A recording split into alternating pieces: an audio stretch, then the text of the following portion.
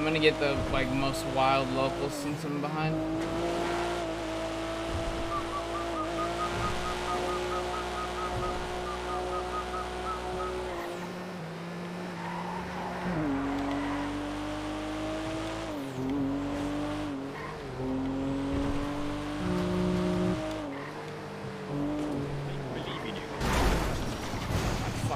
Do you want me to wait for you to catch up? Well, that's why. Oh, fucking man. Fucking dodo, sanitation truck. What the fuck is this shit, man? It's probably just scuff because of shit. What the fuck was that, bro?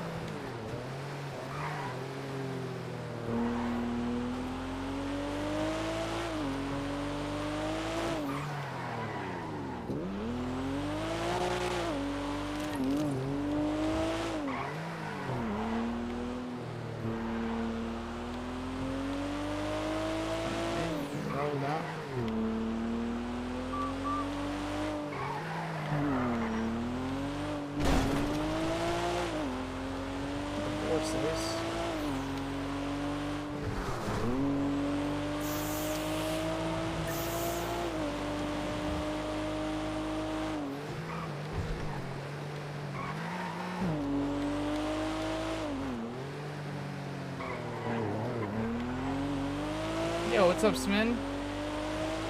Nice, how was work?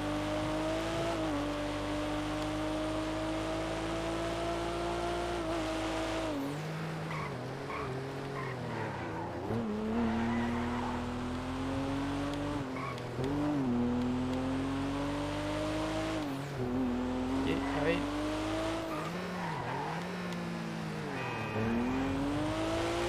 So my money fell up here, yeah. I'm speaking from experience.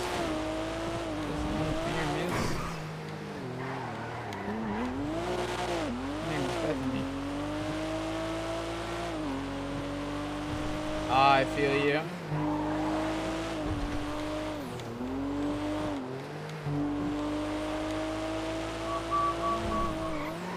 Oh my god, what are these locals?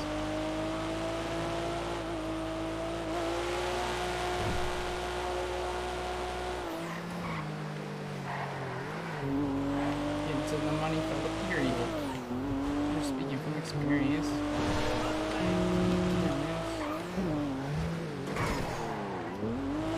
Oh look, no sanitation or dodo truck blocking right here anymore. What? No fucking way, bro. Oh, I'm done. No way. Oh, I'm out. Oh my god, bro. No, it's a R.U.S.T race.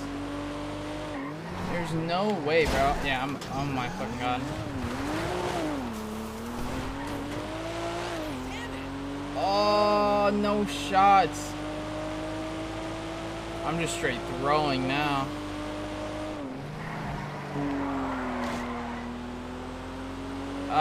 We did a race with Goofy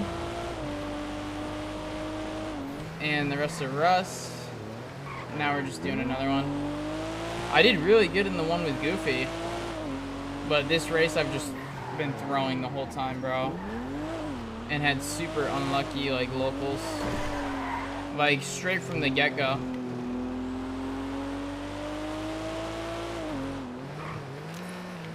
But that last lap, I just threw.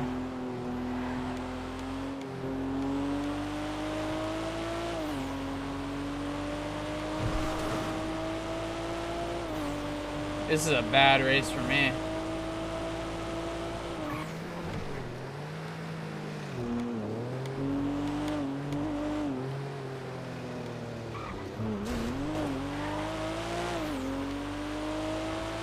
Well, especially when you're in the back of the pack, the locals drive much crazier.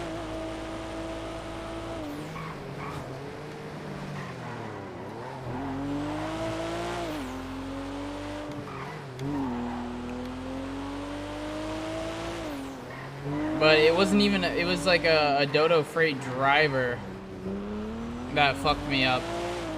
And then I don't know if it was a local sanitation or if it was like an actual sanitation truck that was like actually blocking the entrance of one of the checkpoints.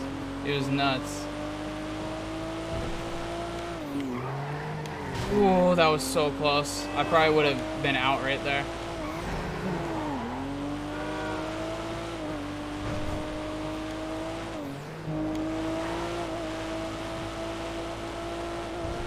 I gotta hop on cop after this, I think.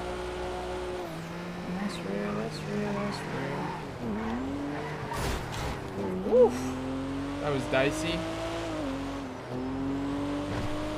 Yeah, right here, I ran into a Dodo Freight. And then there was a sanitation truck literally blocking this right here. And I always get the wrong one.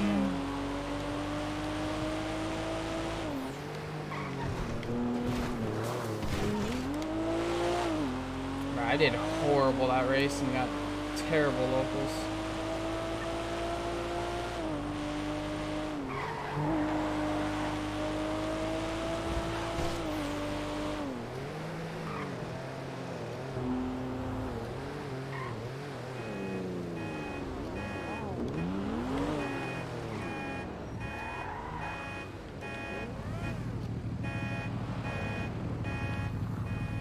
Hi. Why is you speeding? I was gonna get some gas with the boys. If you need gas, you realize driving racing. faster is not gonna help.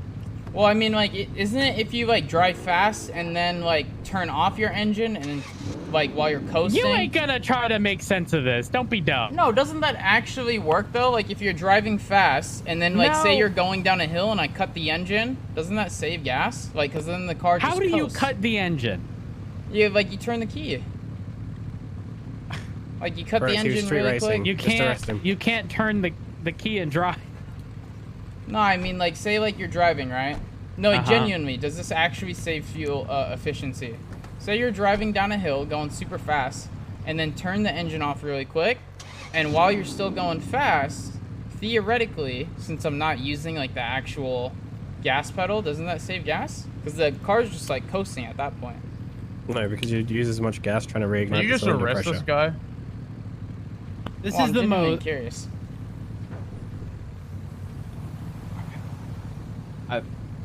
Listen, I would feel bad arresting you at this point. Goodbye. Roads wet. Roads wet. I love roads. You're telling me that actually doesn't save on fuel economy? You hurt me. Wait, what I'm street sorry. races? Well, I don't know. Oh, it's locked. There's another street race going on. Like if you put it in neutral while going down I don't a want hill. to keep you from your street races. No, if you put your car in neutral, your car is always idling. Okay. Your engine doesn't turn off in that situation. Okay. Well, thanks for the tip. I thought that would actually save me on fuel economy, but I guess not. No, I mean it's complicated. Goodbye. Bye. Are you actually annoyed him enough to leave? Yeah, I was talking about centrifugal force, man. Hey, why didn't we get any genie? Wait, we didn't get Genie? What the fuck? Why didn't we get any G&A? Mustn't be enough laps for this map. Goofy said it, or track. Cam, was that you or Goofy that said it was 3? I said it might be 3.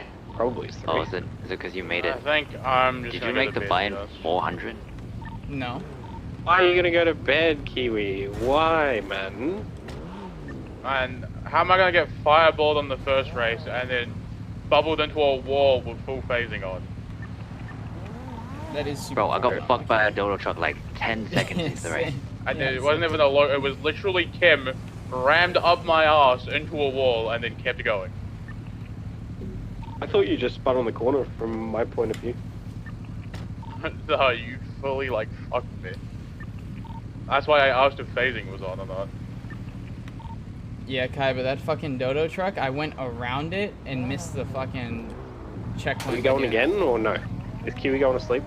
I'm down to go again. Before I gotta go Kiwi? visit my cousin. Fuck it, man. So you gotta visit your cousin? Yeah, I gotta go say what's up to him. What track? What track we doing?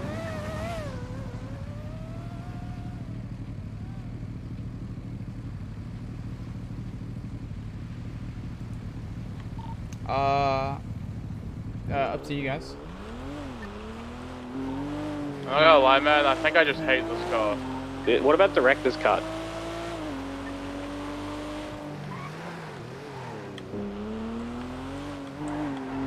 I barely Go know ahead. any tracks, I don't really care. Sure. Alright, director's cut then. Do director's cut. Ow. Alright, you throw it up.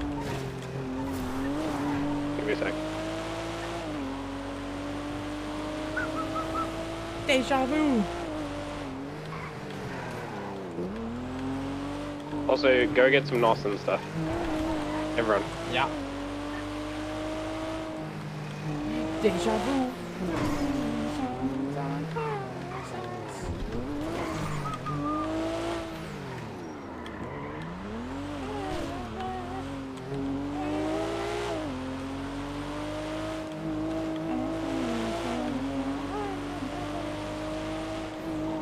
Hey, Kim. Oh. Let's swap cars for a race, man.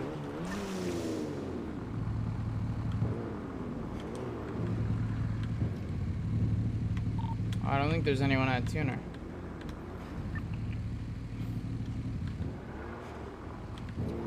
How's there no one here?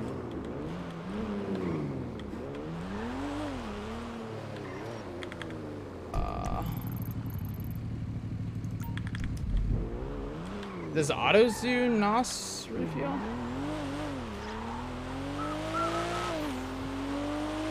Can autos fill NOS?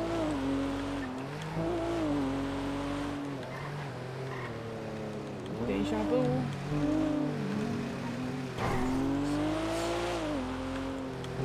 Dude, I had no idea fucking Rhodes was even chasing me.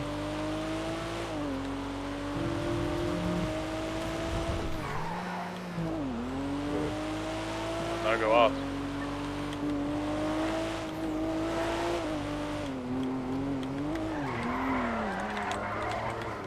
Holy wicked.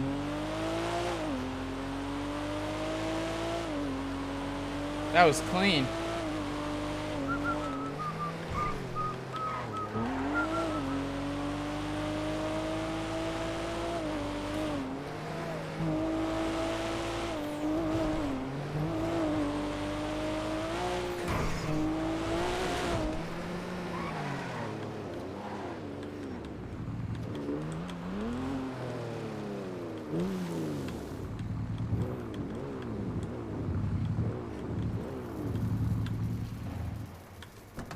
Deja vu.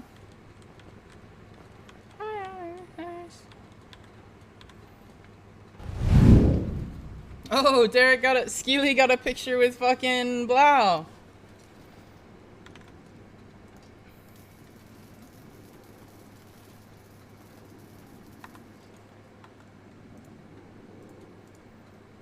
That's so cute.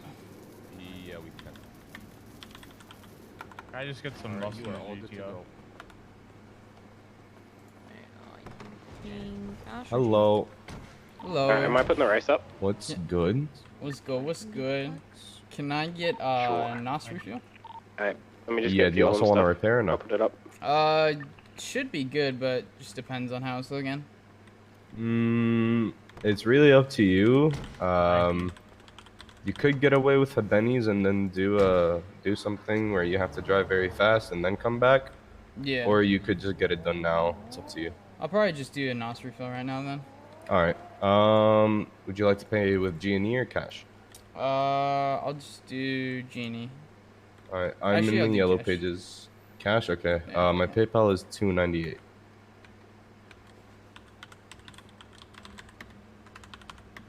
500 or 400? 500. There you are. Perfect. Do you have an empty bottle on you, or? I do not, unfortunately.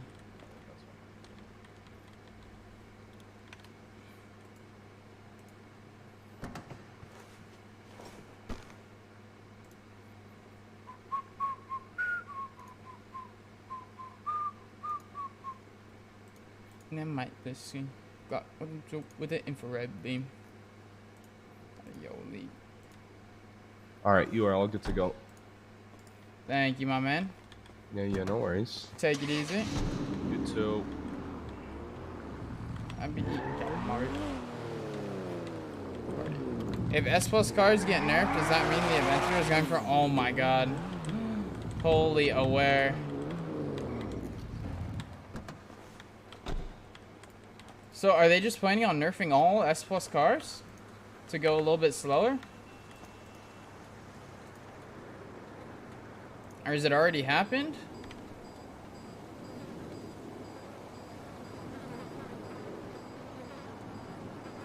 Damn, that's crazy. I wonder if it's all S plus cars. It's pretty wild.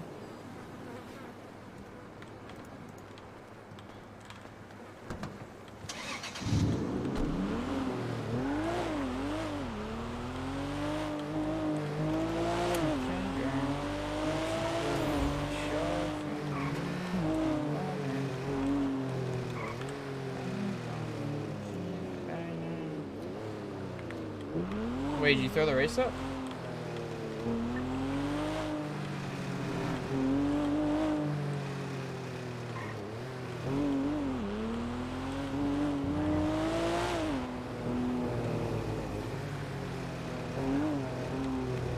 Yeah.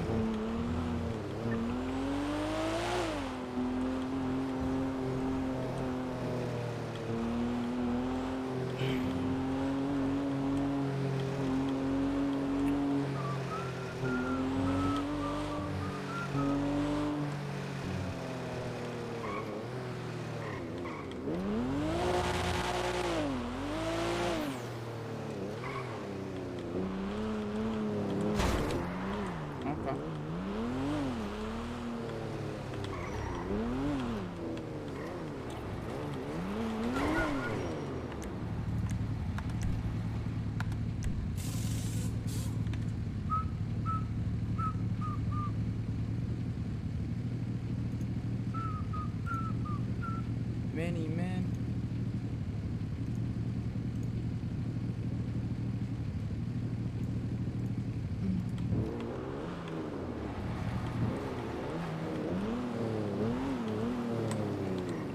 What happened to my window?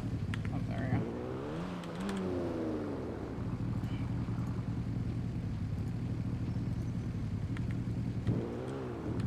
Saw some hot like mellow. She can't even move over. She bring no friend, no fellow.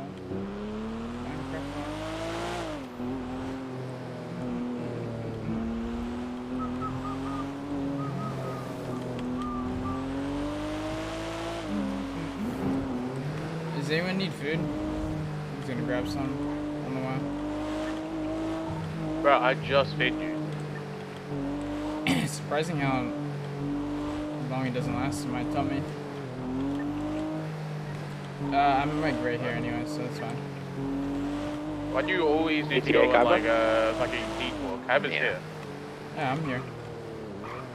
Are we ready to start then?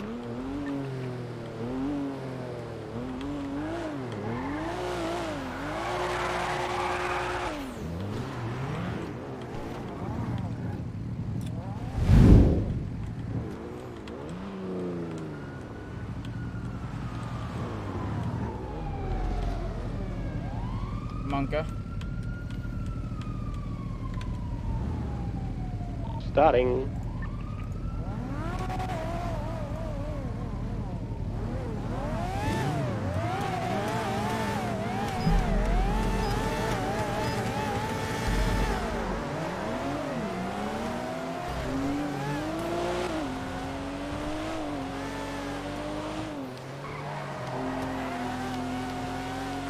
God damn, my frames, bro.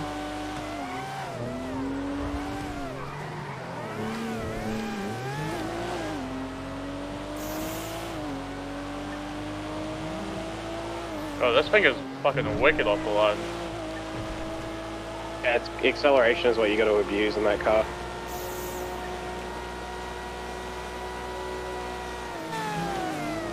Holy headache. Probably just fucking teleported for me. What the fuck? Okay.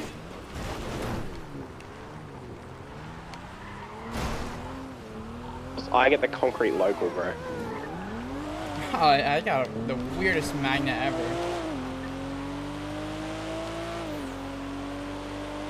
Bro, what the fuck was that?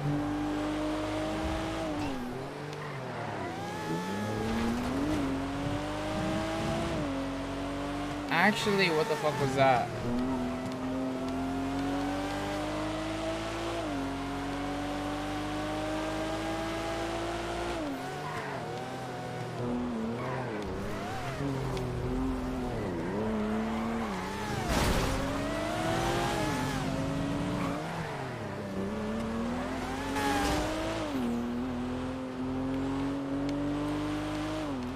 Did I hit you, Kaiba? The fuck?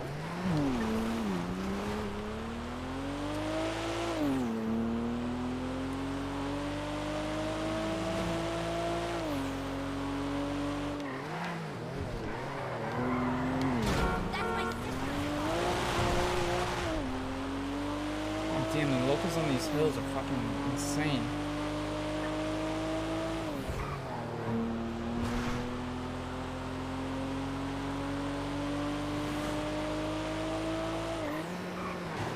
Oh, he forgot to put position on.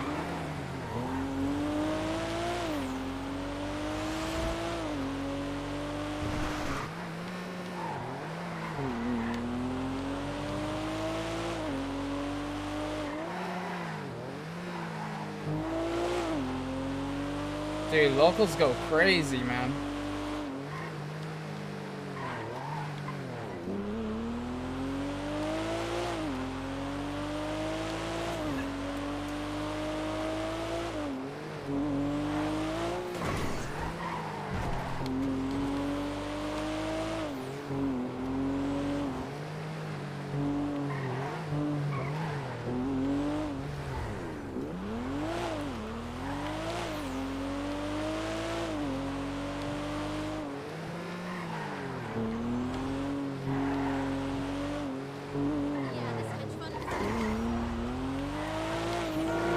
Oh my god, I'm getting so lucky by narrowly missing these locals. Holy shit.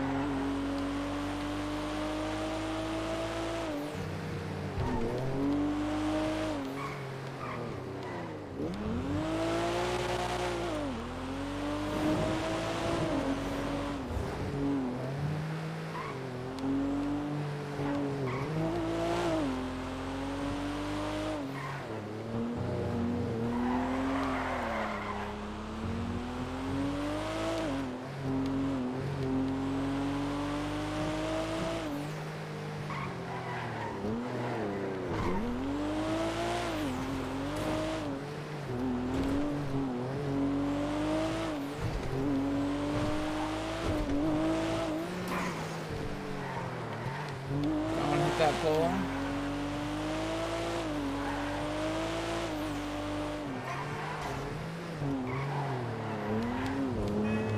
Fuck these locals.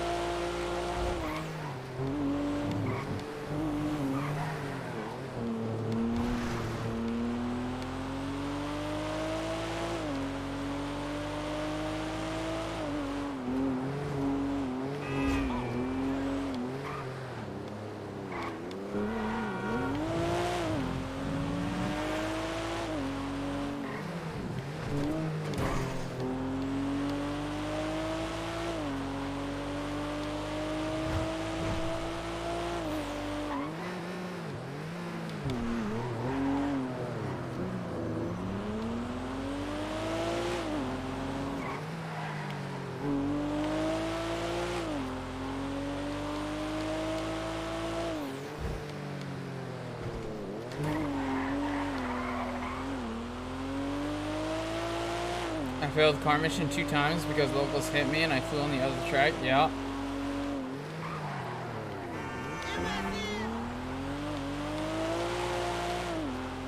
Exactly. Locals pain.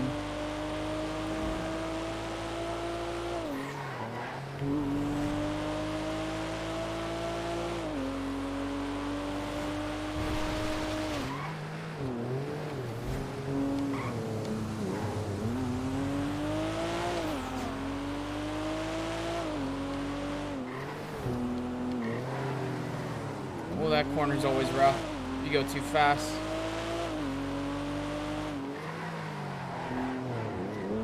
Same with that one.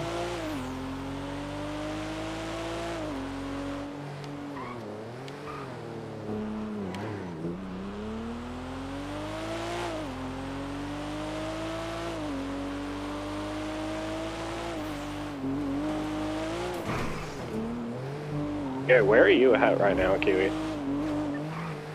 33.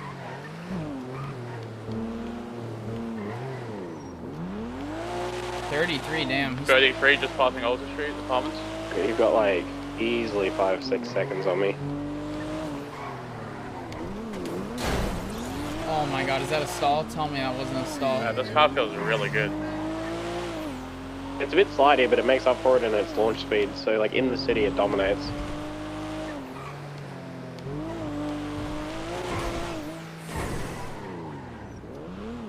Forgot about that turn.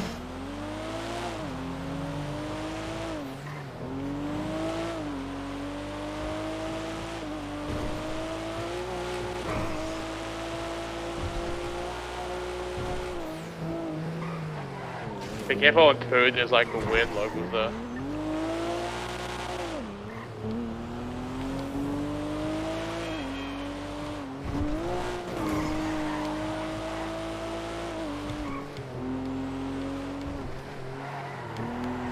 I've been smoking for like most of this race. Dude, this GTR is paper thin. I saw you. Oh no, I might be out. Yeah, I'm probably out. Oh. Do you need a kit? I'm good. I'm definitely not catching up to Kiwi now. I was too busy talking on radio. Honestly, man, like after driving the GTR for 2 laps, this thing does not feel slutty at all.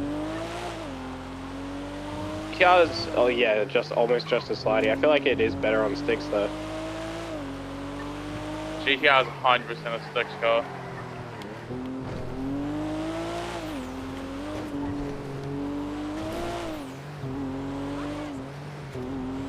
That's why I switched to stick, because of how slidey my car was at first.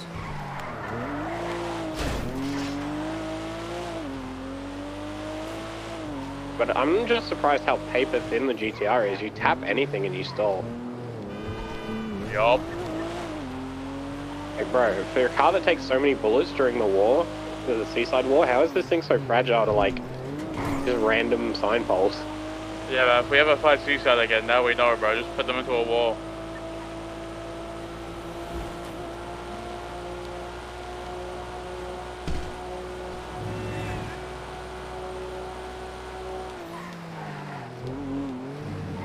What does the M5 feel like with passengers? It gets way worse with passengers. It's really good with one person. It's like average with 2 or more. Like it's definitely still a top tier getaway car, 100%. Because it doesn't flip Oh, too much nice ever. race I dog. kind of want to do a job with it. Hell yeah. Well, those of you on R.U.S.T with Ash, oh shit, nice.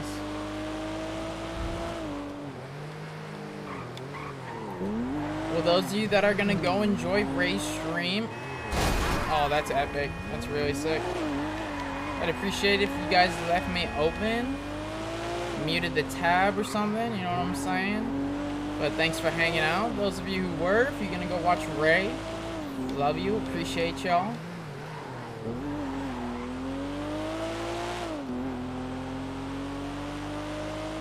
That's pretty pog that he's playing R.U.S.T with Ash.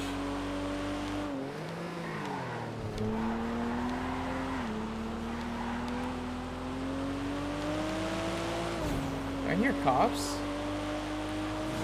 No, all right.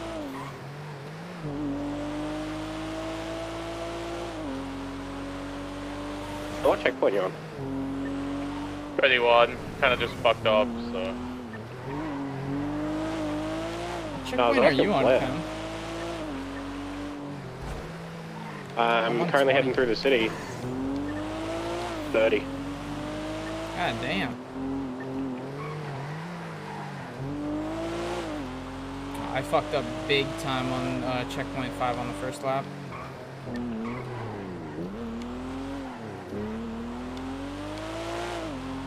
Six to 7 hours? Holy shit. I'll probably get back into Rust next wipe. I mean, if it's still, like, alive by then, you know? But next set I could join them and shit with, when they're not full. So I'll probably take them up on that offer.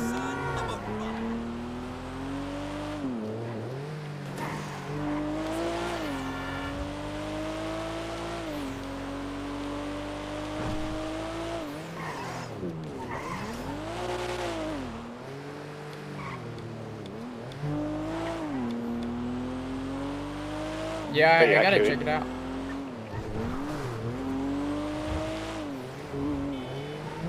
Out in the street. You coming out? Forward.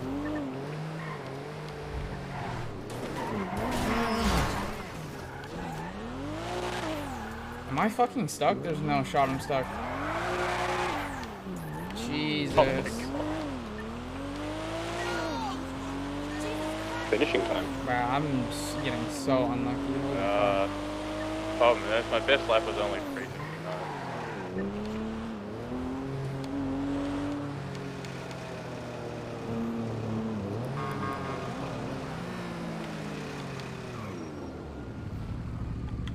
Can I cut in front of you here?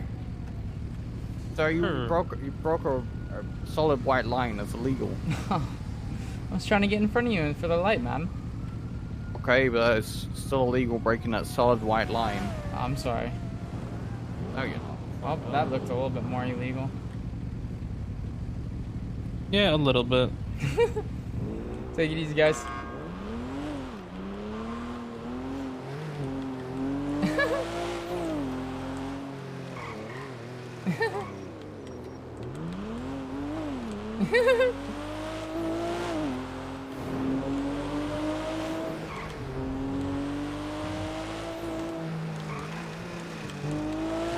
Careful, there might be a cop coming through. You parked up, we're good. I was talking to a cop, Kaiba sped going past. Kaiba, keep going straight. Don't, Redwood Desert Ave. The zigzag street. In the shopping district.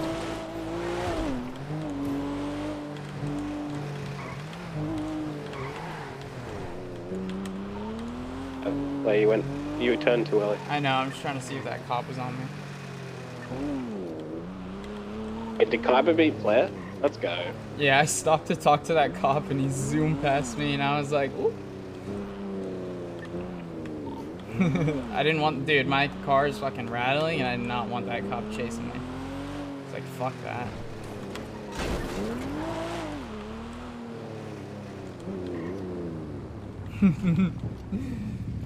You see me talking to that cop, Kevin? Do we have any jobs? I kind of want to do like a job in the M5. Honestly, I just want to like evade police. To be honest. There's not many police around to evade. Maybe just come sec in the M5 and go do stupid jobs or something. Let me go repair real quick. Yeah, I'm gonna go Benny's Milo's car and then put it in the parking spot needing repair just to fuck. That was funny, bro. I thought that cop was gonna go for Kaiba too. I'm surprised that cop. I love fucking with cops during races. Okay, Cam, are you gonna go get an actual repair? I'll stop and talk to them. Maybe. I haven't decided yet. Decoy them. TM5 Not looked like. racing. I didn't check. Do you want me to check? I mean, it didn't need a repair prior to these races, but it probably does now. I'll go to autos and see what they say. Yeah, I mean, I stalled once.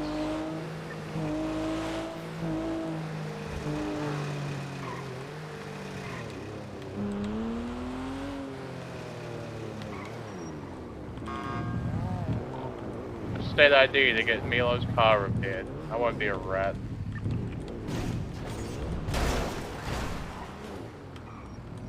What the fuck was that? Since when did BBMC and Seaside have a crossover? We're the crossover. Oh, ass pussy. Oh, you have COVID, I forgot. Oh. I still let you slip right now. Wow. True. Give me them good germs. He's got the greatest germs.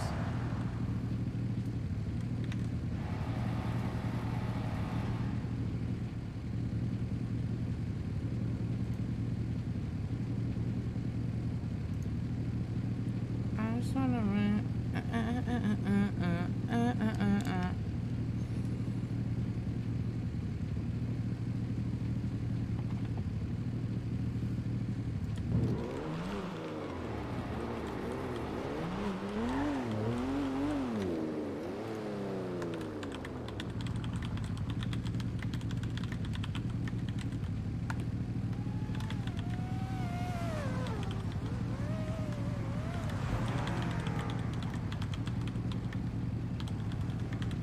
Who wants to come do jumps?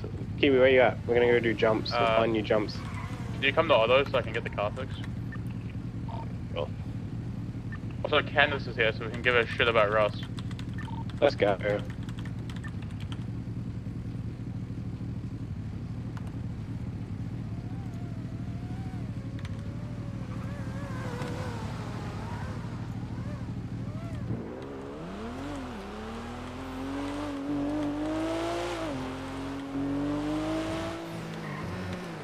Alright, let's see.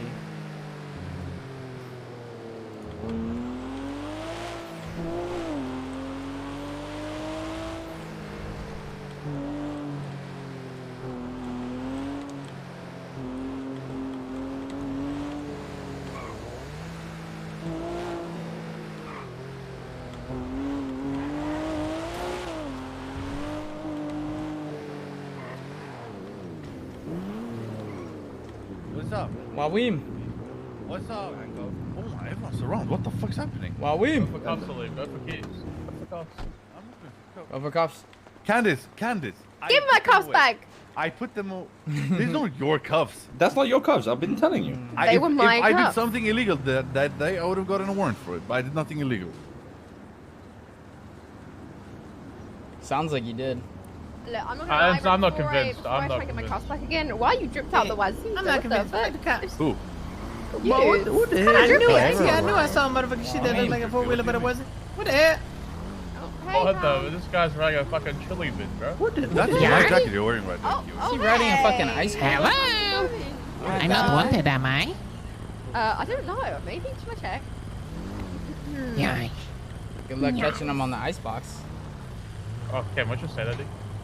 Do you want the bear? Want a pair? He's at the end, by the way. Let's go. Private, how you just say that? Yeah, he's at the end. Nah, you're fine. Guy, I have to go collect money. I'll be back. I've guys. evaded like 50 times and killed people. Can never catch him. Oh. Okay. Just let Wait, people your bike's roam all around good like to that, go. Candace. Huh?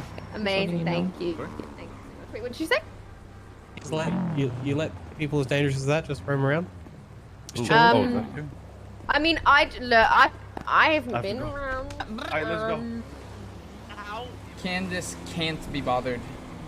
I was And more this- importantly, Menace. Candace. Where's your rough? Wait. What grid?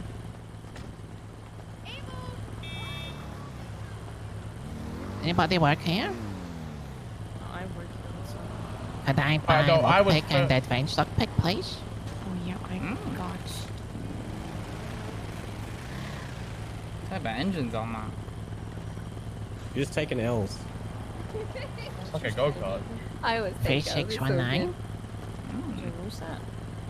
3619? What are you writing down? I'm an L corp. Yeah. Okay. I'm what? No, where's your Rust-based grid locations? We have some landmines for you. You want to give me? Hmm. No, the place around. Yeah, yo, we leave them around for you. Yeah, dude, Okay. just pop them into the mailbox. Yeah. Yes. Honestly, don't Oh, remember. don't the let me grass. accept one. In front of the mailbox. No. Go Says in, accept them, around, stack. general area. All up amongst. Um, We remember. Wait, can't remember We if I couldn't accepted leave. 400 or 3,000. yeah, it was fun. Oh, fuck it. They remember. It was so fun. We do not forgive. We do not forget. You don't forgive? What? He's like, I blew them up with landmines. Yeah, so did I. Pussies. Oh. Oh, yeah. Alright, you know what? I'm getting the bolties back. What? Huh? I'm bringing the bolties What? out. I'm bringing the bolties out. That's okay. Then I'll just get the landmines and blow you up. Yeah, I don't need to leave my base with a bolty. We'll But go, then you can't leave if the landmines are out there. We'll go full Dorito Man. We'll bring supplies in. Unbreachable for 6 months. 6 months? We just sit on our roof. I'll be done by then. I'll be so rusty by then. I'm gonna build a raid base 10 meters again and get on the roof of a bolty again. Oh my god. Wow, roof This camper. guy. Ow! Yeah, I'm gonna roof See camp. that? Did you That's see? right. I styled I'm that gonna shit roof camp. out. Did you? What happened? See, this is what you let roam the streets, Candace. You Oh, I gotta get the believe car. that? Absolute Wait, menace. Kaiba, what's your state ID again? I forgot. 14117. I was done. Kyber, it's okay. You still beat Flair in that race, illegal street race. I don't know who I was talking to. It The wasn't only Rhodes. person I beat is myself. And even then, it's questionable. Listen, you're only going up against yourself. As long as you're improving, that's all that matters. Alright, guys. I'm gonna get out of it. Alright, look out for the See? landmines, okay? Watch She your heard feet. the self-improvement speech. Mm-hmm. She left.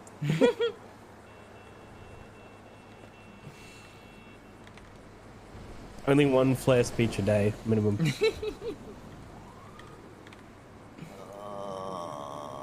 Driving is pain. Sticks of pain. Lambo is pain. What the fuck is this bill, man? Oh no. How much is that? 2.4. Holy shit. Why am I constantly paying for everything? Why do I have nothing? We need to do a weed run. Ah, yes. Like a weed sprint.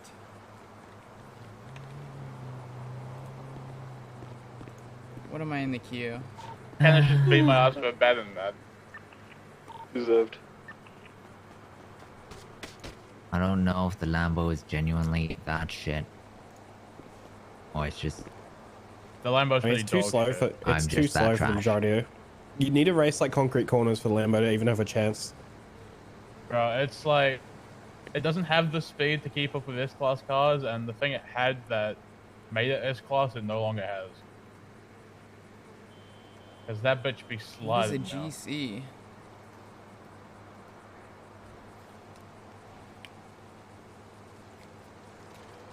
Way in somehow. I still Kaiba, make you may not have the Aventador, but you'll always have pull. Oh, Kaiba, how much was the repair? 2.4. Look, Hurricane. Oof. Fuck! Oof. There you go.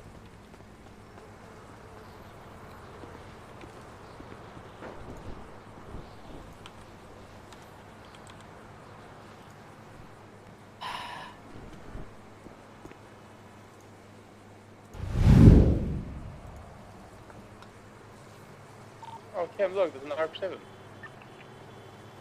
Is this still AU time zone? I've been sitting here for days. Start the damn Okay. joust before I Okay. piss this out. Okay, dude. Well, okay. Okay, dude. The fuck is that? Yeah, you gotta go XLR, man. We get it. Wow. My this one. POV.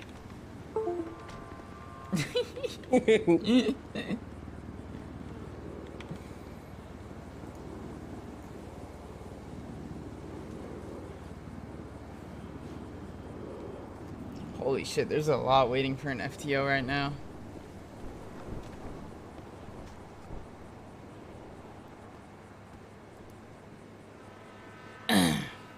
Doesn't officially start until... Why is my See, I have car so 3 trash? minutes. I don't know. I ask the same question every day. Your car's juicy, man. What do you mean? Blair, by the way, your prospects on a 50k pink slip race aren't looking too good, man. You gotta get better. Oh, I 100% gotta get better. Especially now that you have that M5, fuck that. Bro, I beat you with the GTR. I was driving the GTR. When was that? Yeah, and this thing's a piece of The shit. last race. Oh, I can't be fucked on that last one. I stopped to talk to a cop during that race. Yeah, on the last lap when Kyber beat you by like 20 seconds. Yeah. Him beat your ass by like a minute. Nah, bro. the only race I was doing good on is the first race. After that, I've just been doing dog shit all day. Oh, Kiwi, let's go throw this car at some jumps. Yeah, let's go park this thing 5 though. Oh, he was doing good at the first race. Remember that one where he fucked me in the first corner? Oh, I wish I could fuck you in every corner. Damn! What the fuck? You ain't gonna lie, bro. I actually want to shoot So you. sexual. You always do.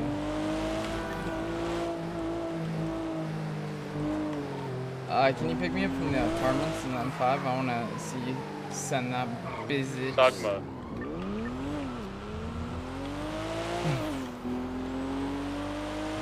I wanna see you send that motherfucker.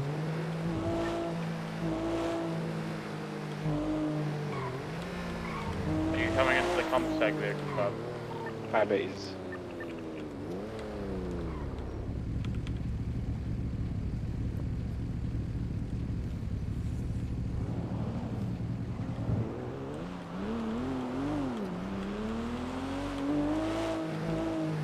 Oop.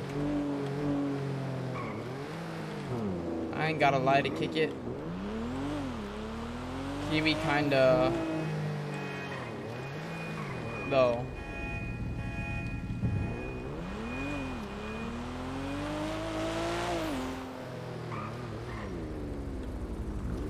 That's a hunting rifle. I thought that was a Dragunov.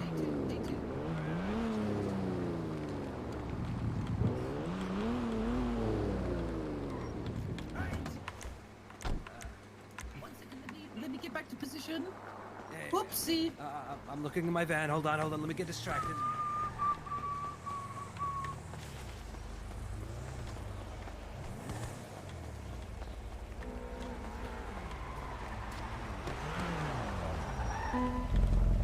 Bro.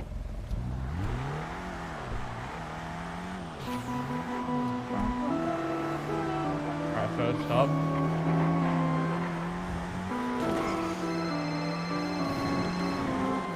Maybe. Yo. How goes it? Pretty good. You're not busy or anything, are ya? Oh my god.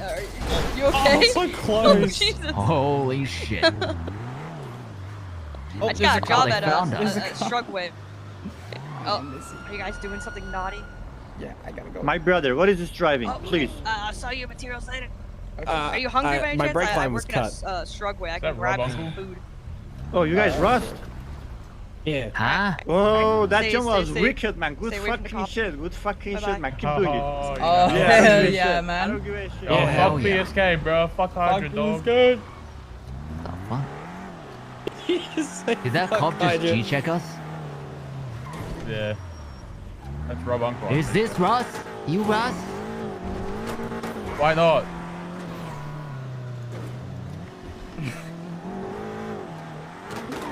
Yo, new me. Mario sounding motherfucker. Thank you. Wonder how fast we could actually hit that jump. Anyone got an advanced repair kit? Yeah. I do. We I go do. to I do. What? What the fuck? It came out of nowhere. Maybe you should And the have car's tripped out. the binnies The before car's that. out. In a car. Oh my god. Flare. Instant Didn't you stop. just repair this thing? I did. Kyber, why are you in the ground, bro? What the fuck are you Where doing? is Skyba? What the fuck? It's you. Oh.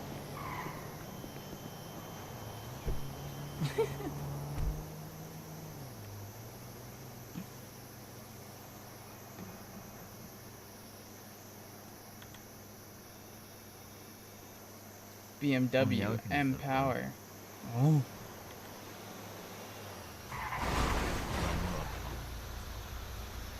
On the road again. On the road again. Okay. Is that Eve? Yeah. You're never gonna go get an actual vending, you're just gonna send it up for a ticket. Fine. Fine. I'm gonna die. Hold tight. Oh. The tree. Oh. Oh. Yo, what up, Candace? What up, Candace? Doug? What's up, Candace? Yo, what up, Candace? Just dropping in on Yo, our own. what the fuck is that timing? What's up, Candace?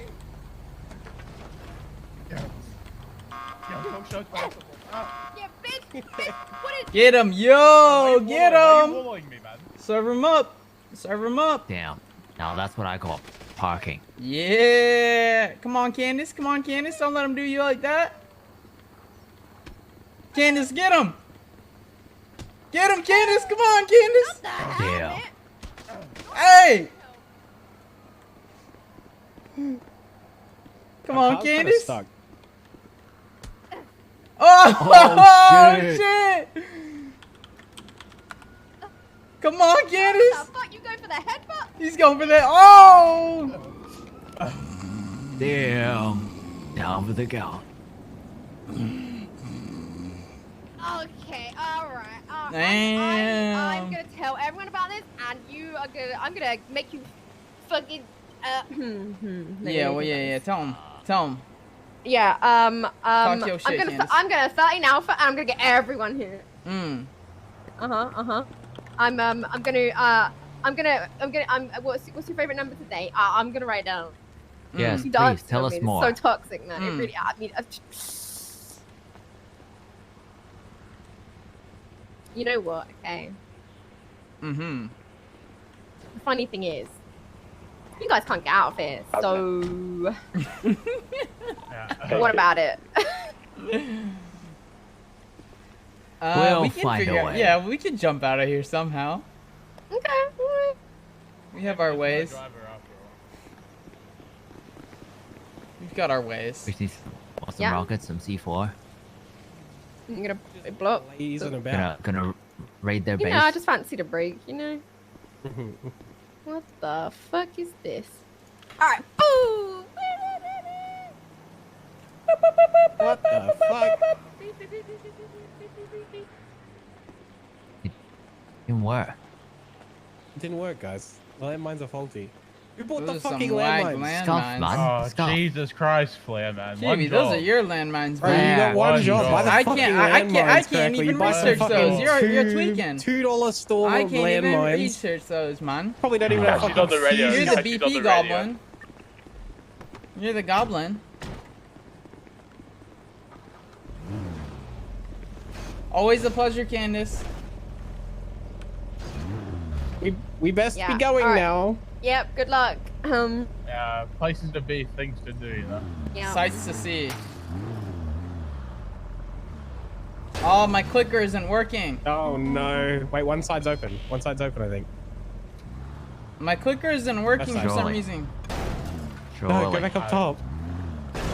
No. Candace, I Try think the you other gave me door. a faulty fob. I can do. I think I can do this. Yeah, you got this. I believe.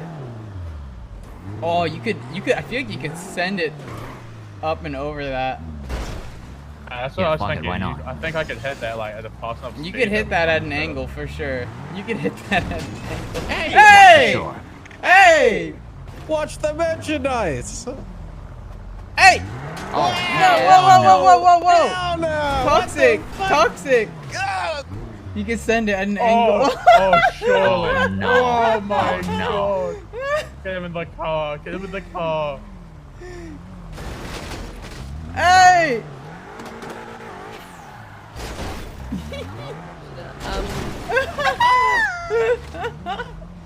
God damn it, man. Get him in the car before she Same disables us, team, man. Oh, chill. I don't have any more repair kits, man. Candace, the landmines were, they're not real, they're fake. They're prop mines. Get in Prop the mines, fucking Candace, car. prop mines. They didn't have fuses. They didn't have fuses. Oh! I thought that worked. We got it! We don't have enough speed. We don't have Go, enough go, speed. go, go, go. We can do Time, the take time. jump. You can do You got it! this. Send it. Yeah!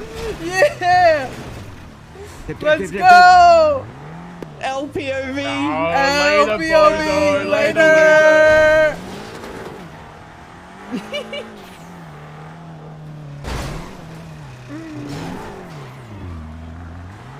Later! Ankle is broken. Oh, she actually changed this. Yeah, she is. Give her that wee magic.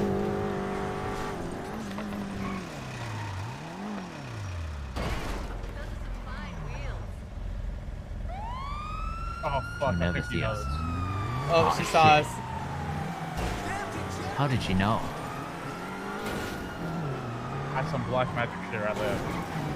Take that jump. Wicked. Oh, that's so weird. That is a pole. Yes, I see that. Oh no, we're picking. You got distance. BS chase. Quick. Go. Distance, no vision. Parking. Wait, where'd she go? She stopped in red garage. Okay. Get to Benny's quick. I only have $95. Someone give me money, man. Oh, here we go again. 670, 670. Did she break her butt? Oh no. Yeah. So many Right, L's. these bikes Oh man. come back here. So many L's. So many L's. Landis. Landis Day. Landis. Landis Landis. Day. Yeah. Oh, Landis. Landis Lafitte. Landis Lafitte. Oh, he tried to spike. Oh my god. He tried to spike. Holy shit, he tried to spike. Alright, we go to BDs and then we come back for more BM.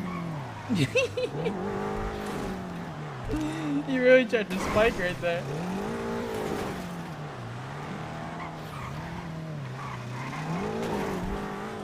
Probably This gonna car need feels, gas. car feels so much heavier with 4 people. See what you mean. Hey, Flair, we need to be fast, so I need you to get out to do the refuel, alright? Okay, go. Once we're good. We should probably get Cam up. No, uh-oh. What do you think?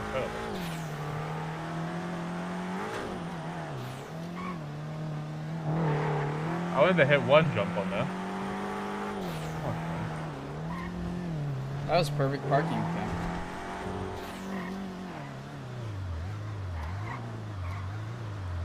Watch the pump. No Okay. cops. No Refuel, cops. Refuel. Go.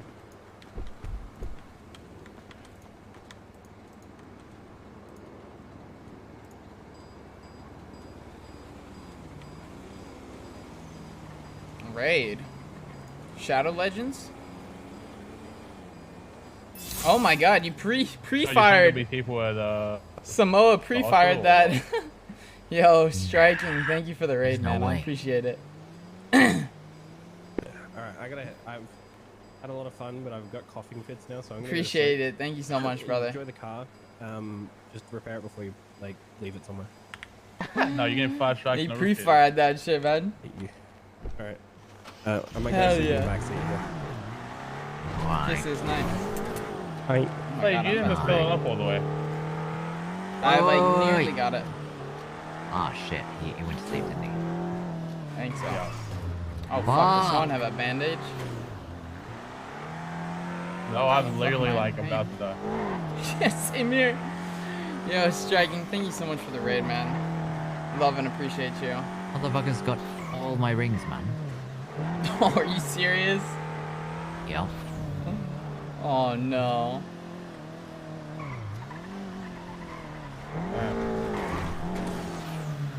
I don't know. I kind of want to go to sleep too, to be honest.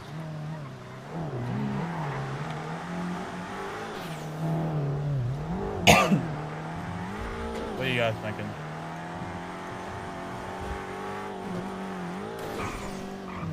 Well, I gotta do cadet work anyways. I gotta go on my cup. You're calm, man. Gentlemen? Yeah, like, what are you guys thinking about doing? It's just about that time for me to go. Yeah, because you were going way too fast. I clocked you at 133. I gotta take a trip to the other county. Lame. I think I'm gonna go hit one jump and then go to bed, to be honest.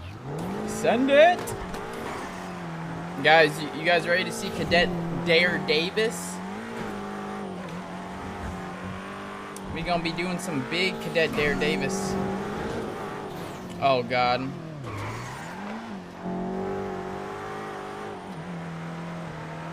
Oh man, I'm actually nervous as fuck now. Oh, wicked! That was perfect. Oh! There was a local there. It was still No, that was perfect. wicked. That was wicked as fuck. That was actually beautiful. Holy wicked. Well, those of you who are here from Striking Stream, Kizzy Carter? did you guys enjoy his stream? What did he get into? Yeah. Would you like to drive Chem's M5? There's no point. What did Kem get into? How'd you guys enjoy the stream?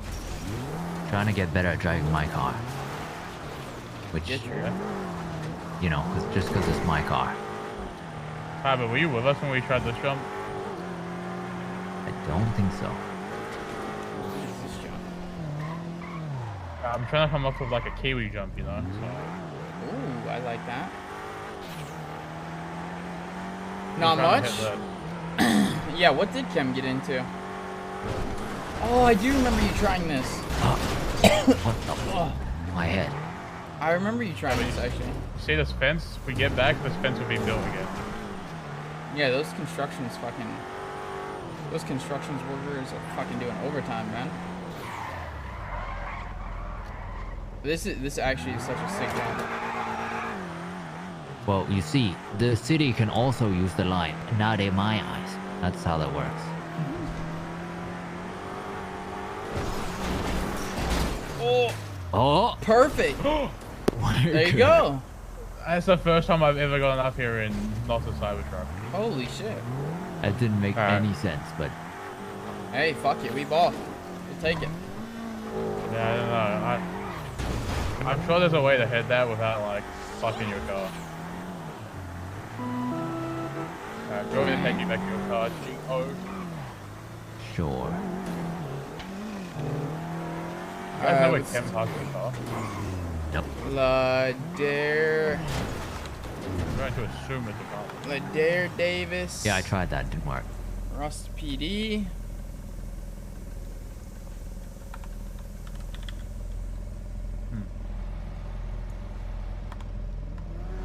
Certified.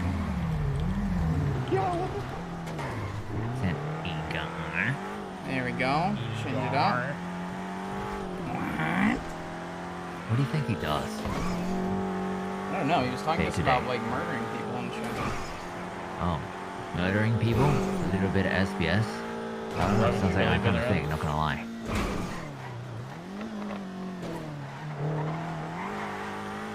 I'm gonna nap and snuggle up next to Kem back here. I mean, you guys disagree? I don't disagree, you're right. actually. Alright, good night, Kizzy. Good night. How dare Night, he's cringe. Kaiba. Night, wee wee. I'm gonna sleep back here. That's kind of weird to go to sleep in the back of my car, man. Listen, man, I'm gonna snuggle up next to Kem. You wanna do try one more jump with me before you go to sleep? Fuck it, we bought.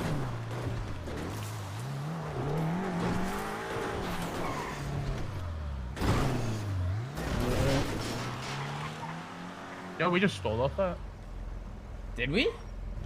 Yeah. What the fuck?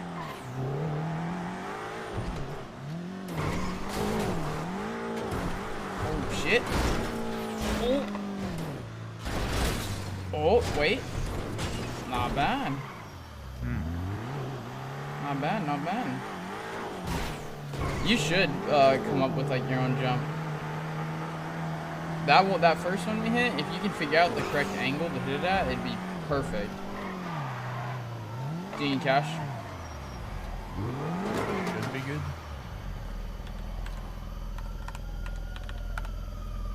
Gotta go hang out with Dare. Yes, sir. Cringe not in the solo cadet. Listen, man, he was scared. Pussy. But he's about to be solo cadet soon.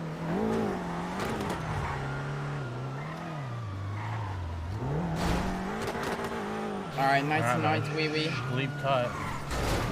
Love you, man. Take it easy. Beep beep. Can you park it? Can you park the vehicle? I'm Yeah, gonna make just sure you go lock buy it that or in the bush. something. Alright. Bye.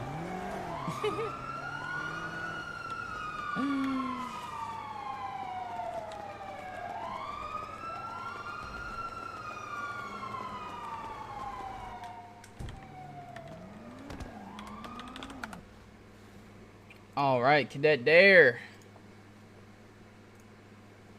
Let's party. Cadet Dare.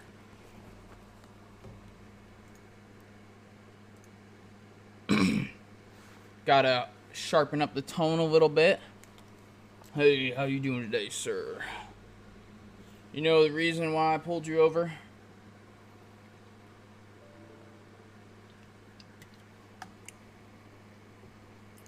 I gotta, what's it called? I gotta look at my, oh, I'm purple and green. I do purple and green, but for some reason I've been doing purple lately. I've been doing purple lately. I really should get solo. Next time I'm in, I'm gonna do solo cadet. Like, I'm gonna ask him to make me solo cadet. Purple's like where all the action's at, you know what I mean? That's how you get it popping. Like, literally my first day I was in a shootout. First day, giant cop shootout. It was nuts. And they all were impressed with how I handled it and everything. They said my first day was really good. So I was happy when they said that. They said I had a really good first day. Luna, how are you doing?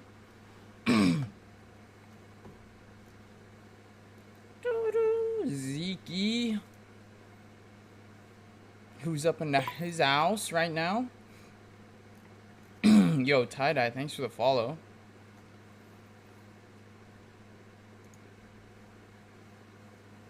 Just chilling. Very nice, very nice.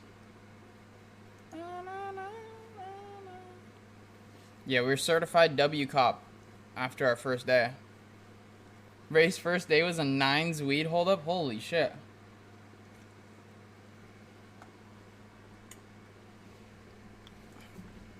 Alright, hold on. We gotta get the... With Croc? Goddamn. Dude, in purple, I was doing like some undercover RP.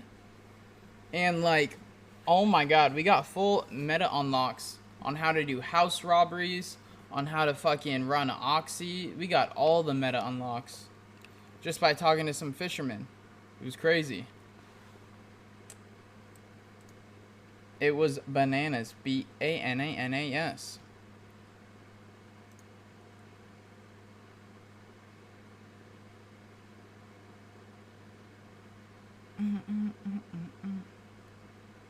Come to PC. What is PC, chat? When someone says come to PC. something corner? Like when like an FTO says come to PC.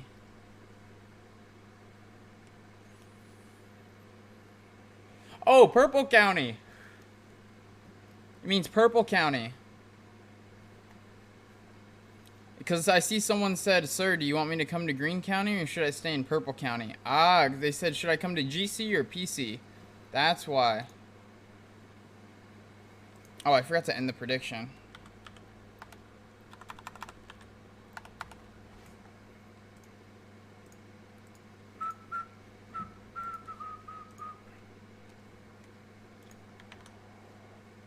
Alright, hold up, y'all. Here we go. Wait, why am I waking up here? What the fuck? So I was supposed to wake up. Yeah, no one won.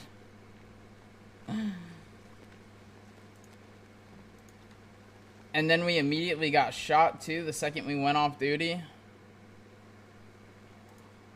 Oh, here we go.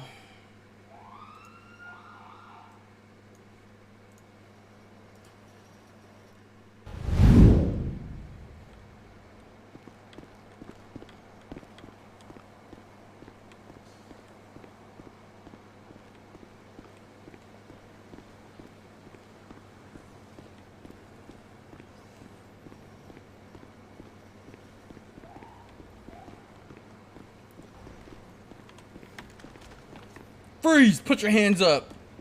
Freeze! This is Cadet Dare. Put your hands up.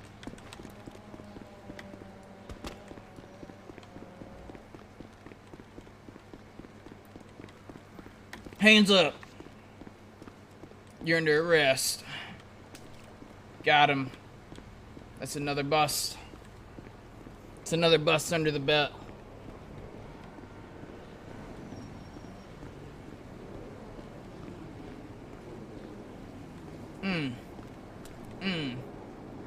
Where are these criminal scumbags at? Where are these criminal scumbags at, eh? Cadet Dare. What the? Hey, yo.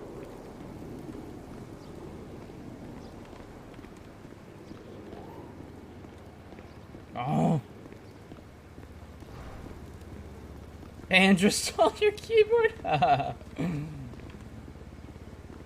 No ways. At least not even no breaks.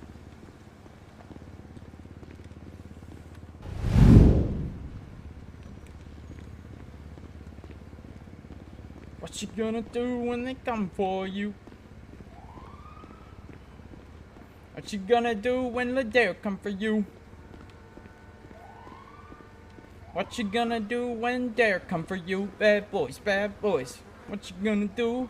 What you gonna do when dare come for you? What you gonna do when dare come for you? You get locked up and you get popped up. Your bitch is getting bad boys, bad boys. What you gonna do? What you gonna do when dare come for you? He's gonna arrest ya. He's gonna unvest ya.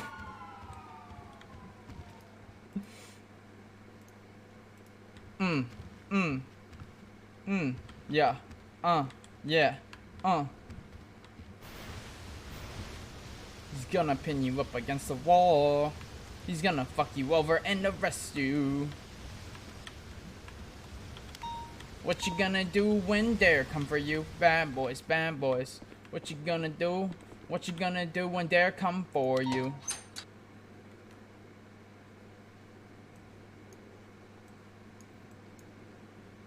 What you gonna do? Oh! Oop! It's a little awkward. What the fuck? Oh yeah, I was fishing and I found it. I was like, what the fuck is this? Oh my fucking god. Oh shit, bro. I don't know where that came from, man.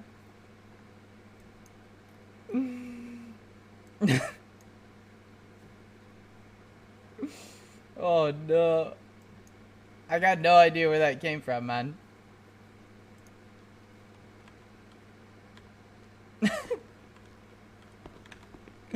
Listen, I have no idea where that came from, alright? I got no idea, man.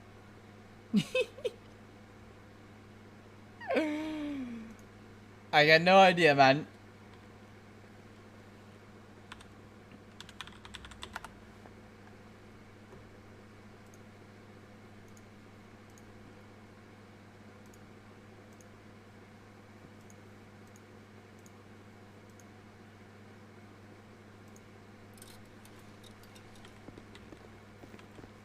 Must be a misunderstanding.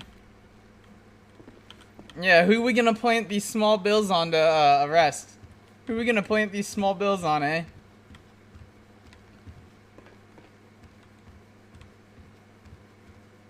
So who do we plant these small bills on? Who we fucking over today?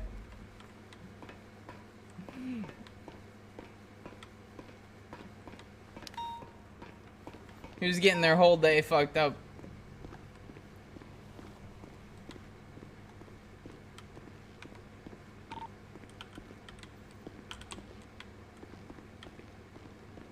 Okay, don't mind if I do. Just throw this in the evidence locker. Yep. Just throw this in. Speed run fucking fired.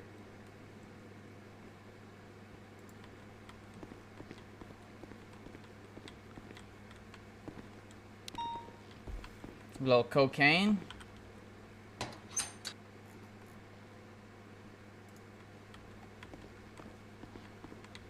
Damn, look at them bricks, bruh. Got a Pablo bust. This is where I came in? This is not where I came in. Get that there, sir. This is where I came in. Ooh.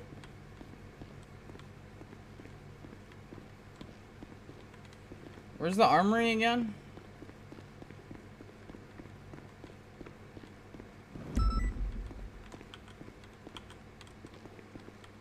I was assuming the armory is on the bottom floor. You'd think it would be, right?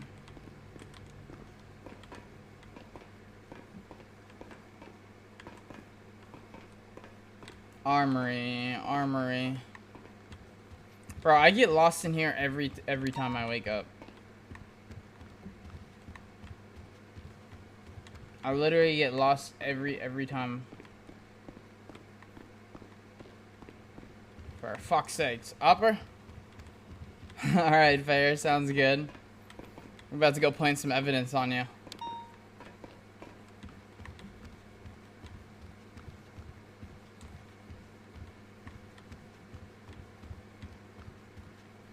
Where the fuck is the armory at, bruh?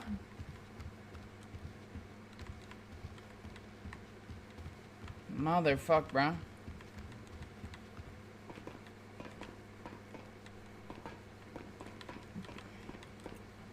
Dude, it's not all the way on the OOC roof. Bro, who moved the armory, bro? They fucking moved the armory. Dude, they literally moved the armory, I swear. It's fucking bullshit, man. They move shit, like, every time I get used to where everything is. No. That's the principal's office. What the? I was just down here, bro. For fuck's sake.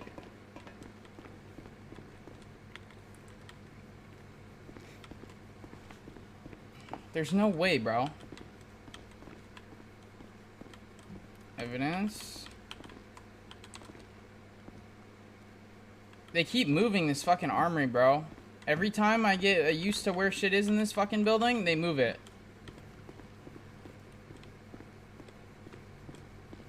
These cops are probably looking at me like, yo, what the fuck is this cop doing right now?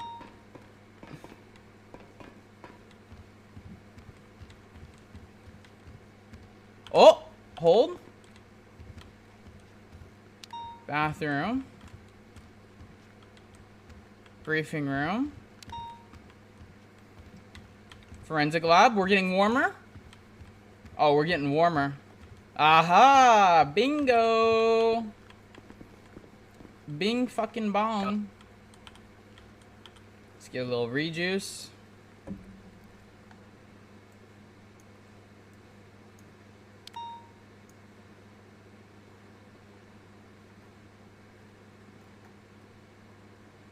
Couple little juicers right there. You guys think I could bring out the MK14 yet? You guys think I'm allowed to bring that out yet? SWAT. Am I missing anything? I think so. We should be good. Found the armory on the first try.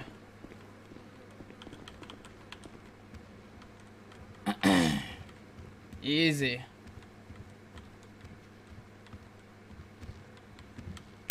Easy.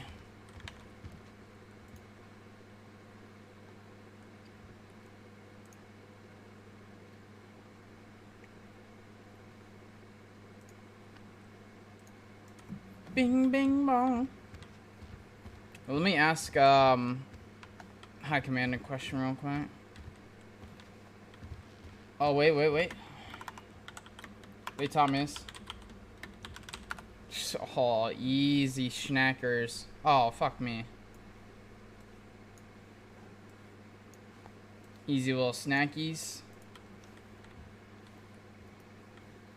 I should, like, study my notes while I'm waiting.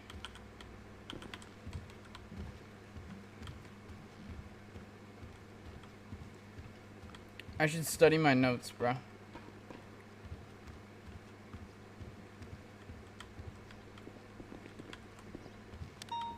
I don't like what that garbage truck. That's a very suspicious garbage truck, man.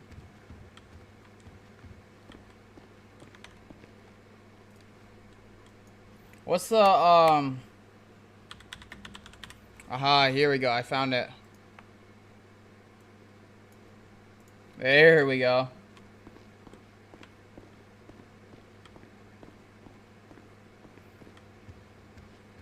Mm-hmm.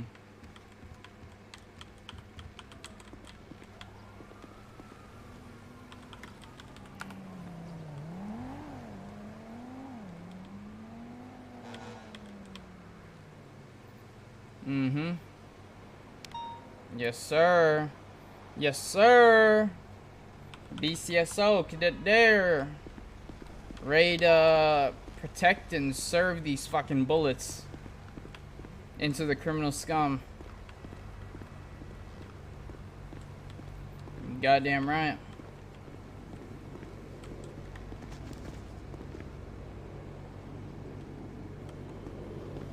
Okay, I should probably get rid of these small rolls.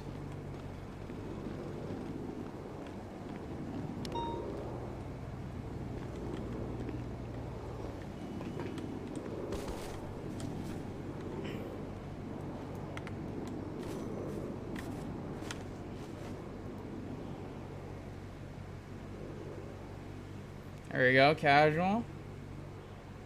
Looks good, looks good. See, looked like I was just, you know, smoking a cigarette real quick.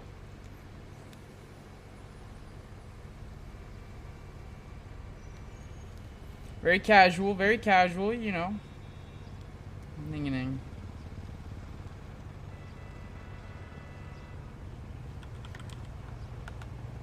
Perfect.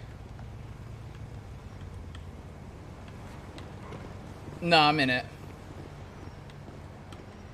I'm in the queue. Let me see. Yeah, I'm in the queue. It just turned, well, I can go solo today. Even if you went solo, you still have to wait in the queue. It's different in purple and in public. Even if you're solo, you have to wait in queue still. Funny enough. Because the person ahead of me in queue is solo. He's 836. Wait, what?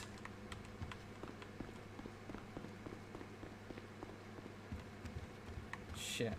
Shit, fuck. Oh, fuck. Oh, fuck, dude. Uh-oh. Okay, hold on.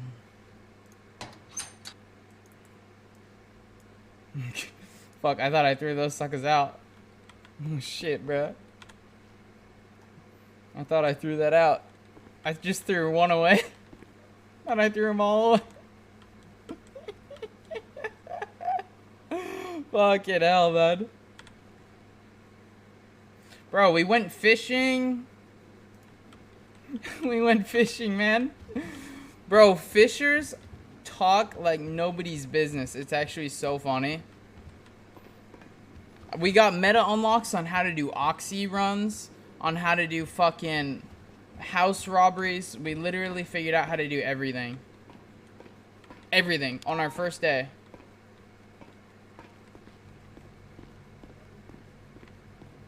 Why does everyone have pink hair?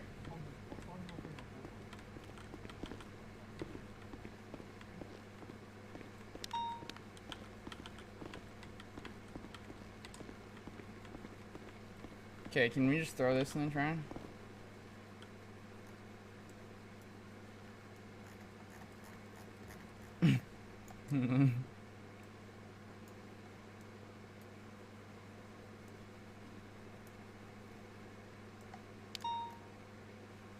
Oh shit, I should probably put that knife in my locker too. The shift 2 loadout? No. What the fuck? Does anyone have a clip? Do you have a clip? Let me see. Oh yeah, let me ask High Command something really quick. Question. After...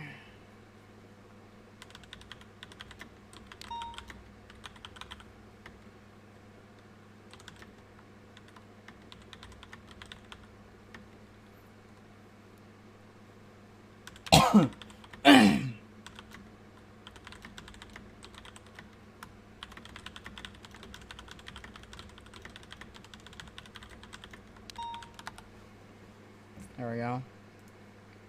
Dude, it's nice knowing people on High Command for public and being able to ask them questions and shit. It's actually so nice, dude. It is Omega Clutch. I wonder if I should... She could probably FTO me if I hop into Green County. My favorite kind of juice? Yo, I got my favorite kind of juice right here. It's mango nectar. Shit is bussin'. It's mango nectar. Mango juice, top tier.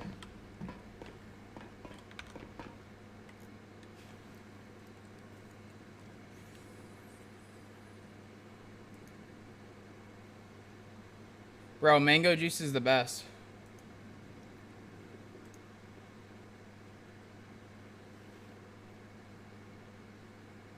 Oh, waiting. They're responding.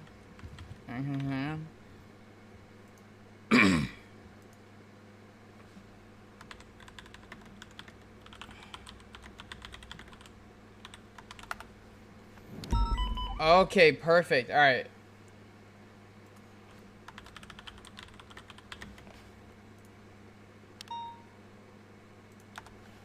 Hell yeah. All right, I got an answer on what I'm supposed to do. Fucking bet.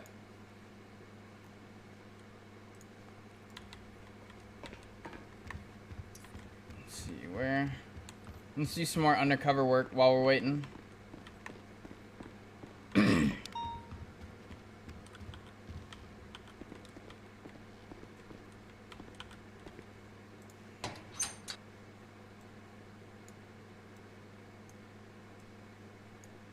Can I keep like the PD armor on me and shit? What am I not allowed to take out is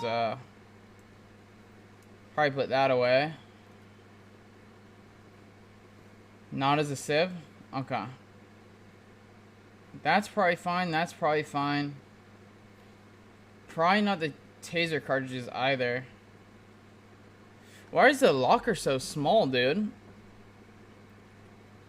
The locker is so small.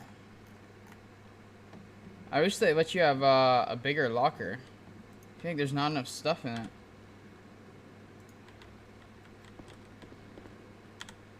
Oh, shit scuffed.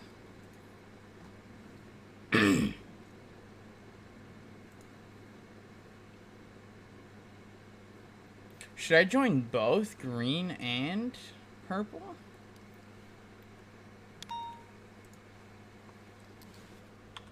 There we go.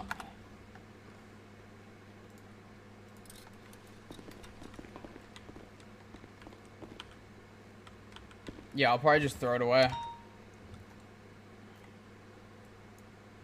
Just gotta find a spot to toss it.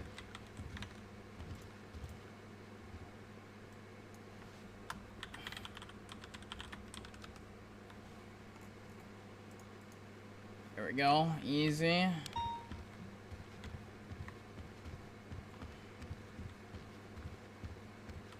Where the fuck is up there? It is. Let's see if I can catch more fucking bozos.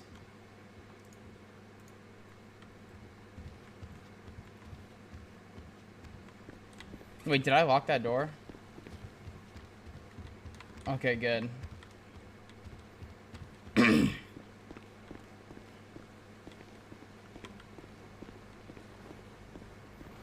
you a taxi, sir? Are you a taxi? Yes, me know he is. Oh, he is indeed? Oh, yes. Oh, magnificent. Do you think you can take him to the apartments? Of course I can, yeah. Alright, I appreciate it, my man. Whoops. Let me unlock. There you go. Thank you kindly. No problem. How's your day going so far? You know, here and there. Holy fucking dang. That's pretty good, that's pretty good. Yeah, what about yours? Not bad, you know, just woke up. Oh, I see, I see. Off duty right now. Waiting for my FTO. Haha, that's nice. You guys spend a lot of time on duty, yeah? You don't do anything else, only that. You know, we have our days. You know, I like to go off duty here and there, relax, you know, enjoy my son. Yeah, bro, I agree with you. I completely agree with you. So what about you? How do you spend your days, sir? The way you see it, because until I start hiring, you know, fleet of drivers, then I'm gonna spend a lot of time on driving. Ah, I see. Yeah, 100%. Yeah. Tomorrow I'm actually gonna start doing interview for other drivers. So. Oh, very good. Yeah. What do you want to do in this city, sir? Not much. I just enjoy. You know, I know a lot of people, and it's just fun and coming and seeing everybody. You know, most of the time that's why I'm here. Very nice, very nice. All right. Yeah. How much do I owe you? That's gonna be 500. 500? You got a thing in the yellow pages or anything? State ID. State ID? Yeah. State ID is gonna be 97539, sir.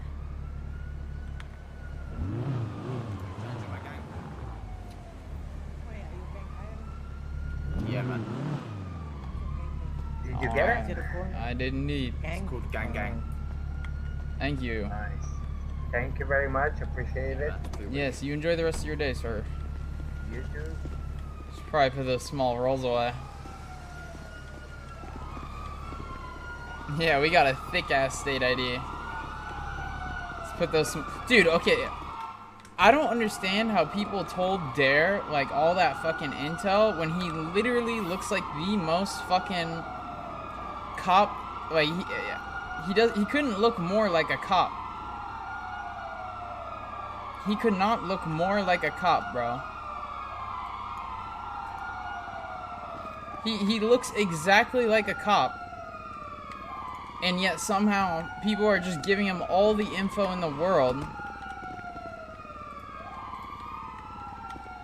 Hey, can you pick it up from all the way over here? Jeez, it doesn't matter. The apartment. That's fucking crazy. Quite literally fishing for info. Alright, let's see if we can get some more, let's see if we can bust some more people. Let's see if we can get some more people to spill info. No, surely fucking no one else would. Like, he looks exactly how a fucking cop would look. An off-duty cop. Look at the free car we got, too.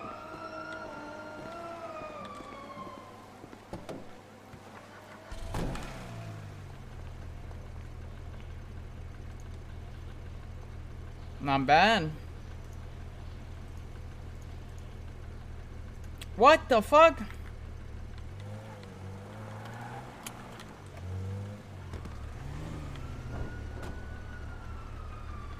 Okay.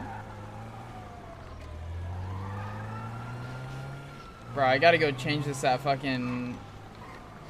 Wait, is the tuner shop a thing in public server? Yeah, it is, right? That's like the Benny's?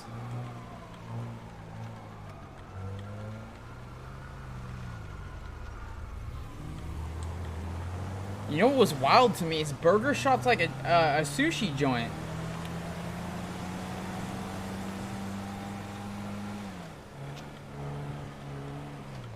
Burger Shop's like a goddamn sushi joint. I was like, what the fuck? They serving fucking sushi there. Oh.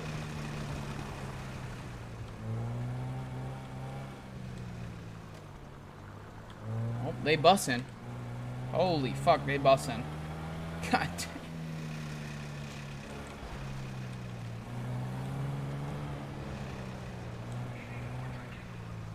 Hey, we're off duty. We are off duty.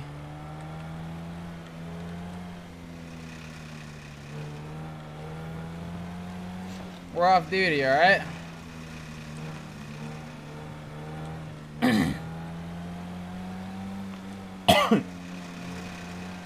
A Voodoo? Is that the van?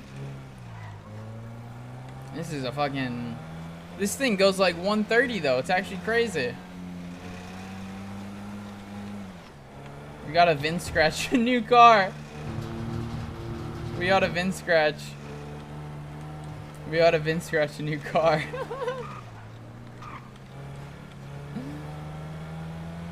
Oh, the Voodoo's the lowrider. Wait, that's actually pretty cool. Bro, this is like fucking F class. This is F class, bro. I think it's a D. It's the rat loader. Thing actually surprisingly hauls ass.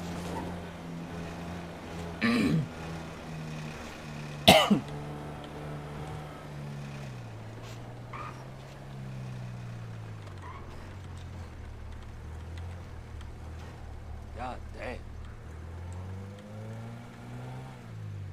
What the fuck, bro? No one seems to get where I'm coming from. Yeah.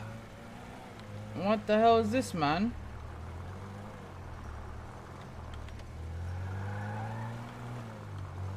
The fuck is this, man? I only lost 15% of my deliveries last week. Jesus. Oh, come on, what do you think you're doing? Shithead. The horn is so funny. I won, fuckhole. Beep, beep, beep, beep.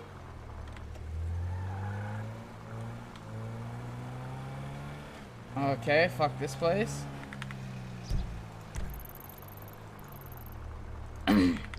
Can you customize at the Bennies? Let's see.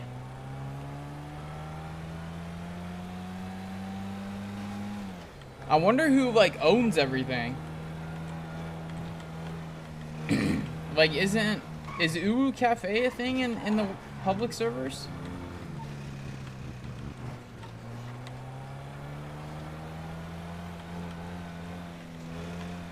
Oh, well, that's annoying. What about, what's it called? Maldini's. How about Maldini's?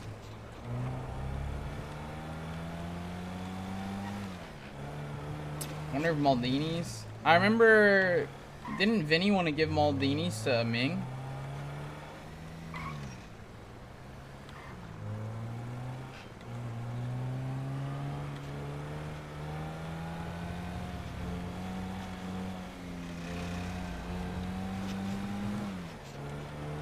Yeah, there's a R.U.S.T gang.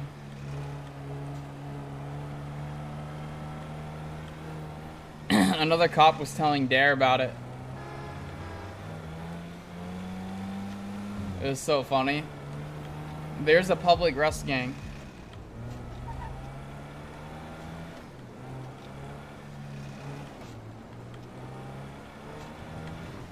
Bro, someone gave Dare the full meta unlock on how to do like every criminal thing.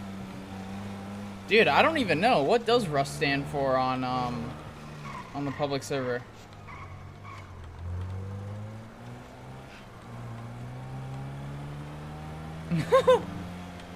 Ladare, if he gets ever fired from the police force. Just a really unfortunate scuff team. Yeah, it could be that.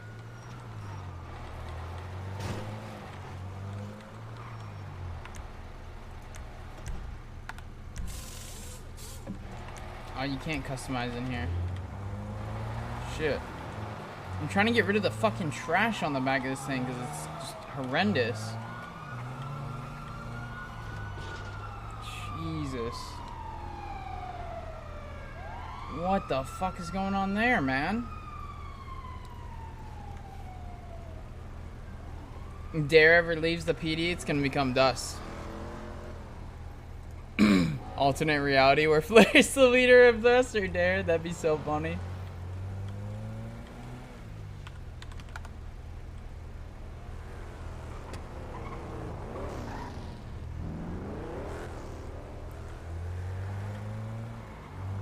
I ain't getting caught. Dare ain't getting caught lacking. Go from wuss to lust. True, actually.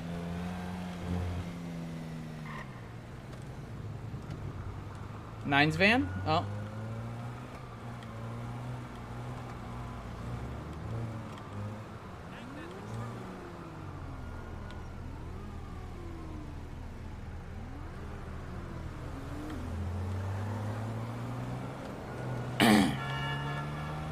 Bro, I'm always so paranoid in public. I keep the gun on the lap at all times.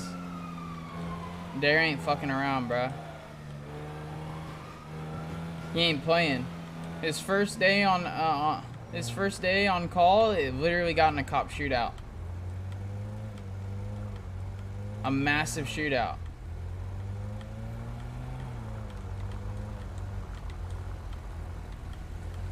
We are not getting caught lacking, bro.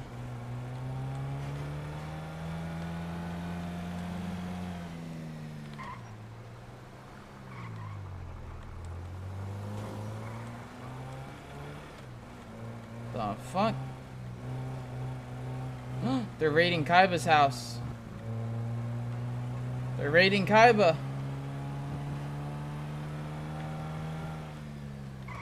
Public version of Kaiba. They're raiding public Kaiba, bro.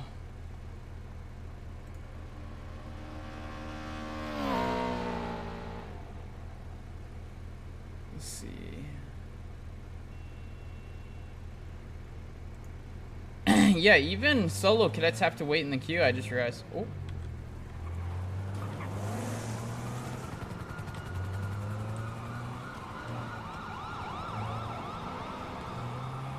Is that Air 1 too? Holy shit, what did that guy do?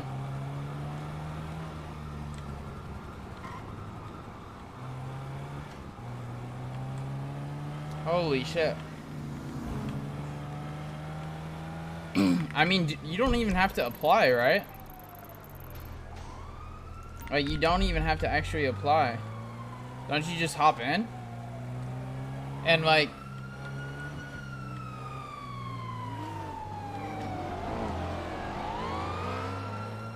Yeah, don't you literally just...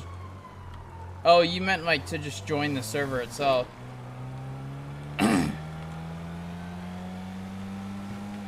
God damn, are there like rules for having a good quality mic and shit for public? Like,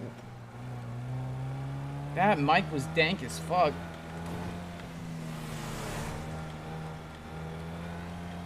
No? Is it just like, don't RDM, don't fucking NVL? Don't be a piece of shit?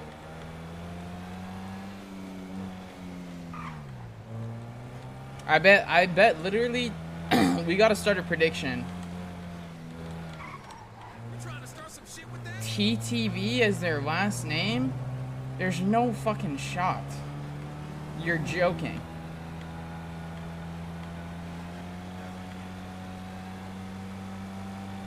What? There's no fucking way, bro. There's actually no way that there's people with TTV as their last name on public.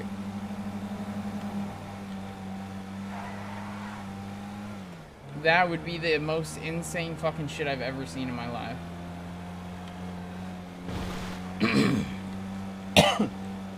Gotta drink some water.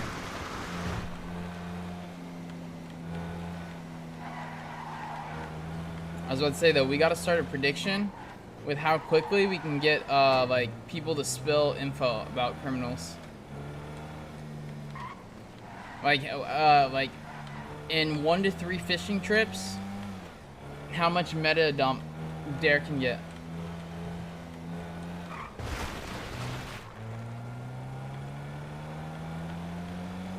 Bartholomew Charleston.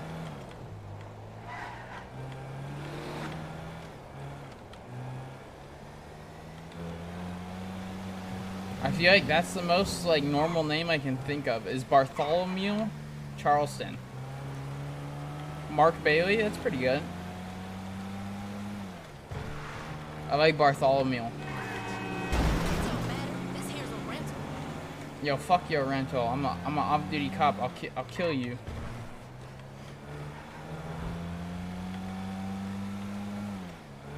Bro, they're just like a good old... Oh my god, buying PD equipment? Couldn't I set up like a sting operation? Like try and sell him PD equipment off like as a cop? Could you do that? As soon as he buys it, boom. Arrest on site. Bingo, raid, easy clap. What the fuck is going on? What?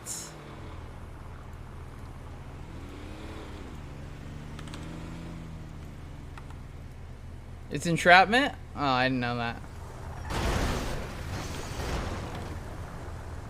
Selling guns? What the fuck, man? Christ. Public is wildin', bro. Selling guns on yellow pages. Literally 0 fucks given. Oh my god.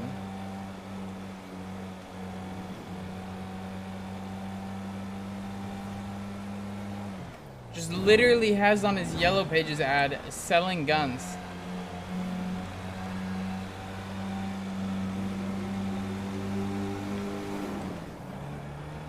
Yeah, how the fuck do we let's bust that sucker. Literally just go undercover, ask to buy 5 guns, boom, gun trafficking. It's like that easy, isn't it? Can't you just try and buy 5 guns off of them?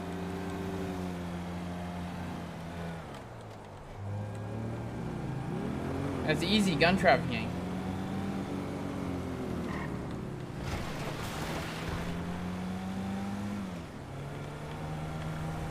I wonder, dude, that would actually be some hilarious shit.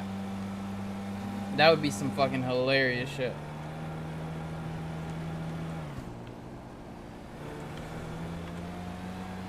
That'd be amazing.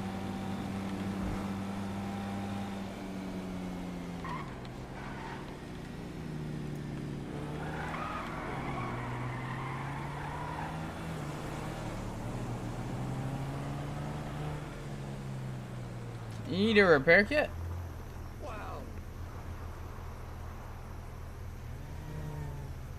Yo, do you need a repair kit?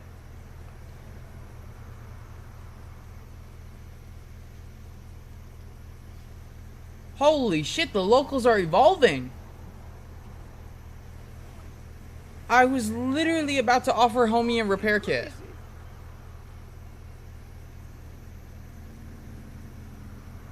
Are y'all seeing this? No shot, he actually tows the car. Wait, I have to like watch this for a second.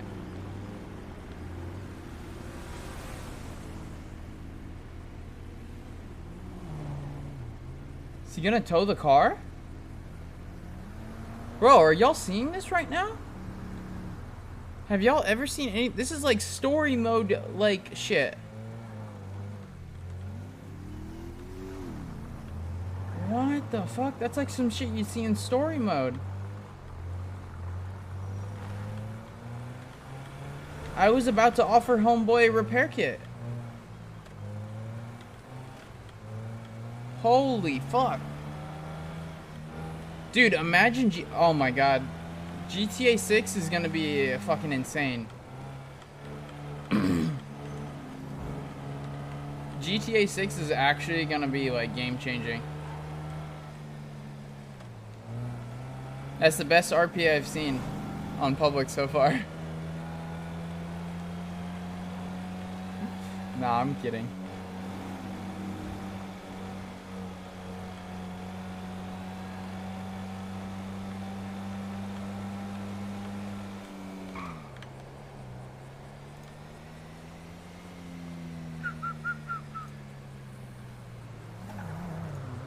There we go.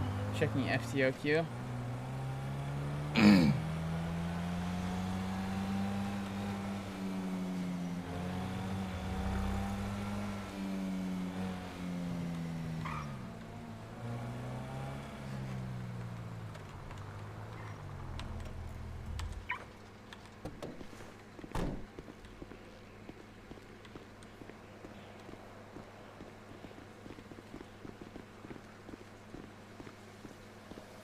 How quickly do you think before we like get someone to tell Dare like just alt 9's car?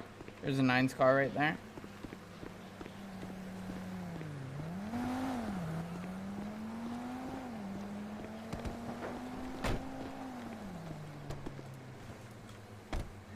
Two minutes, let's go.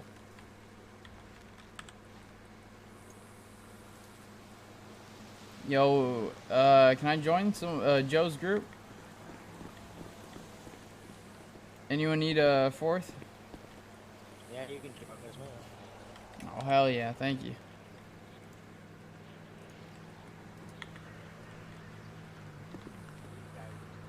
I have a VPN too, so they don't see my real name. They don't see my real name because I have a VPN. It's perfect. How you guys doing? Oh shit, I forgot to get some Lucky food. Fuck me.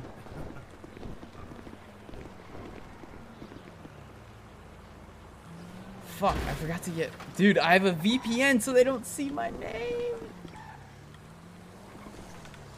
Actually perfect. I look like such a cop though, let's be real.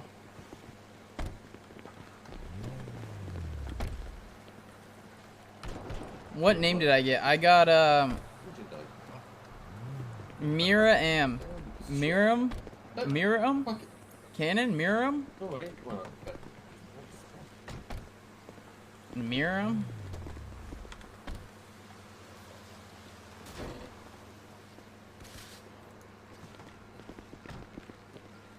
Is that a woman's name? Just tell him to call him Miri. Or Meyer. They can call me Meyer. How's your guys' day been? Good night. You? Not bad, not bad.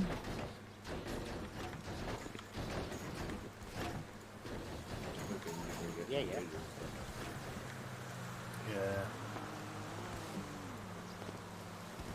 You think they'll like actually figure out that I'm a cop? Wait, can you re-roll it? No shot. Oh well, now it's too late. 8, 7, 6, 4, 3, 2, 1. What?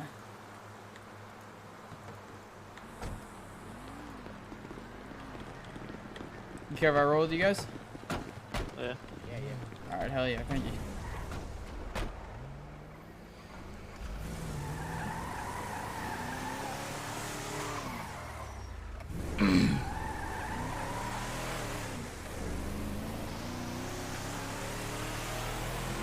The other guy we took to get a VPN yesterday, aren't you? Yeah, Oh yeah. shit, I think so. We were stranded down here, right? Oh yeah, you're right. What are the fucking odds? What's good? What's good? All good, baby, all good. Did you rob any houses yet? I think I tried like 1 or 2. Wasn't that bad. Good money, like, if you're on your own, you know? Yeah, it wasn't bad at all. I don't think any cops showed up. I was pretty lucky. Yeah, if you turn the alarm off. It was the same guys! Get out of there every time. It's the same guys, chat! Yeah, I was pretty quick at turning the alarm off. I got lucky. Yeah. You know what I was thinking? I was like, what if I turn the alarm off and then go outside and then, you know, like look for cops and wait for the cops to show up and then go back in the house? They might lock the door. Ah, okay, I see.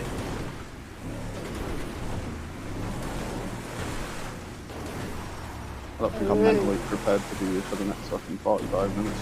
No, nor am I, but, you know, it is what it is, man. You know, hopefully you get a couple of chests. So boring. Yeah, I didn't try the Oxy thing yet. And the Oxy, you don't really get no money out of it, you know, you just get Oxy. So unless you've got somebody to sell the Oxy to, then it's pointless. Can't you take it to, like, old Steve? You might be able to, I'm not sure, I've never tried it.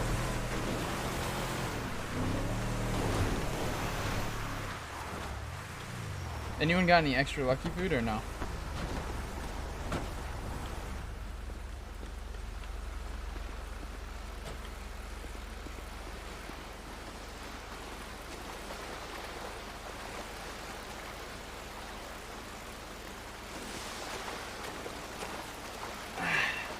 Is this a better spot? I No, just run just over go away. here. Because if if the police come, you can run with his road. Oh, okay. How come you got a red rod? It's illegal. It's painted red? Was it like Yeah, it's better to illegal. catch fish? I honestly don't know. That's odd. I've never seen that before. You get them out of chests. When you get chests from it, you can get them out of that. Oh, okay, I see. That's pretty neat. But I don't know what it does. I'm guessing it gives you more chance or something.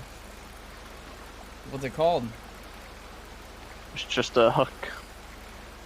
Oh, Fish it's a hook or something, or illegal hook. Interesting. Not used. Oh.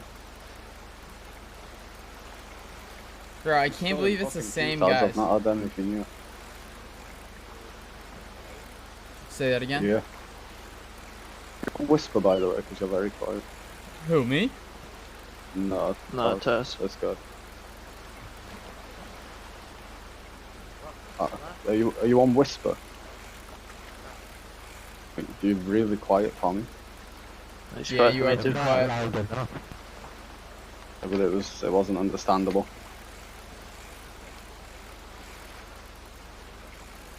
Maybe you gotta think about your speaking, how loud you speak. Go into your thoughts and think about it. Open up your vocal cords a little bit more, you know? I did get a new voice box today, so maybe. What's going on with those guys over there? They're in their boxers and shit. They love swimming. He said voice box. Speaking of swearing.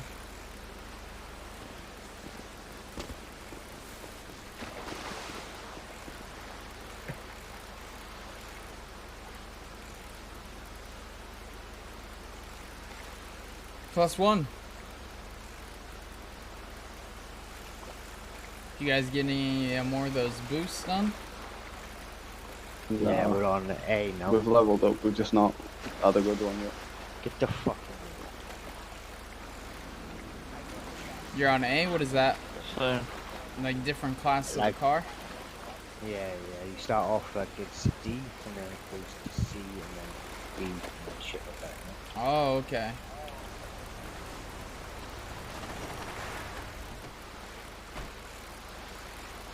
Shit, I just realized I don't have a fishing license. Actually committing a crime right now. Fuck. Bro, I just realized I don't even have a fishing license. Oh, fuck me, bro. Nah, fuck that. I don't even need to look at them to know what it fucking is. Yeah, I was right. Fuck that shit. Bro, we're actually committing a crime. Fuck me.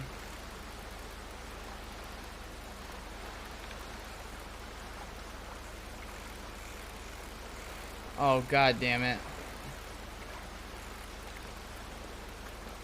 I gotta get a fucking... I gotta get a fucking, what's it called? Fishing license. Or I could get fucked, huh? Oh my god, could you imagine? Fired for fishing without a license?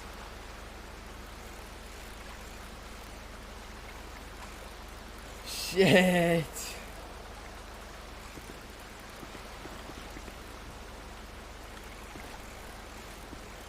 You guys know where I could get a better gun than this fucking piece of shit Beretta?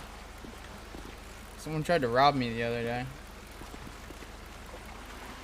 Thing was useless. look on the yellow pages. Yeah, people sell them on yellow pages. They put them down as water guns. Wait, really? Those aren't just undercover cops or some shit? No. Damn, they just don't give Say a you fuck. want to buy water guns. And if it is cops, just say you want to here to buy water guns. Obviously not what they're, if they're trying, if the cops are trying to do you in. Just say as far as I'm aware, I was buying water guns. Shit, really? Just like that? Not bad. I guess you got probable deniability. Mm-hmm.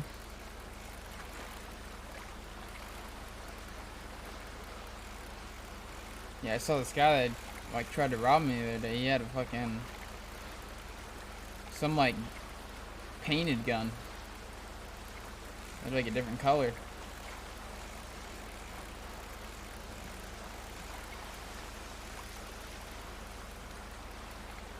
I don't think I've actually been robbed yet. He tried to rob me. Luckily, I'm not bad with the Beretta.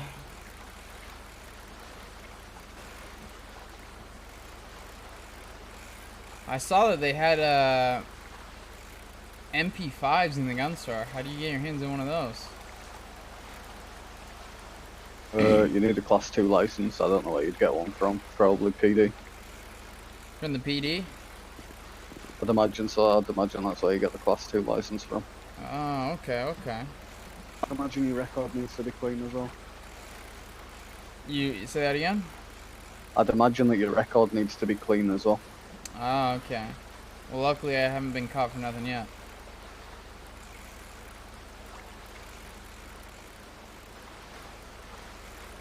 Just gotta distance myself from the guy with the red pole. How about your guys' records? How are they looking? Pretty good. Yeah, not too bad. Nice. Haven't been caught for like much stuff? Not too much.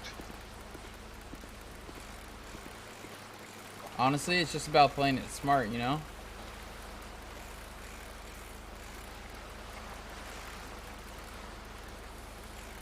Seems like around here everyone's kind of open with what they're doing.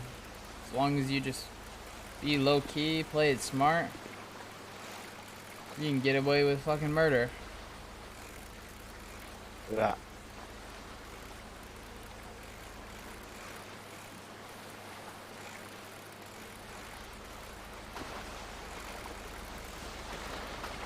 Keep my fucking legs moving so they don't fucking...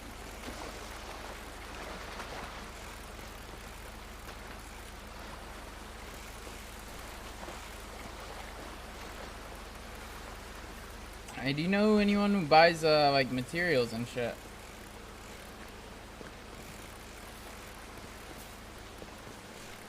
You know what I can do with these materials? Yeah, sell them to Hayes or someone. Oh, really? I see people twatting about it. Yeah.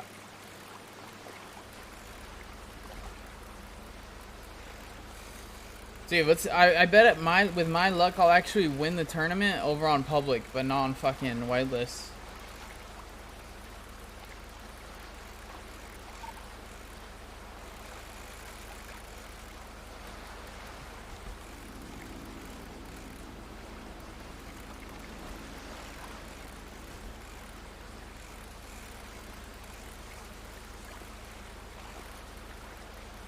Come on, man.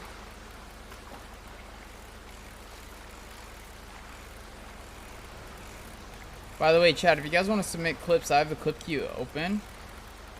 So if you guys want to submit clips while we're waiting for an FTO, by all means. Got the queue open, we're waiting.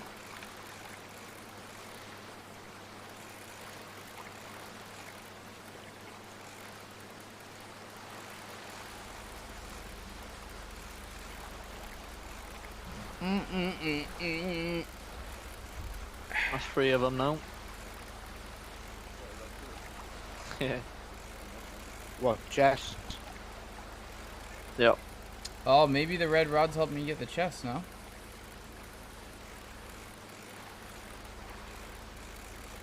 You got the lucky food too? Yeah. Ah, see, I forgot mine.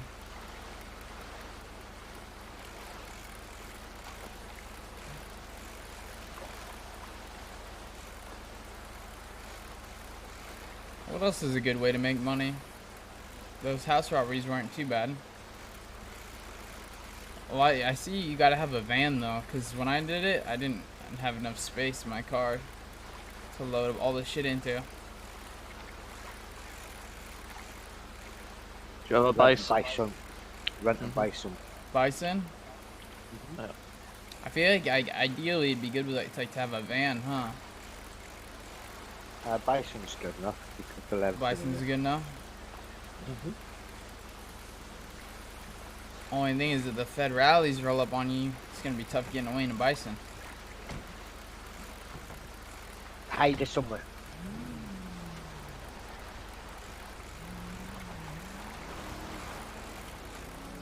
Dude, when do you get a badge, chat? Is that when you become a full officer? Is that when you get a badge? Same.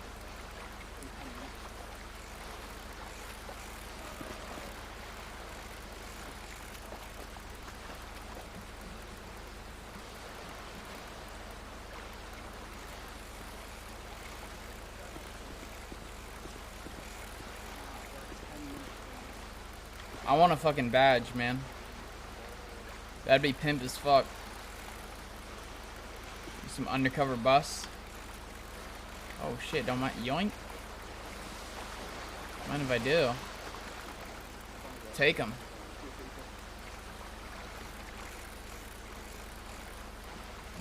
How about the boost? Are those good money? You don't get money from it. You get GNE. Is it worth anything? To buy like dongle and stuff. Can you sell it? Yeah, you can sell it. I think if you sell 50, it's like 12k. Damn, that good.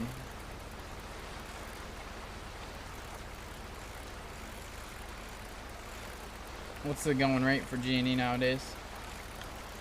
Like 250 per. Some people are trying to sell it for 300. 250 per 300. Holy shit.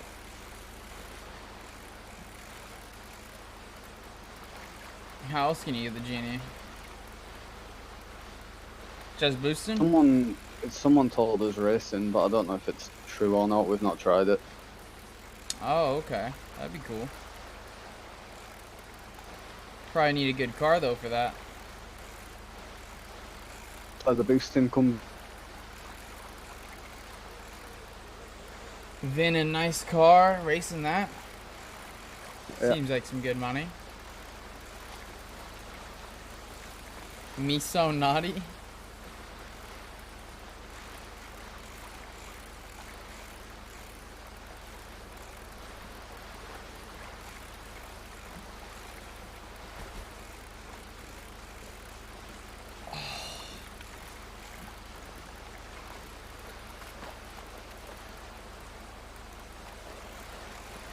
Damn, I'm getting a lot of illegal fish, bro.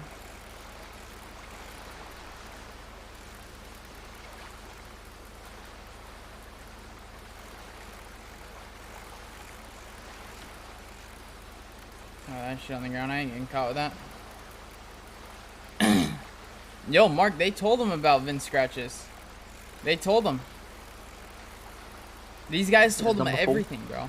They told him everything. They dumped like crazy for him. By the way, I'm putting all my heavy fish down here if anyone wants them. Too, I can't be bothered. I had like a sturgeon and a salmon. Yeah, bro, they told him everything. Last time we were talking to these guys, they told him about Vin scratches. That's how he got his car. It was a Vin scratch. Like, they just straight up told him everything.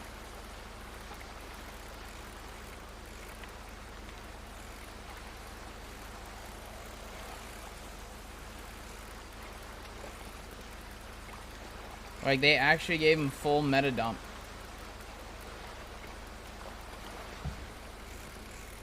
I'm not gonna. Hey, already. Dare isn't arresting him for it. Say that again.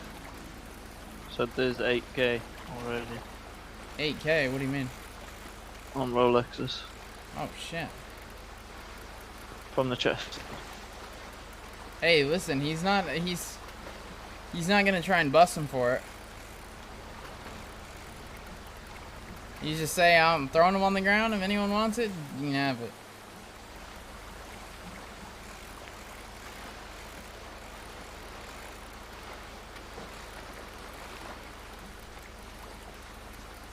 It's intel. Fishing for intel. They told him what to do with it, too. They said wait like an hour or so and then bring it back to the guy. Dude, we've gotten so much info from fishers. How often do cops come around here? I don't know, it just varies on people, I think. Someone calls it in, like. Keep an eye out on them. People will call it in. Some people can, like. Damn.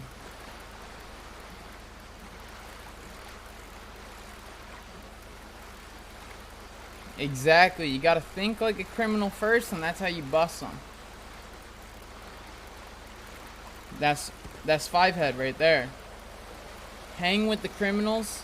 Think like the criminals. Then way you can bust the criminals. Step 1. Post on yellow pages that you're selling water guns. Step 2. Tell all the people that you meet at the fishing spot that you are everything they need to know about the criminal world. Step 4, boom.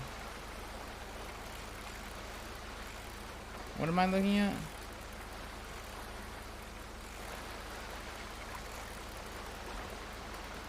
At the pick section? Or that? Ooh, gemstone. What, outfits? Where is it? Oh, pictures and videos? Oh yeah, I saw that. Crystal! Oh.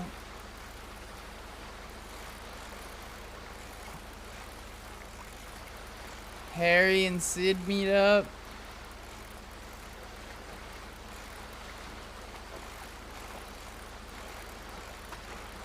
I saw Harry got a picture with Blau also.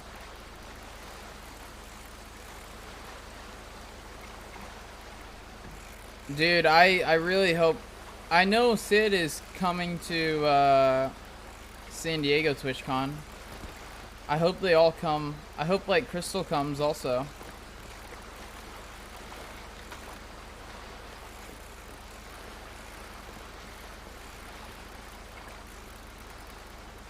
Oh, those pictures are so cute. Those pictures are so cute. I'm so excited for San Diego TwitchCon. It's gonna be such a blast.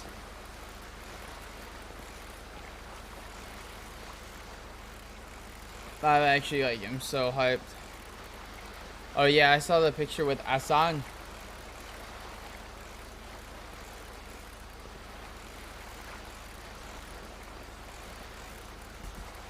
Asan's a giant, bro. I'm pretty sure Nex is taller than Hassan too. Nex is also a beast. Giga Chad. I know Striking's tall as fuck too. Meanwhile, I'm like 5'9", 5'10". I think I'm like the same height as Ray. I'm pretty sure I'm the same height as Ray.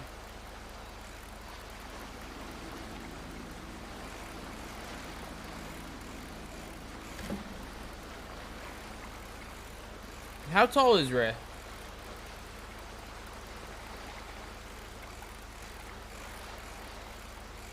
I'm almost certain I'm like the same height as him, yeah.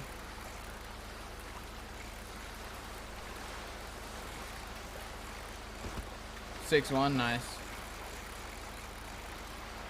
This is a Better Call Saul intro song. You know what I realized too is you can watch Prime, Amazon Prime shows on Twitch. That's fucking sick. But don't you need Prime in order to watch like with the stream?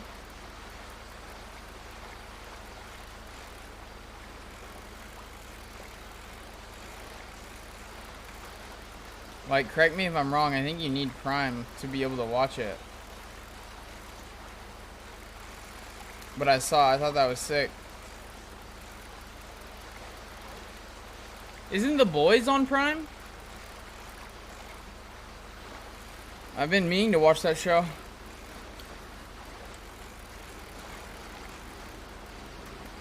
Ugh.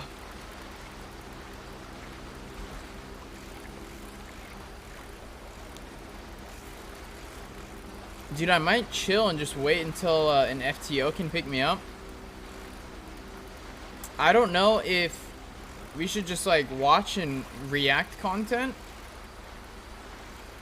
Do React Andy, or if I should start a new stream when I get picked up by an FTO. I've seen some episodes of it. It's pretty good.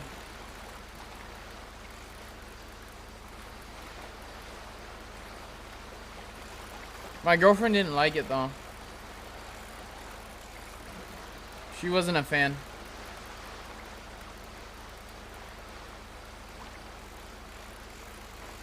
The only thing I'm worried about doing like React content is like TOS.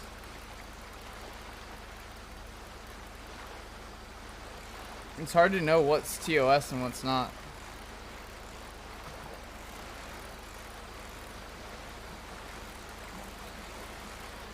Let me see. Let's see if I can get some YouTube videos.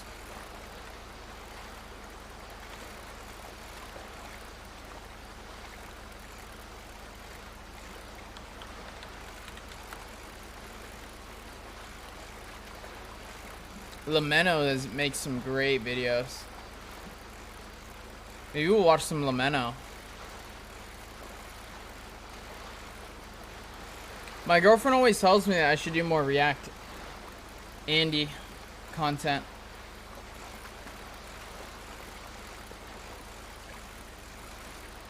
Which I actually would love to do, to be honest.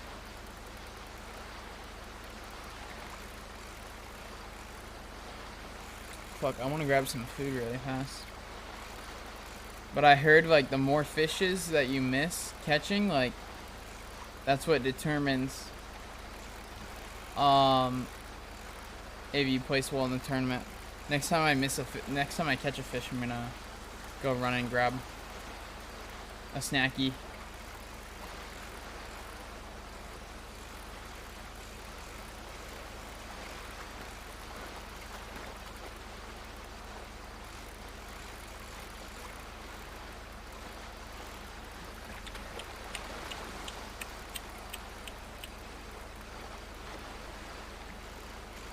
How do we know when the tournament's finished? Just when emails go out? Yeah, well, you'll see everyone running. Oh, okay. Fuck, I forgot to... Fuck me, I forgot to pause after I caught it. So how do you have better chances on winning this tournament? We couldn't tell you, mate. We no idea. Don't know how it works. We've not got a single idea.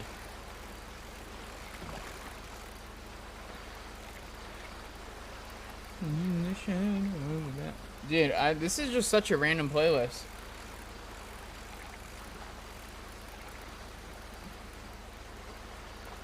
It's cozy though. It's real cozy. Honestly, just fucking your prey. That's all you can do. I see. We don't know whether it's how much fish you catch, the grade of the fish. Fucking, we don't have a clue. Gotta think about something real quick. Let me grab a drink really quick. A drink in a snack chat. I'll be right back in literally like 2 seconds.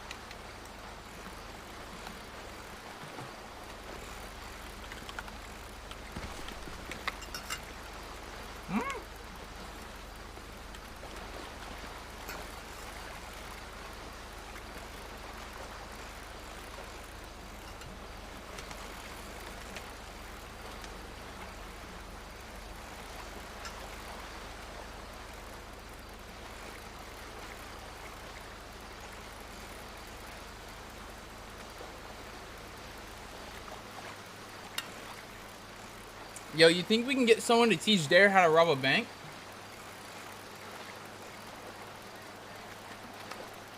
What are the odds of that?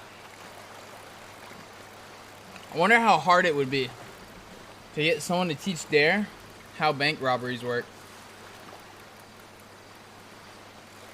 Dare comes back on duty. He's like, all right, guys, so I know how to run Oxy.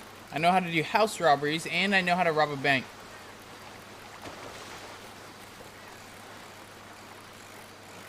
Well.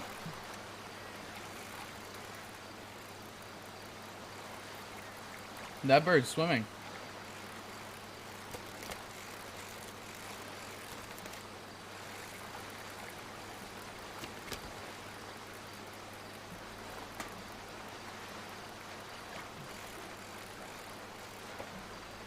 You think they'd be impressed or concerned?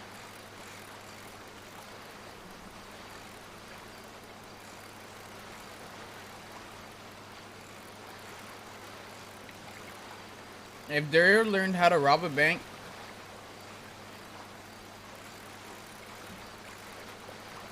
you think they'd be impressed or concerned? Wait. Oh shit.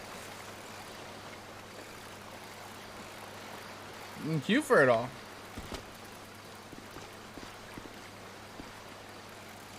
I can't wait to tell them that. Dare learned how to get a VPN, how to run Oxy and all that shit. Yeah, mate. Oh, okay.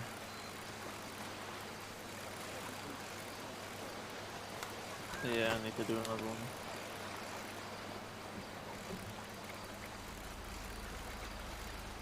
I wonder if they'll be like, what the fuck?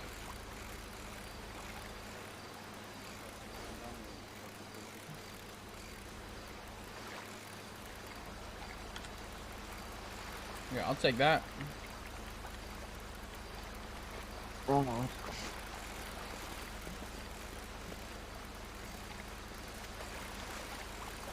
Dude, I really want to become part of like an undercover unit. I feel like that'd be sick. Become an undercover cop. Where the fuck did I put my... That's like my goal. Especially for whitelists. Either do investigation RP or become a undercover cop. That'd be fucking sick. That would be so pog. I think just doing investigation RP in general would be a lot of fun.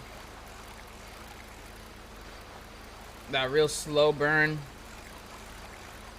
trying to bust big ass criminals. Do they have... Where the fuck did I put it, bro?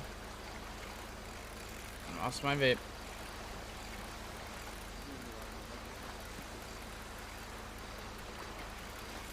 Mother sucker. Where the fuck did I put it?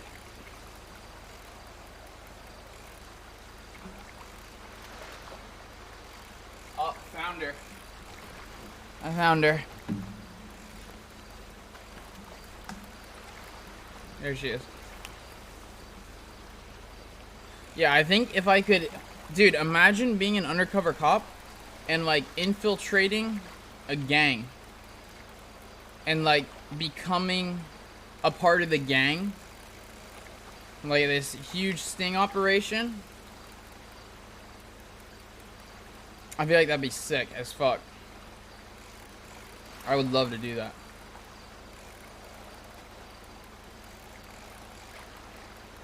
Like, you know how they have in real life, like, deep undercover cops? Where they'll spend, like, years, like, joining a gang. Like, if you've ever seen the show Sons of Anarchy. Have you guys ever seen the show Sons of Anarchy? That show is really good. I gotta finish it. But I loved that show. I haven't finished it yet.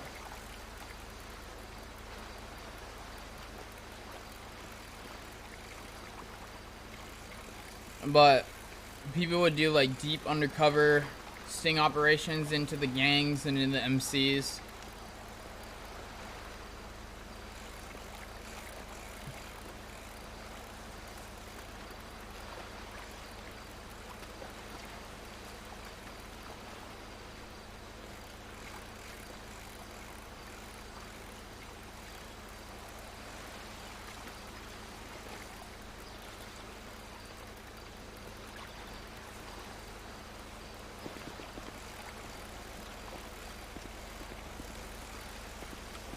Who's that?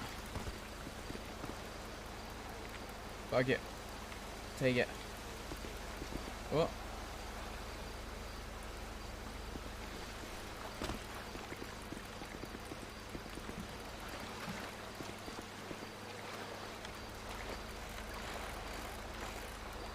Oh shit.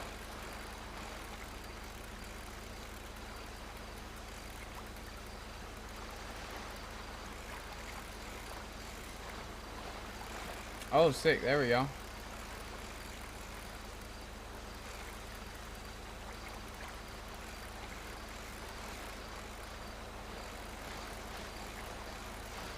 Grade 2.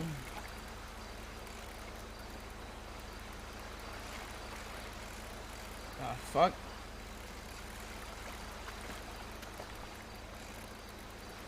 Is the grade of fish just like, if it's better? Higher is better? Yeah, I imagine so. Yeah, the better the grade, the better the fish it sells for? I don't know. I'd imagine it works that way. Hmm.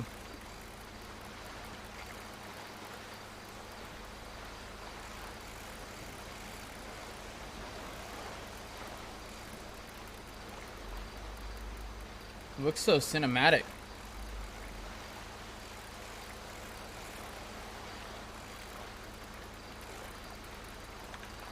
I gotta keep checking that FTO queue.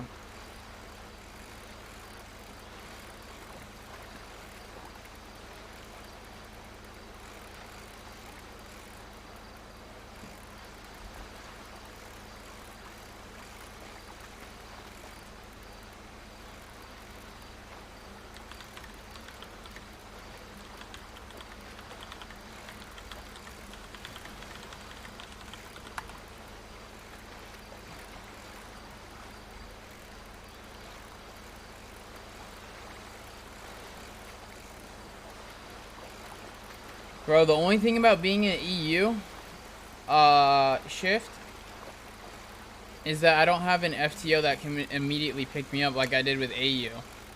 But if I was an AU shift, that means like I have to hop on right at Storm, like when I hang out with R.U.S.T and everything.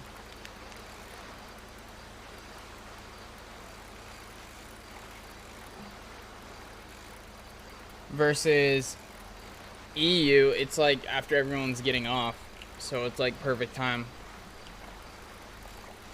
But during AU, I have an FTO that can immediately pick me up and shit.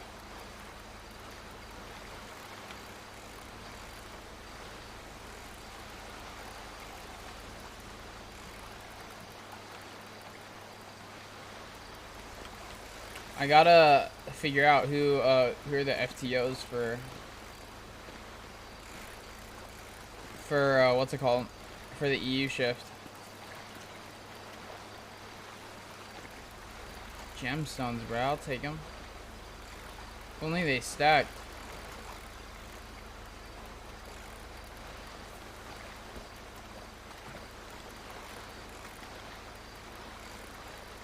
Just drink the coffee. Because if I get a chest, I don't want that shit to poof.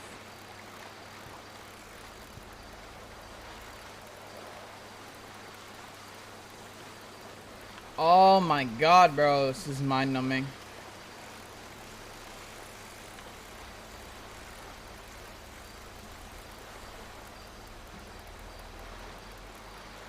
I don't know how aces did this all the time. Perez would do this and hunting. Fucking even McGregor was like, he can't be fucked to do this type of shit. These tournaments take forever, bro. It's insane how long these tournaments last. They last like an hour.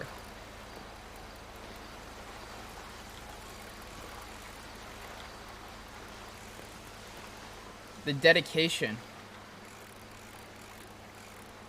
And then like imagine doing this whole tournament, right? Just to not win anything. Fuck that.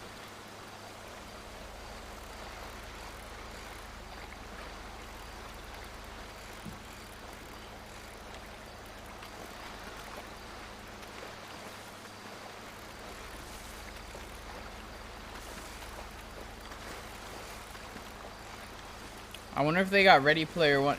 Whoa, do they have fucking practice laptops on the public server?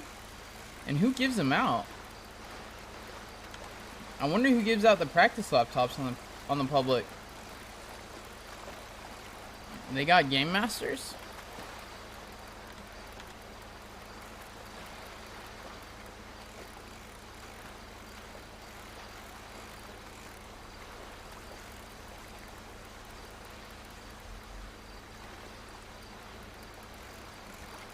That'd be interesting.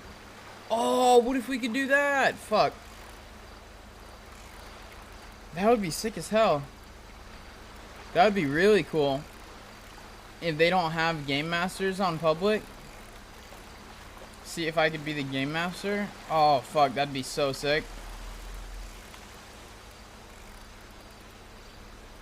Like, cause isn't, like, Kitty a puppet on the South American public server? Or, wait, no, that's still whitelist, huh? Isn't it still whitelist?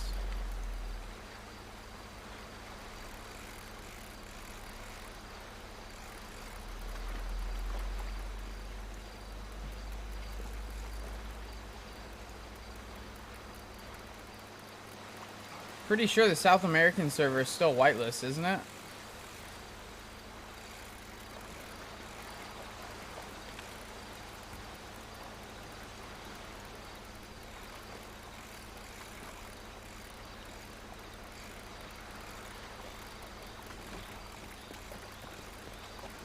I want to look into that. I wonder who I would have to ask about that. About getting like some cool stuff. I wish I spoke Spanish, bro. Oh, see, that shit poofed.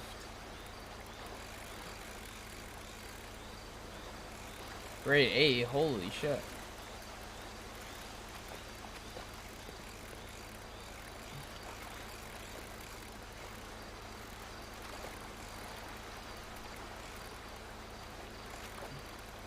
Grade 9, goddamn. You can get some bussin' ass fish. Aren't jades like the worst? Pretty sure jades are like the dog shit gems.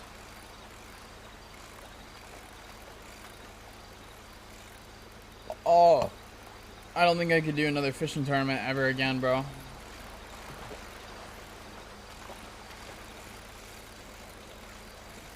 This is too much. I need more stimulation. Especially I just drank an energy drink to get ready for fucking PD. Just drank an energy drink. It's making me want to spaz out, bro. Dare just looks like a cop, to be honest. Look at him, he just looks like a cop, bro. Dare just always looks like a cop. Oh, what the fuck? Yo, I'll take it. There's a bunch of rolls on the ground right here. Yeah, you can have it if you want.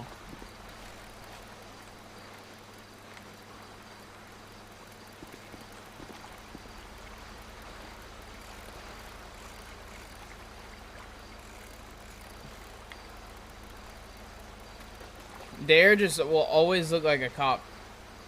Unless he's going undercover.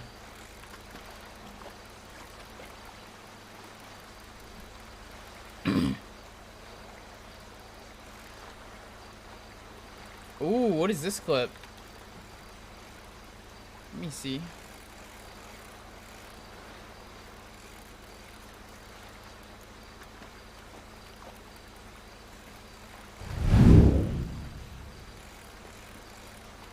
Aww. Derek, Crystalline, and Sid, right? Yeah. Aww. Look at that. Yo, it's my daughter and my gang members. Hell yeah. That's sweet. That's wholesome. Are there more pictures? Yo, it's Sid and Blau. Aww. And Derek? Yeah. Honestly, I wish I could have gone to this. It would have been fun. But I'm having fun with the Rust wipes. You know, I'm having fun doing Ash and stuff. Honestly, yeah, I shouldn't regret. I don't know how old Derek is. Or Harry. I'm not even sure how old Harry is.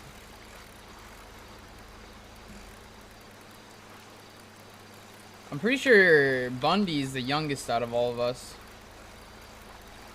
Oh shit, it's done. I got second. Woo! I got first. Woo! How much did you get for first? Like with food, you get How much? 3K or something like that. 20K? No, like 30K, and you get like, you'll only get like 16 because you didn't have luck food on, you know. Oh, I got 4.2K. Just go. Yo, I actually got fucking place. Let's go. He looks like a high school kid. He doesn't look that young.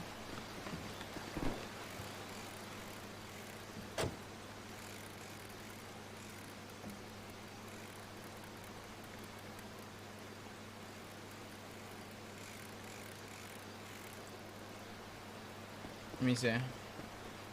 Yeah, he doesn't look that too young. I'd say if anything, I probably look the youngest. I mean, like, I'm the same age as Ray. I think Ray might be 1 month older than me. Like, just by a month. Isn't his birthday on Valentine's Day or something? Wait, maybe even less.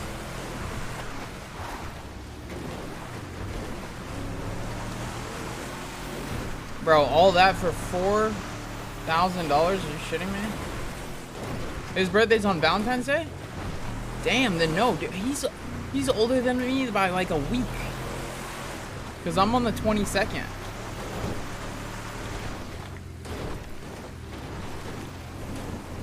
Yeah. Yeah, Bundy's a youngin'.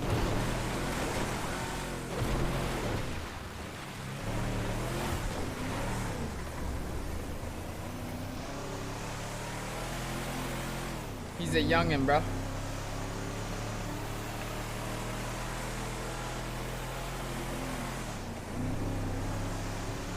I love Bundy though. Little knucklehead. Oh yeah. Let's go. Yeah, I probably look the youngest.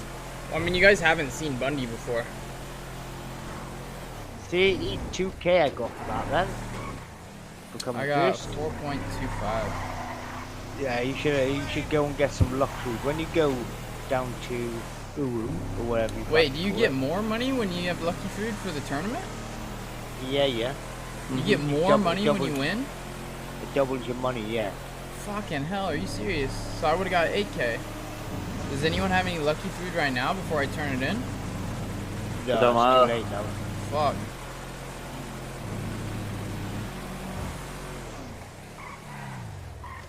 I'm pretty sure it doesn't affect until you finish the job, and No, it's only for fishing. That's For the sufficient. tournament, it puts it straight away.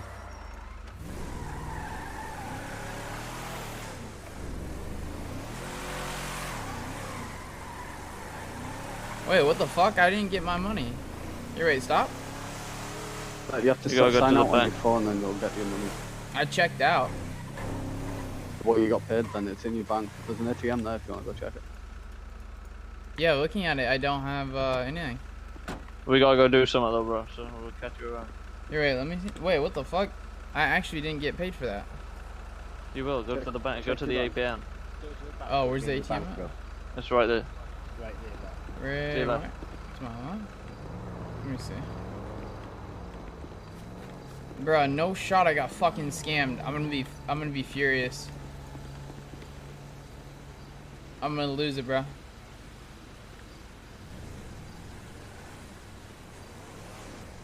Take me by the hand, take me to the land. Yo. Yeah, what the fuck? I didn't get paid. Oh wait, yeah I did. 8K.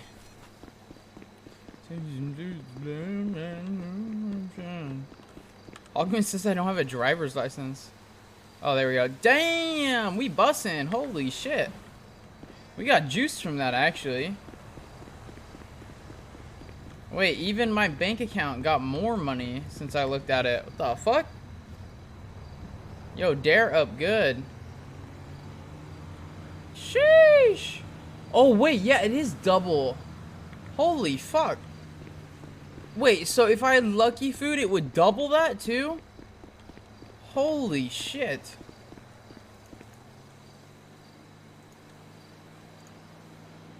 That's actually fucking nuts.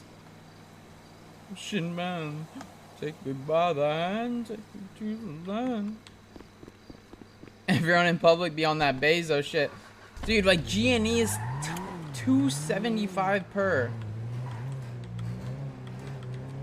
Oh shit, man. Trip.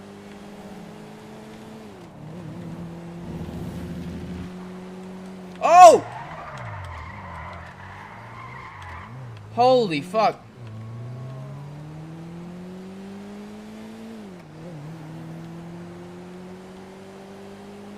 Shit, man. God damn it, bro. The lighting is like... The lighting from the fucking... My blinds opening is like leaking through. Ocean man. Take me by the hand. Take me to the land. Oh, we gotta run that shit back. That's just such a jammer. Understand? Ocean man. It's a real trip. Ocean man. You southern man. Son.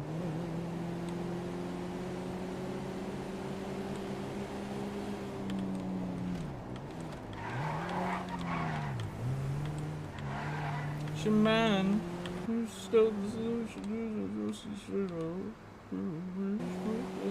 I don't know the words.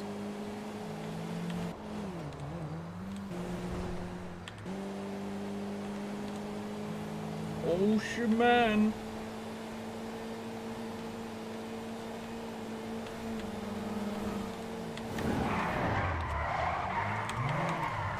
Oh yeah, baby. You think we can race in a rented Futo?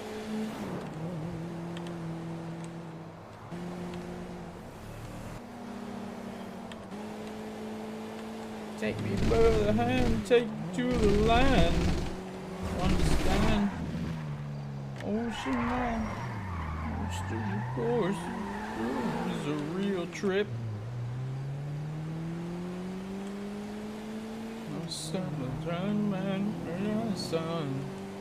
Dude, this song, unironically, actually is a pretty good jammer. I remember when we got our flag and we were driving back from the oil rig. We were playing Ocean Man. That was Bucket's idea. That was some good times, man. I'd say the zombie event and our gang flag event was probably like the best, like hands down the best shit ever.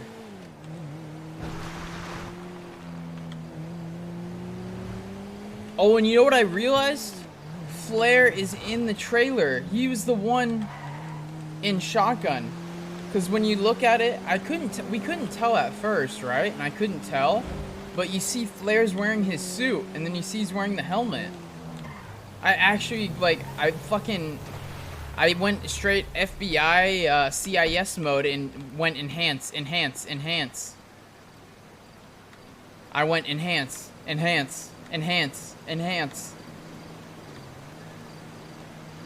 And I was like, holy shit. Wait, did I just lose money? Did I just, oh. I don't know. Oh, because I rented the Futo. What's going on, man? That's a sick vest. It's a cool leather, man. Thanks, man. Yeah, no worries, brother. Be safe.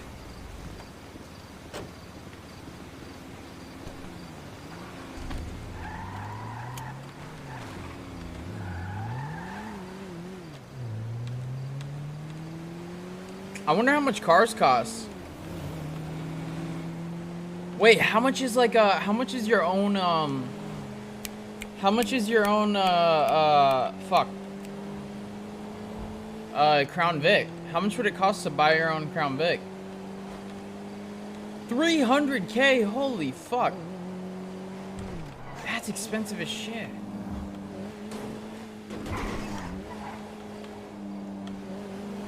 Yeah, cars are probably more expensive in public, huh?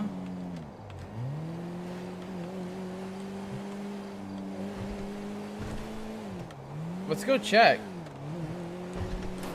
I mean, I bet I could get a car right now. 20 grand? Oh my lord.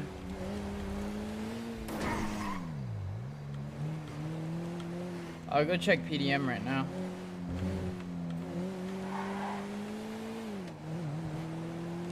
I feel like I could at least get a van.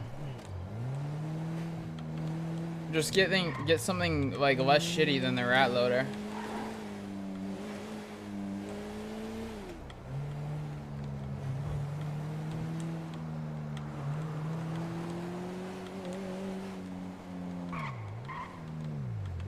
I'm so curious as to like who runs Wu Chang Records. You know what I mean? Like who runs all these businesses in the city?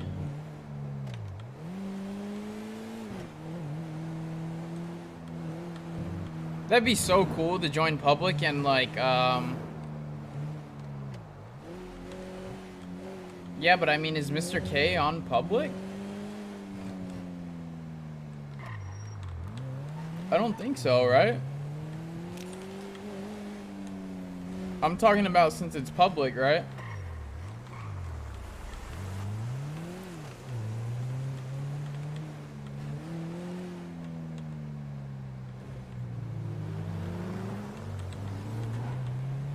Dude, I'm surprised Dare hasn't been taken hostage yet.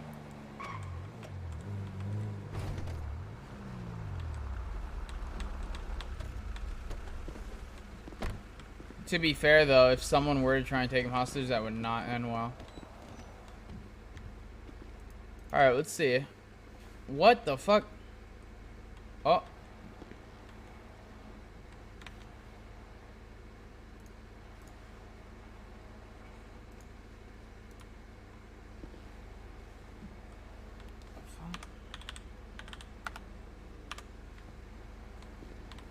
Dude, this holster is sick as fuck. Yeah, but I'm not sure if like they updated it. Like, I'm wondering if at this PDM in public, it's like still. Oh, see, look, purchase job vehicle. Oh shit, that's cool. Dude, maybe we should be a taxi driver when we're off duty. I feel like that'd be fun. Fuck, does it just not work over here? Dude, I'd be hella down to buy a taxi. Thing is, though, if I want to do that type of RP, I should probably go over to green. You know what I mean?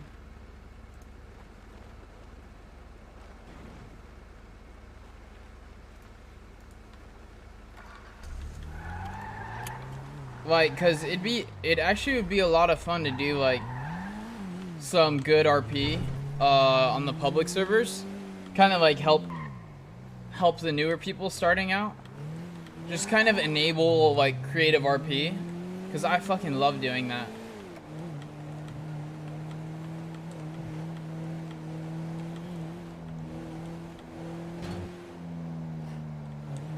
Like that's what I'm trying to do with oh shit, matter of fact, let me, how many materials is it? It's like 12K, 12,000.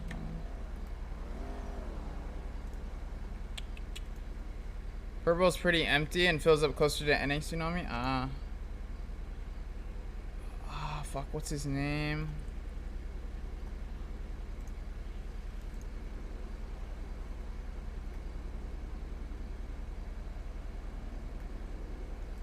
Ah.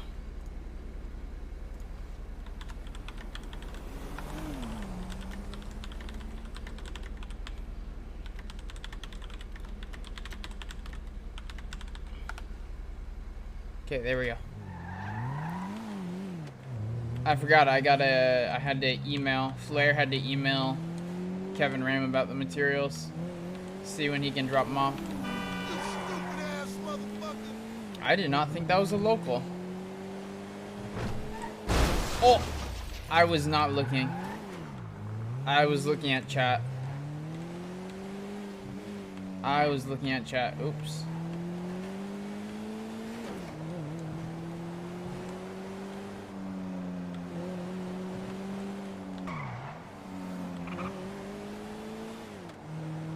God damn it.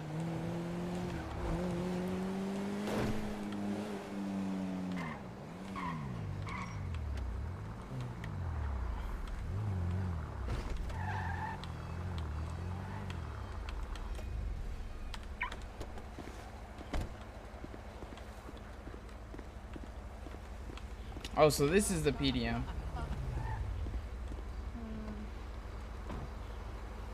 Your badge.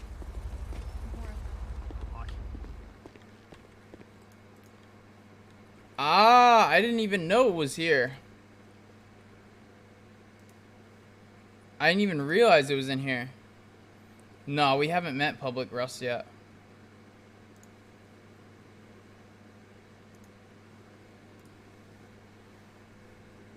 God damn. Wait, they're actually not as expensive as I thought.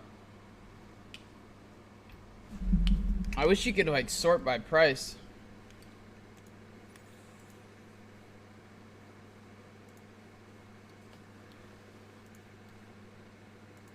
Like, let's see.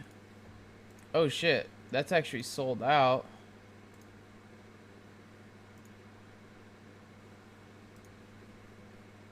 I'm looking for something cheap, bro. This is all way too, this is way out of my budget. There we go, a burrito. What's this? This is 15,000, a mower.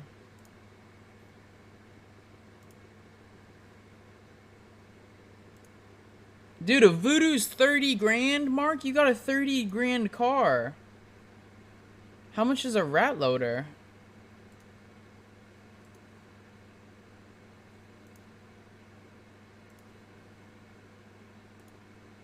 Wait, the Rumpo news here is 23 grand.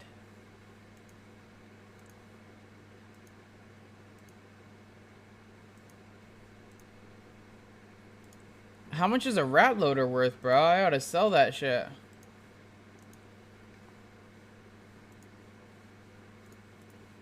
Dude, you're telling me you got a fucking, like, 20 grand car for free?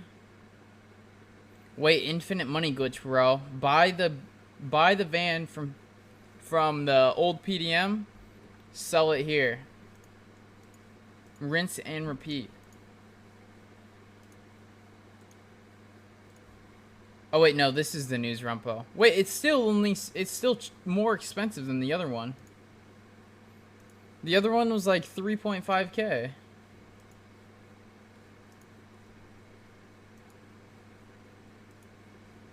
Yeah, the other one was like 3.5 grand, and the one in here is like it's double.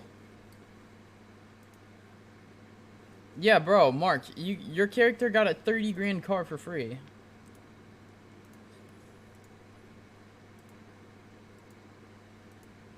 Where's the rat loader, bro?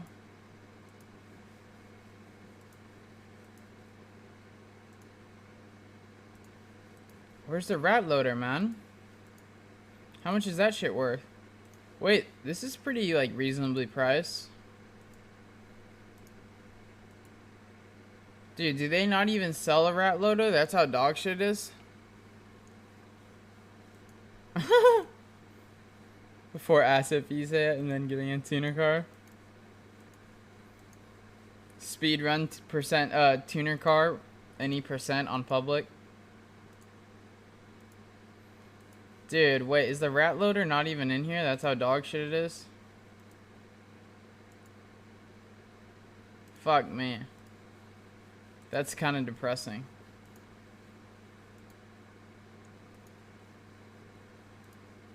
Fuck. Penumbra FF is only 150 grand.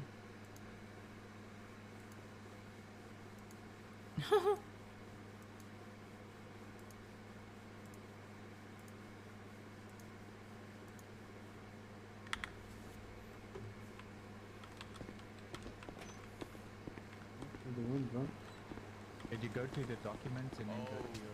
Oh.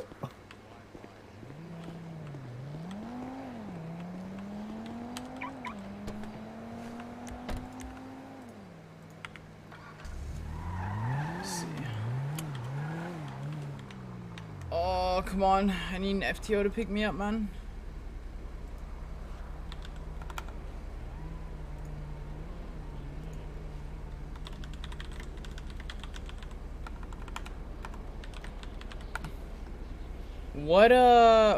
What times does this public server restart? What time does public server restart at? It's every 8 hours.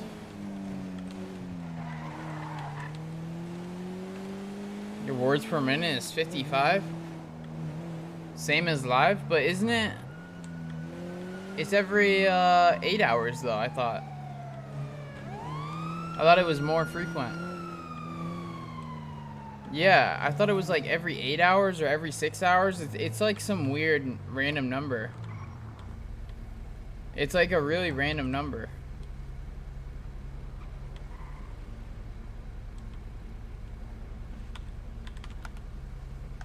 I swear it's like every 8 hours.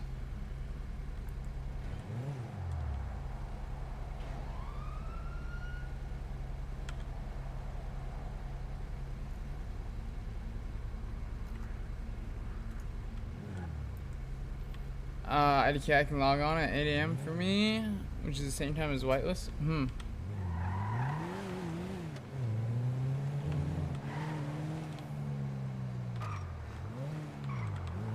Alright, well while I'm waiting for an FTO, we can watch, we can do some React Andy.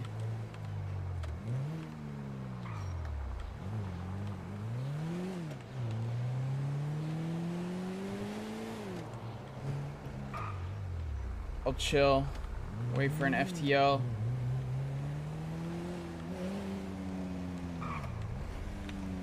I didn't realize it would take this long.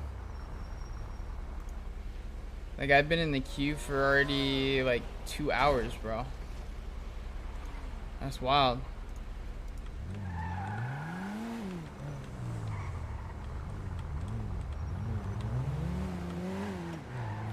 I guess because the last time he just, like, Jace just told me to, like, basically, just 311 when I was there. Ready. Heavy cutters? Why not? So. Damn, bro. I gotta get to know the FTOs. Was that a person? That is a person. Oh, okay. Bro, what the fuck? That was a fucking person.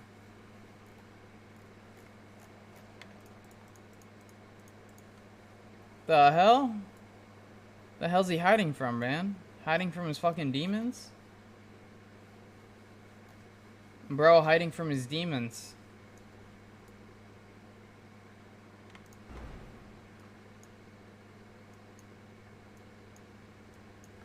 There we go. Bada bing. I'm just gonna drop these, bro. I don't want these.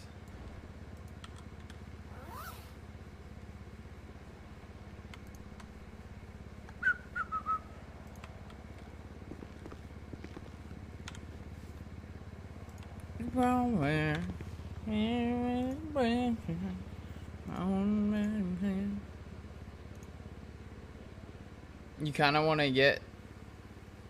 I kind of want to get arrested to have an MDW profile. That'd be funny.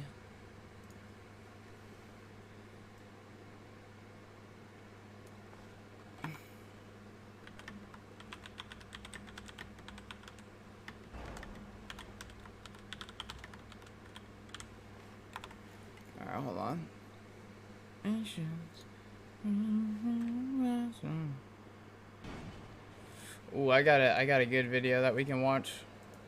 Probably by the time we finish the video too. By the time we finish the video, we'll probably have an FTO ready for us. Too shy to ask people how to do crime. It's not that bad, man. You just gotta go up to him. Look at how Dare just did it, man. He literally just started speaking to the fucking people, man. Literally just started talking to him. Let's see. While we're waiting for an FTO, in a big chill, get real cozy.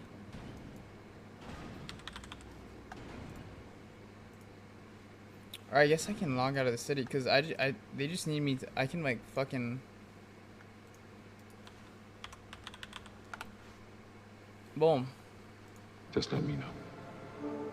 Let's get cozy, y'all. Get cozy while we're waiting for an FTO. Of all the species to have ever lived, all but a tiny fraction have gone extinct. Grab your popcorn. At some point in the future, the same fate will befall humanity. It may take centuries, it might take eons, but extinction is unavoidable. The future is fraught with uncertainty, and the apocalypse never seems too far away.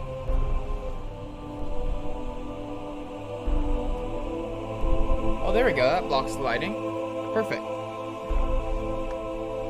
Dude, Lameno always makes amazing videos, chat. Like, his videos are always crazy. We've watched a couple of his videos already.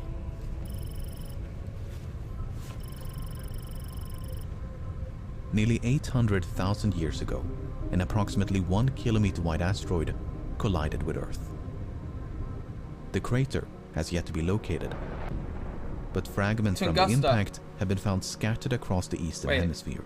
No. An expansive strewn field that covers up to 30% of the planet's surface. Our distant ancestors were not only alive to witness this event, but managed to adapt and survive. Impacts of this magnitude occur roughly once every 500,000 to 2 million years. Jeez. More devastating impacts, like the one that nearly wiped out the dinosaurs, are far less frequent. Possibly striking once every 100 million years. Whether a collision of this magnitude is survivable is a matter of debate. How's the volume, by the way, chat? Is the volume good?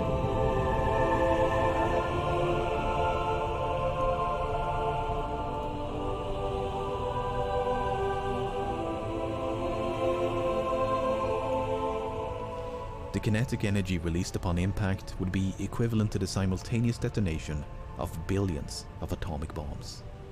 Those who survived the initial blast would be subjected to unrelenting earthquakes, firestorms, and tsunamis. Fuck that, dude. A thick layer of smoke and dust would quickly envelop the globe and blot out the sun. An impact winter that could last for months or even years. Darkness, freezing cold, and global famine would throw the world into chaos. Dude, imagine. In spite of this, long-term survival is not inconceivable. Small pockets of humanity may take refuge underground and would at least be given a chance to rebuild civilization. But make no mistake, it would be a close call. Survivable, at least. The survivability of an impact also depends on how much time we have to prepare. More than 90% of nearby asteroids and comets larger than 1 kilometer have already been detected. Holy shit. If one of them were on a collision course with Earth, we'd know for decades or even centuries in advance. But this was not always the case. The Amish would thrive. In 1983, a 9-kilometer wide comet was only spotted 2 weeks prior to its closest approach. That's 2 weeks of preparation had it been aiming for Lameno, consumed by apocalypse. So it's While I think things it's have significantly improved since I think it's all the times we've come close to apocalypse, I think, or all the different ways that like essentially the apocalypse can happen. 1983, space is impossibly vast. In 2019, an asteroid capable of leveling a city was detected a day before it flew 5 times closer to the Earth than the Moon. A day before? While the odds of an extinction-level collision are remote, it's not impossible. Bro, There is a doesn't class NASA of get like objects billions of known dollars? as Damocloids. Damocloids are typified by their highly Just for a eccentric day orbits before? and low reflectivity, meaning they periodically pay us a visit and are extremely difficult to detect. We're currently tracking about 200, but there could be hundreds more tumbling through the solar system. Dude, space is so Damocloids fucking are, scary. on average, 16 kilometers wide. If one of them were on a collision course with Earth, there might not be any warning.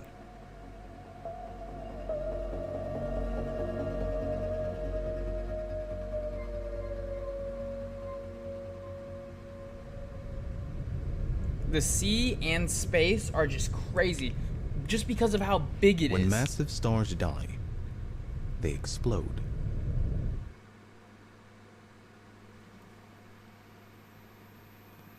Jeez. Ah! If a star went supernova within 30 light years of Earth, it would be cause for concern. Yeah, sea is way more scarifying. Terrifying. New word, scarifying. Fortunately, more than 90% of the stars within this bubble have already been discovered. I just invented a word, none scarifying. of which are at risk of exploding anytime soon. Oh, yeah. But some supernovae can still pose a threat from thousands of light years away.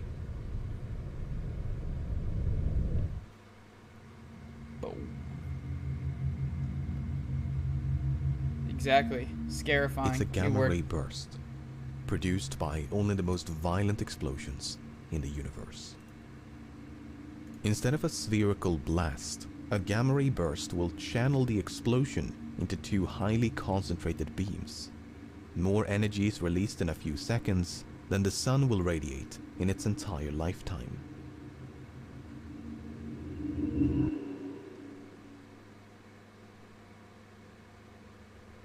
The biological effects of a nearby supernova or gamma ray burst are poorly understood. We do know that the atmosphere would absorb much of the high energy radiation, but this may also strip the Earth of its protective layer of ozone. If so, harmful levels of ultraviolet radiation from the sun would penetrate down to the surface. Certain chemical reactions may also darken the sky and induce global cooling, a cosmic winter of sorts. This could last for years and would be lethal to many plants and animals. In fact, a gamma ray burst might be responsible for a mass extinction that killed roughly 70% of all marine species nearly 500 million years ago. Damn. Now, humanity could easily protect itself against ultraviolet sun rays, but living through a mass extinction would not be a pleasant experience. Yeah, black holes are While crazy. some authors have painted a far bleaker image, with one hemisphere effectively sterilized by intense radiation, these findings have been contested in recent years. The latest research identifies ozone depletion as the primary threat. Nevertheless, a gamma ray burst sniping the Earth from across the galaxy is extremely improbable. Like Perez with a All of Dragunov. them have so far been extragalactic in origin, much too distant to pose a threat. While there are a few potential candidates within the Milky Way, none of them appear to be directed at Earth. Spatial Dragunov fucking shot Apart to from Earth, man. impact events and stellar explosions, the foreseeable future is free of cosmic threats. Nice. Other eventualities are either too improbable or won't happen for millions of years. Yeah. Ample time for us to prepare, other calamities permitting. Okay, bet. It's good, right? That's good. Like, highly improbable for it to happen.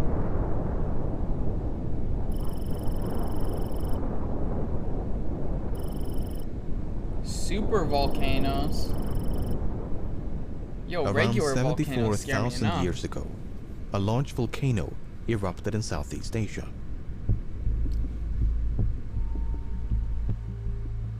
It is the most powerful volcanic eruption in human history. What the fuck?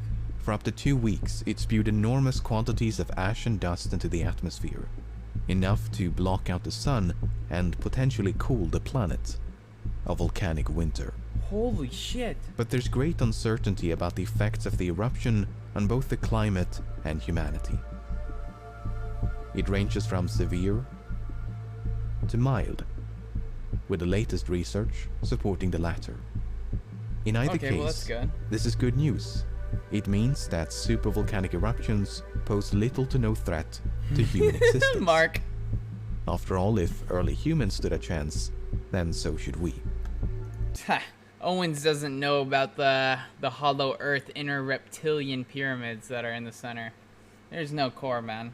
That's what they want you to think. But there is something even more destructive than supervolcanic eruptions.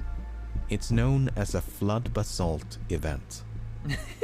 The largest one occurred 250 million years ago. An enormous outpouring of molten rock covered a region of Siberia the size of Europe. And it just so happens to coincide with the deadliest mass extinction in history. The good news is, flood basalt events are both rare and slow. 80% Instead of a singular marine event, species. it's a series of eruptions taking place over thousands or even millions of years. As such, even if one began tomorrow, it might just be slow enough for us to adapt and survive. It's not bad. Hollow Earth theory. He's talking about Hollow Earth theory, Owen. And it's a... Throughout the centuries, it's not pandemics real. have exacted It's a just heavy meme. toll on humankind. Among the worst was the Black Death.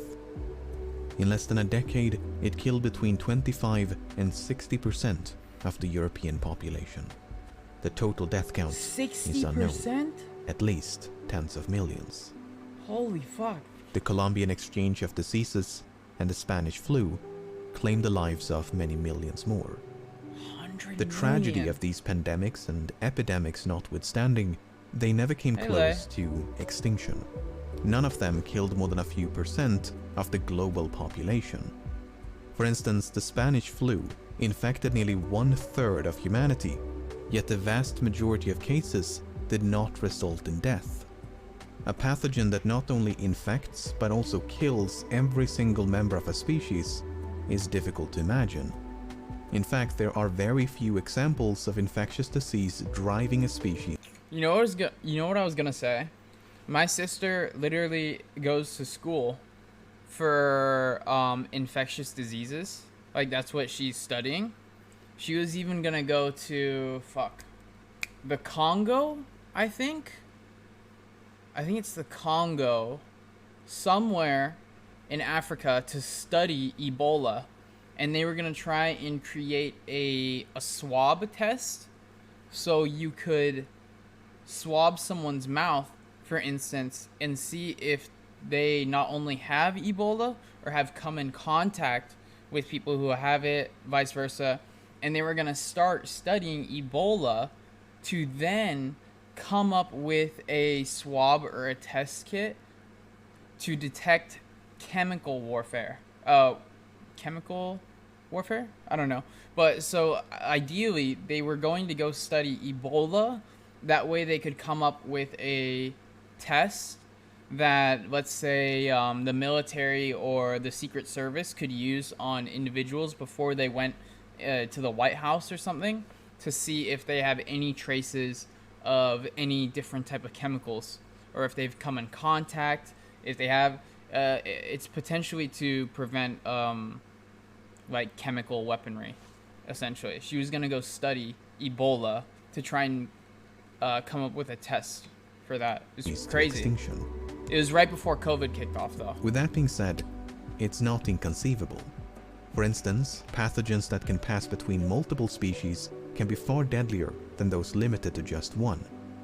The H5N1 avian influenza, also known as the bird flu, is one such virus. So far, it's transmissible between humans and birds, but it can't sustainably spread among humans. Yeah, I know, it is kind of scary. However, laboratory experiments have shown that it may eventually acquire this ability through No natural laboratory mutations. experience, please. Please, no If experiments, so, please. it could easily become the worst pandemic in human history. Oh, please don't do experiments, please. But even this horrifying proposition does not come close to extinction. In a worst-case scenario, most of humanity would still survive. Death toll of H5N1 pandemic could reach 1.7 billion.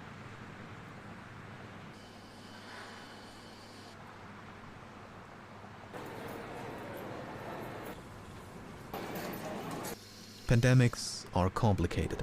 It's a topic that's more relevant now than ever before and cannot possibly be done justice in a few short minutes.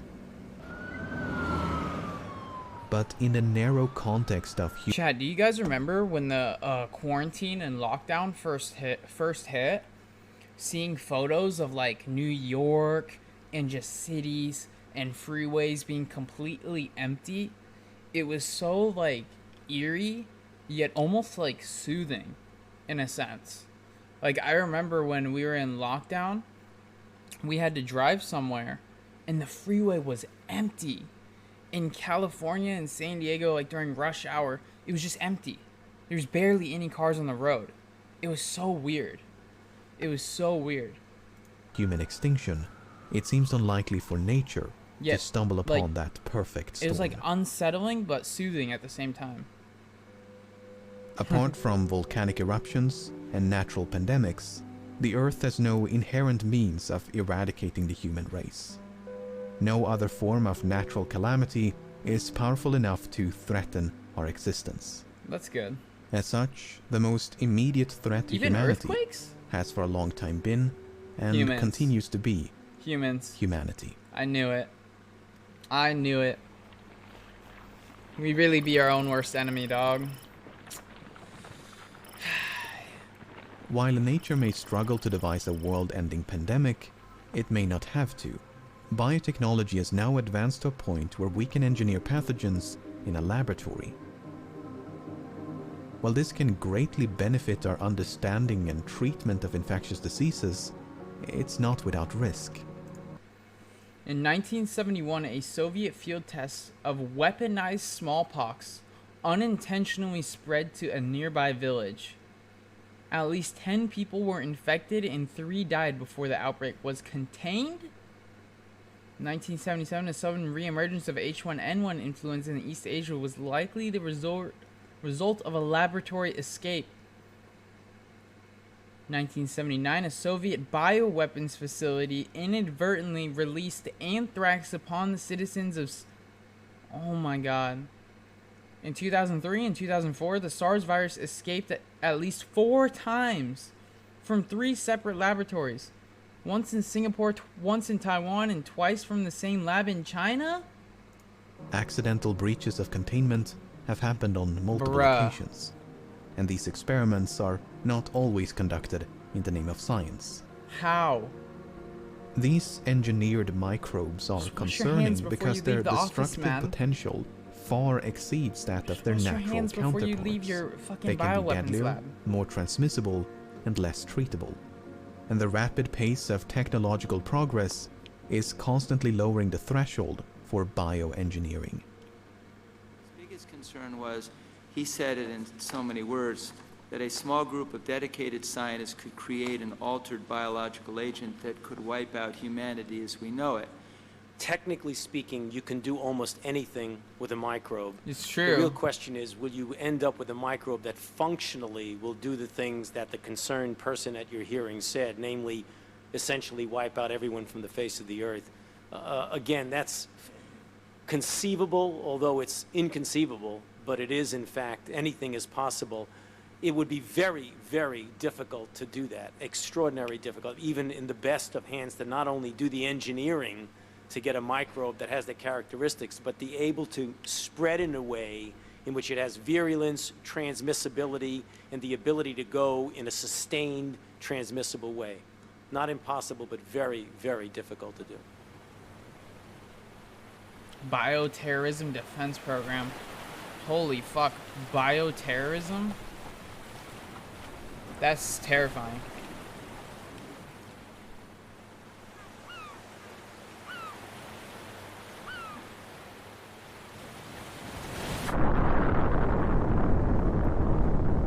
Dude, is that footage of a real Castle Bravo, the most powerful nuclear A device nuclear ever detonated? holocaust is among the most infamous doomsday scenarios.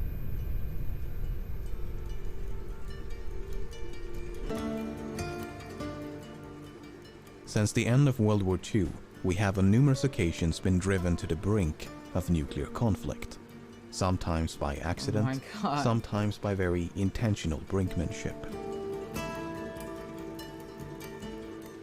The nuclear stockpile currently stands at more than 13,000 warheads, the vast majority of which are owned by Russia and the United States. In the event of an all-out nuclear war, these thousands of bombs could instantly vaporize hundreds of millions. But the explosions are only the beginning. Yo, why does Russia have more nukes than we do? What the fuck going on, man? We're slipping, man. We're slipping. The real danger of a nuclear conflict is the aftermath. Much like an impact event or supervolcanic eruption, a thick layer of smoke and dust would quickly envelop the globe. Someone gotta tell A Putin to nuclear relax, winter man. that not only blots out the sun, but showers the world in radioactive fallout. Firestorms, radiation poisoning, and mass starvation could easily claim the lives of billions. However, because humanity is not evenly distributed across the planet, some regions would be less affected than others. Fallout. Island nations like New Zealand, for instance, Russian nukes are all not but well certain maintained to and mainly. survive. Oh, okay. Fair enough. While the effects of a nuclear holocaust are almost too dismal to contemplate, it is not typically have a shit regarded ton. as an existential threat.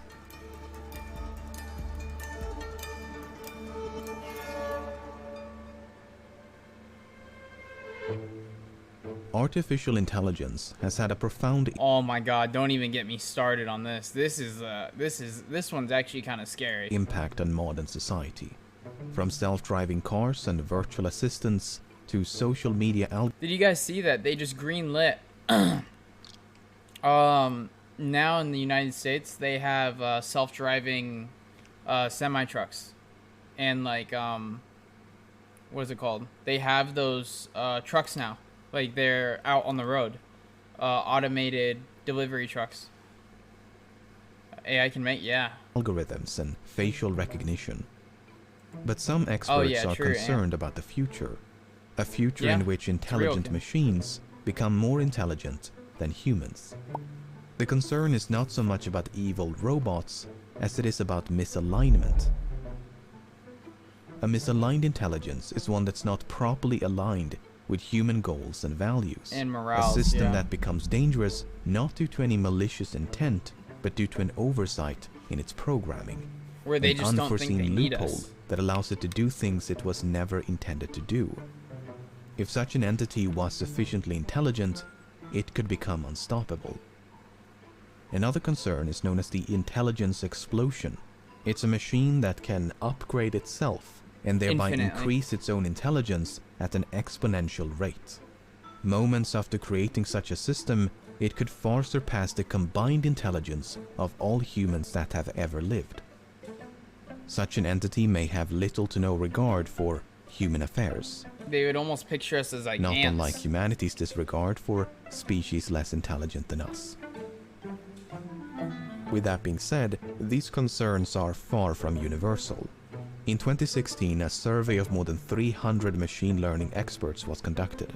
On average, they gave a 50% chance of an artificial intelligence surpassing all human abilities by 2061. Wow. But as you can see from these faded lines in the background, It's there's all over the tremendous place. variation between individual respondents. Some think it will happen in a few years, others believe we're more than a century away. When asked about the impact of this technology, the majority of respondents believed in a positive outcome. Extinction was only given a medium probability of 5%. It's pretty good. Artificial 5%? intelligence is not the only emerging technology with the potential for human extinction. But the problem with assessing their risk is that we have no precedents. We can estimate the likelihood of an asteroid impact by surveying the geologic record and our cosmic neighborhood. But there's no historical context for artificial intelligence or self-replicating nanomachines. Yeah, see, the thing is, we have nothing to base like AI off of. Like there's nothing historically that's happened in the past where we can predict what would happen if we were to create something like that. There's nothing. We have nothing to go off of. So it's kind of like, oh, you know, when it happens, and we'll have to roll with it. When the first nuclear device was detonated in 1945, there was a genuine concern that it would ignite the atmosphere and incinerate all life on the planet. Terminator. Trinity, the first In fact, nuclear one device. of the observers was so taken aback by the enormity of the explosion that for a brief moment, that's precisely what he thought had happened. How much Well, do you this think you gotta doomsday pay? scenario, You think you can pay to watch a nuclear bomb go off?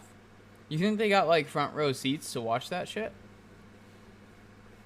You think? Like a baseball game or like a basketball game? Like, do you think you'd be allowed to go pay to like... Because like they have scientists watching it, right? Could you like buy a ticket to watch that happen? Because that'd be pretty cool. I'd pay to see that. did not come to pass. It's a cautionary tale. No I'd one pay to really see a nuke knows go what off. the future will bring. That'd be pretty sick. All we can do is proceed with caution and hope for the best. New GoFundMe.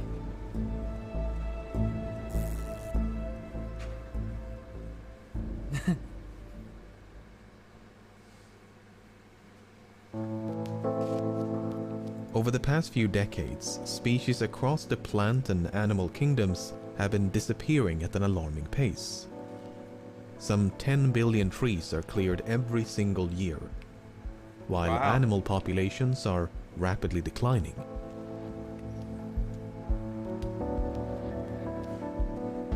Many species are also going extinct.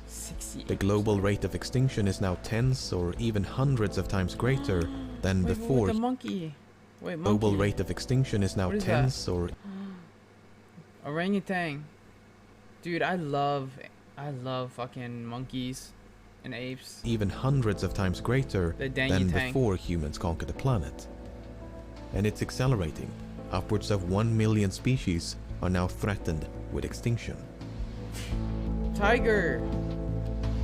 The millipede can At the go. core of this immense loss of biodiversity I love is monkeys. overconsumption driven by overpopulation.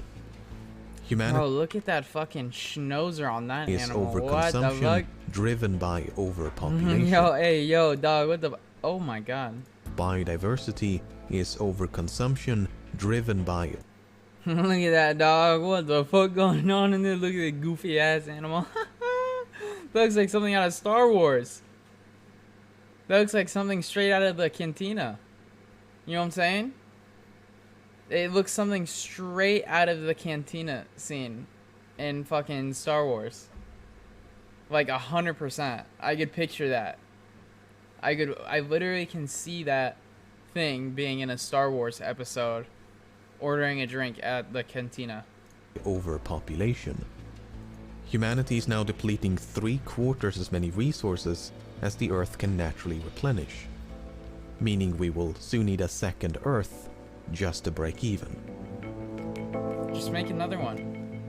From make another deforestation and defaunation to pollution and climate change, no shocking graph nor depressing slideshow can fully convey the totality of our destruction. Our relationship Let's just with make nature another is Earth, so man. utterly broken that many fear we are now heading for extinction.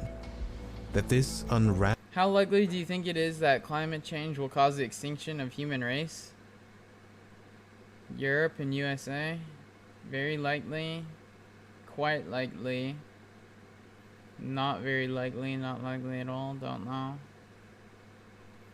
Wow. Asia and the Pacific are like nearly 40% quite likely. That's crazy. Over 50%. Believe it. Not over here, brother. Not over here. Unraveling of nature Hell no. will be mankind's undoing. While some of the most comprehensive assessments to date do indeed paint a truly dystopian image of the future, none of them forecast total annihilation of the human race. We may turn the planet into a living hell, but a livable hell, it would seem.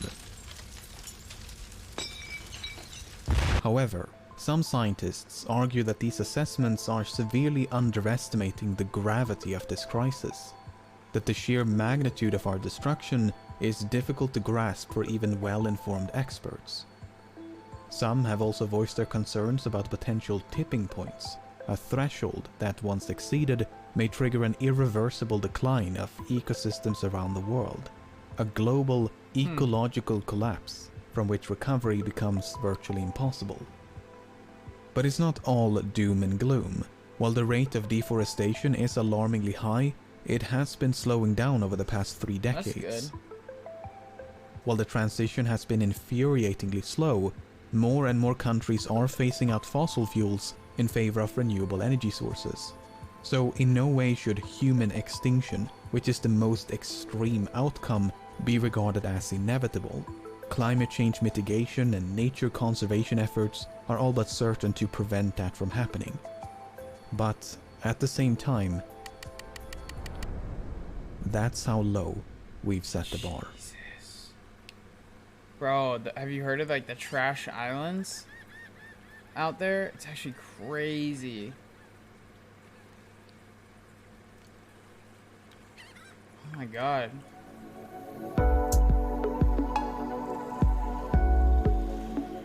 What surprised me while making this video is just how difficult it is to truly wipe out everyone.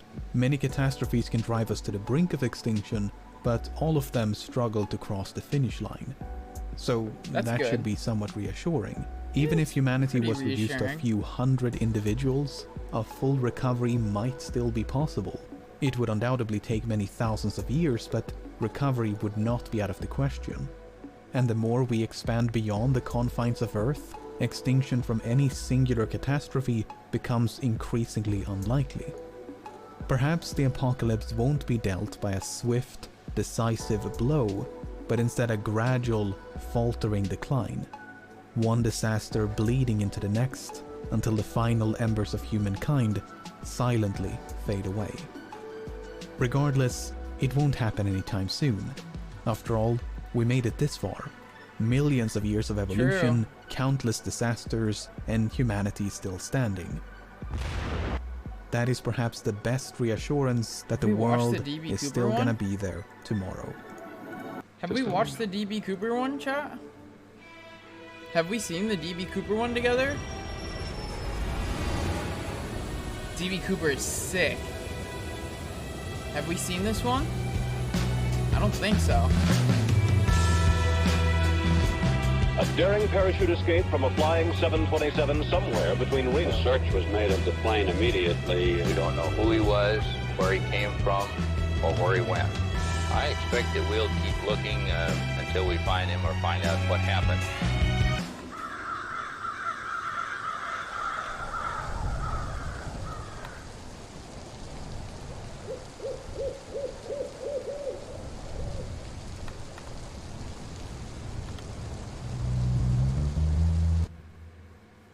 Yeah, I saw that.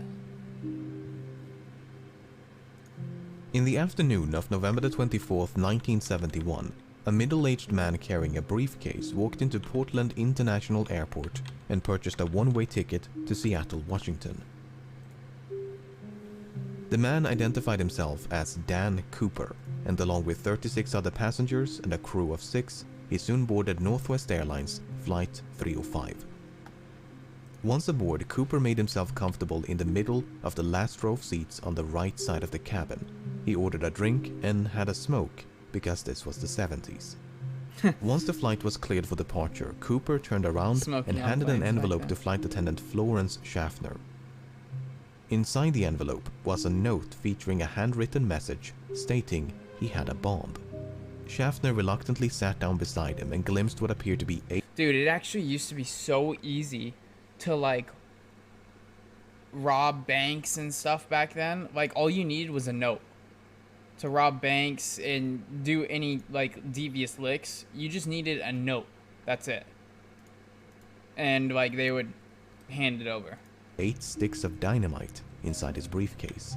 Okay, well, okay, wait. Cooper's He demands actually were had quite something. simple. He But wanted $200,000 in cash Pretty sure you and just 4 need a note. parachutes. He also demanded I a didn't fuel realize he truck to stand actually ready to had refuel something. the aircraft once they landed in Seattle. Should they fail to comply with his demands, he threatened to, quote, do the job. Once the flight was airborne, Schaffner went to inform the cockpit crew, while another flight attendant by the name of Tina Mucklow remained by Cooper's side. By using a telephone in the rear of the cabin, Mucklow acted as an intermediary between Cooper and the rest of the flight crew for the remainder of the hijacking. For the next hour and a half, Flight 305 maintained a holding pattern near Seattle, while local and federal authorities scrambled to procure the ransom as well as the 4 parachutes. 10,000 $20 bills were collected from a local bank, while the owner of a nearby skydiving school supplied the chutes. At 5:45 p.m., more than 2 hours past its scheduled arrival, Flight 305 finally touched down in Seattle. By this point, it was well after sunset, and the aircraft was brought to a remote section of the tarmac. Once the flight came to a stop, both the ransom and the parachutes were handed over to Mucklow, who then brought them back aboard. In Damn. exchange, Cooper permitted 2 of the flight attendants as well as all the passengers to disembark, many Well, of that's whom nice had of him. not yet realized the flight had been hijacked. With the ransom paid and only 4 crew members remaining on board, Cooper told Mucklow to inform the captain that he wanted to fly to Mexico City. It's a far flight. They were to fly with the landing gear down, the flaps at 15 degrees and below 10,000 feet. The lights in the cabin were to be switched off, and the aft stairway, which opens from the underbelly of the fuselage, was to remain extended. Damn, he knew his shit. 2 of Cooper's demands could not be satisfied. First of all, the flight configuration he'd requested would not allow for a non-stop flight to Mexico City. As such, Cooper proposed a refueling stop in Phoenix, Yuma, or Sacramento before they all agreed on Reno, Nevada. Second of all, it was not possible to depart with the ventral staircase extended. Cooper agreed to retract the stairs on the condition that Mucklow remained by his side and taught him how to extend them once the plane was airborne. Parked for nearly 2 hours due to complications with refueling, Flight 305 was back in the air by 7:36 p.m. Less than 5 minutes after takeoff, Cooper told Mucklow to head for the cockpit and that from this point onwards, he was not to be disturbed. The last time she saw Cooper, he was standing in the middle of the aisle as if though he was preparing to jump. Mucklow joined the rest of the crew, locked the cockpit door behind her, and some 3 hours later, Flight 305 safely landed in Reno. Once the flight came to a stop, the crew carefully ventured into the rear of the cabin, but there was no sign of Cooper nor the bomb. The aft stairway had been extended mid-flight and was slightly damaged upon landing. It seemed there was only one explanation for the hijacker's absence. At some point between Seattle and Reno, Cooper had strapped on a parachute, walked down the stairs, and leaped into the dark of night. Devious lick.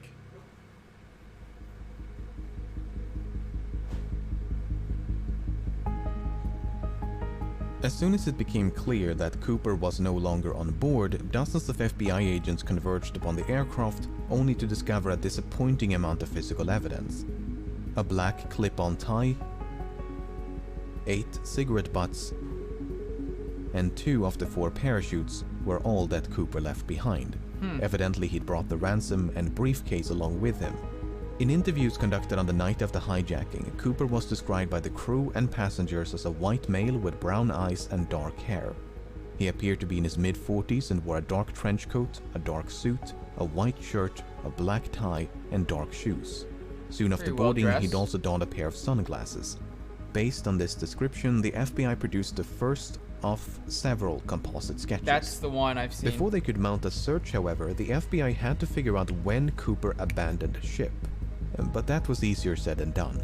None of the 4 crew members witnessed Cooper jumping from the plane, nor did the pilots of 2 fighter jets which escorted the flight between Seattle and Reno, which is They not have all too fighter surprising jets? given it was the middle of the night. Holy shit. Although the flight crew did report something odd. The last communication with the hijacker occurred at approximately 8:05 p.m. when the crew used the intercom to offer assistance, which Cooper declined. Within the next 10 minutes, the crew experienced what they described as an oscillation or vibration of the aircraft. At the time, the crew suspected it might have been produced by Cooper's jump, and a subsequent recreation of the hijacking supported that conclusion. Okay, so that took care of the when, but what about the where? While Cooper was very explicit about the flight's configuration and destination, he never specified any kind of route. In fact, Cooper grew so impatient with the slow refueling in Seattle that he dismissed the captain's request to file a flight plan and simply told him to, quote, get the show on the road. As such, the captain chose to fly along an airway known as Victor 23 without any input from Cooper. By using Victor 23 as a guide, authorities estimated the most probable location of the flight at the approximated time of the jump was about 40 kilometers north of Portland. And so, at the break of dawn, the FBI mounted an impressive search operation using helicopters, airplanes, and ground troops. The problem was, even if the estimated bailout point was accurate, Cooper's eventual landing or drop zone was far more difficult to pinpoint. The loosely defined search area covered a vast stretch of mountainous wilderness occluded by a dense forest, so it was truly like finding a needle in a haystack. How does Apart he from get the out of difficult that? terrain, the search was further complicated by low temperatures and inclement weather, which persisted for days. Despite their best efforts, authorities never managed to find a single trace of Cooper, nor the items he'd brought along with him. It seems like he bailed the plane without, like, a thorough plan set in motion. So you'd wonder, if you're jumping out of a plane over the Oregon forest in the middle of the night, how the fuck are you getting out of that? Like, how?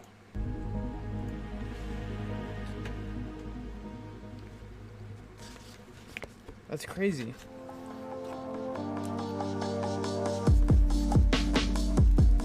Having made little to no progress by early December, the FBI turned their attention to the $200,000 ransom. The money had been collected from the Seattle First National they could Bank, track the which money. maintained a ransom package of $250,000 just for such an occasion.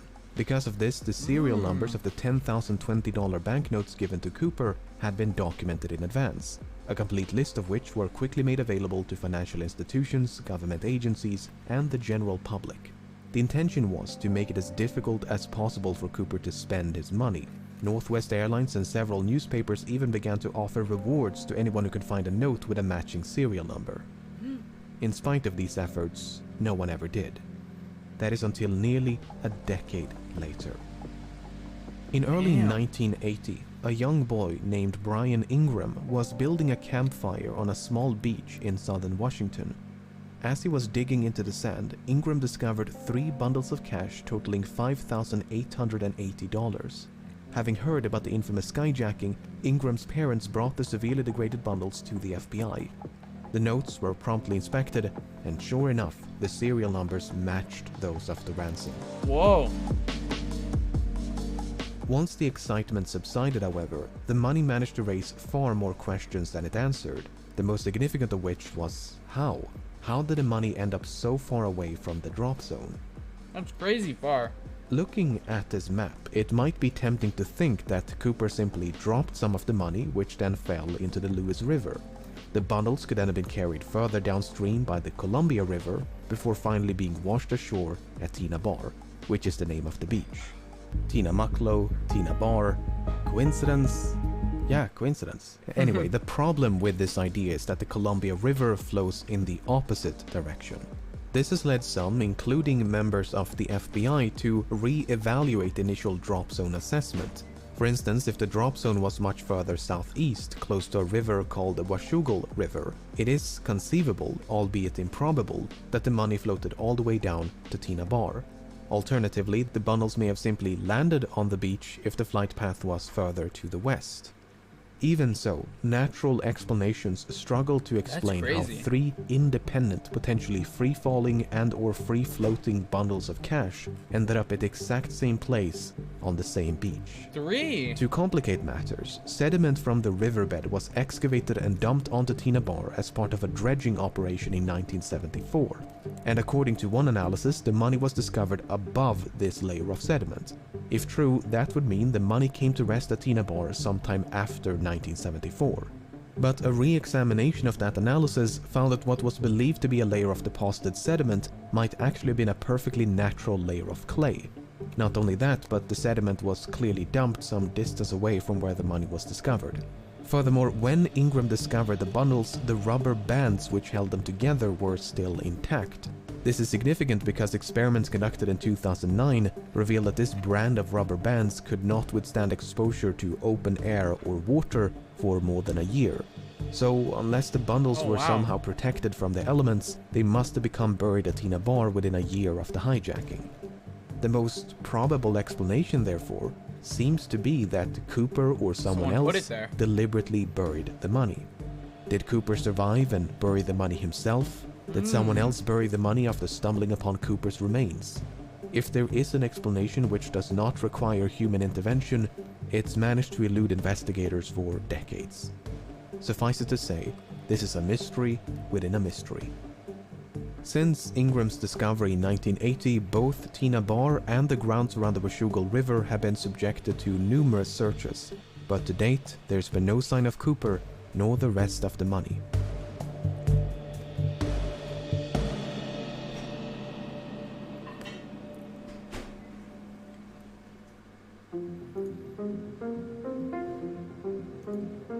From the very beginning, it was assumed by many that Cooper did not survive his daring escape. It would not make for a very thrilling conclusion to this story, but that's the thing about stories, they're usually far more exciting than reality. While there is no hard evidence for nor against Cooper's survival, the assumption that he fell to his death is not without merit. When Cooper leaped into the darkness, Flight 305 was plowing through a frigid rainstorm at roughly 170 knots, 10,000 feet above southern Washington.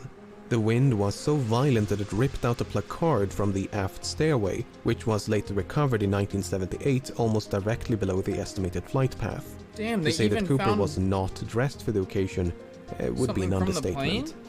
The ground beneath him, meanwhile, was obscured by multiple layers of clouds, which likely means that Cooper jumped without knowing his precise location. Even if he could see the ground and had a specific drop zone in mind, the parachute he selected was non-steerable, meaning he would not have been able to steer his descent towards a specific landing spot, thus precluding any potential coordination with an accomplice stationed on the ground. While Cooper expressed some familiarity with parachutes, his actual competence level is up for debate. It's widely believed that Cooper demanded 2 pairs of parachutes, 2 primary and 2 reserve, to make the authorities believe that he intended to take a hostage. That is precisely what happened, as the FBI contemplated but eventually decided against sabotaging the chutes, as they did not want to risk the life of an innocent civilian. But in their haste to obtain them, they unintentionally provided Cooper with a non-functional dummy chute intended for training purposes. This mishap seems to have gone unnoticed by Cooper because that dummy chute was one of the 2 missing from the plane. Not only that, but Cooper chose the older and technically inferior parachute out of the 2 primary chutes provided. So in both cases, it seems like Cooper made the worst possible choice. But there are other ways to interpret this information. For instance, it's possible that Cooper used the dummy chute not as a reserve, but as a means to secure the bag of money. In fact, that is precisely what Cooper tried to do with the functional reserve chute. First, he tried to place the money in the chute's canopy before removing some of the suspension lines and wrap them around the bag.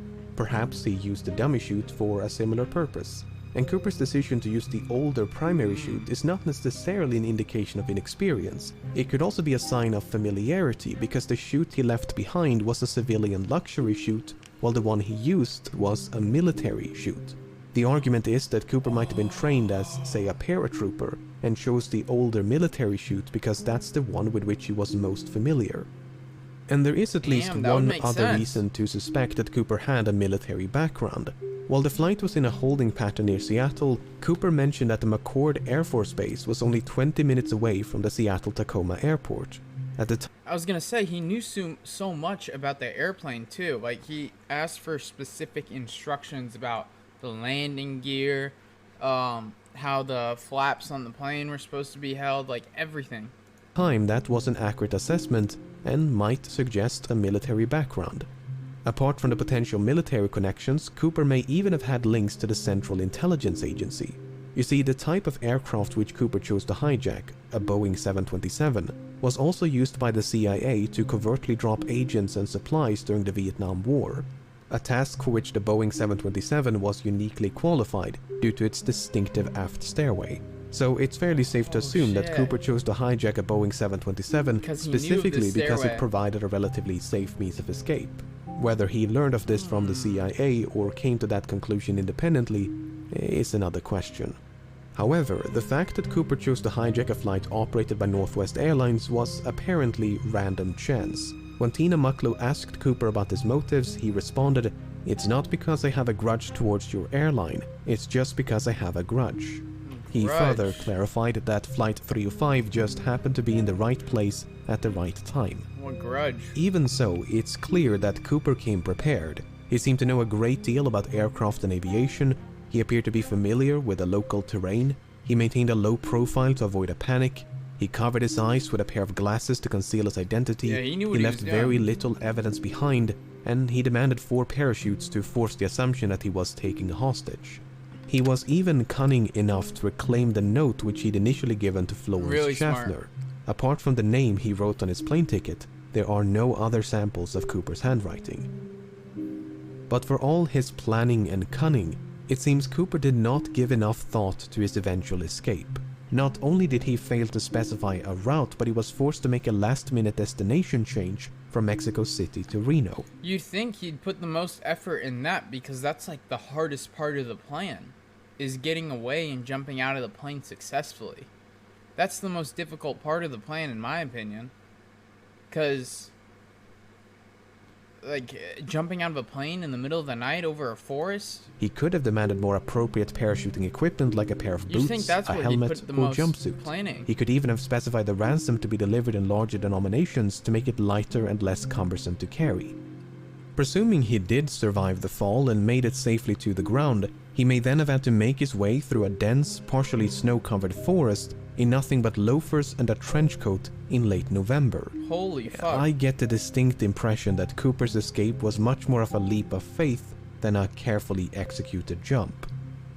On the other hand, authorities never received a missing persons report matching the description of Cooper in the wake of the hijacking. This might suggest that Cooper did survive and that he swiftly and quietly resumed his normal routine. Furthermore, other hijackers have performed similar stunts, and many of them did survive even if they were quickly apprehended. Finally, the simplest explanation for how 3 bundles of cash ended up at Tina Bar is human intervention.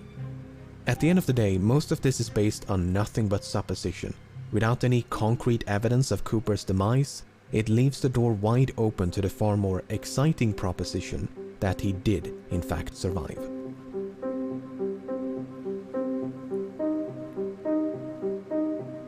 Suspects, here we go. By the time the press got wind of the hijacking, the FBI had already begun to investigate a few potential suspects. Among them was a man in Portland with initials DB and surname Cooper. This Cooper was quickly eliminated as a suspect, but due to a mix-up by the press, the name Dan Cooper was confused for DB Cooper, and the rest is history. While Dan Cooper is most likely a pseudonym, there is a comic book series of the same name. The comic is written in French and centers around a Canadian pilot named Dan Cooper. While the comic was not translated into English nor sold in the United States before 1971, it was available in Canada, which has a large French-speaking population. Given that American and Canadian accents can be difficult to distinguish, it's possible that Cooper, who was described as having no discernible accent, was a bilingual Canadian. This might even be supported by something that Cooper might have said. Oui, oui. You see, when the captain relayed Cooper's demands to air traffic control, he used the phrase negotiable American currency. It That's seems doubtful odd. that an American citizen would specify American currency, so perhaps Cooper was Yeah, not why? American. The problem really is, we odd. don't know if this is a direct quote from Cooper or paraphrasing by the captain. God For damn instance, it. notes taken by the crew during the hijacking merely contain the phrase negotiable currency, It's while not morbid. testimonies provided by the crew after the hijacking include phrases like $200,000 in cash and circulated US currency. So Cooper might have been Canadian, and he might have taken his name from the Dan Cooper comics, just as he might have been American and might have taken his name from something If or he someone actually else. specified for it to be Nearly US half a currency, century that's has gone weird. by since the hijacking took place, and in that time thousands of suspects have been questioned and investigated.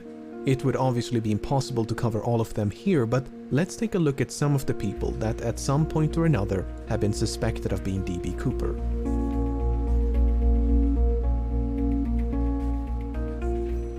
Robert Rackstraw first became a suspect in This is the 1978, San and on Diego the guy. surface, he seems like a solid candidate. He was a decorated Army paratrooper and helicopter pilot. This is He the had guy who lives in experience San with Diego. explosives. He had an extensive criminal record.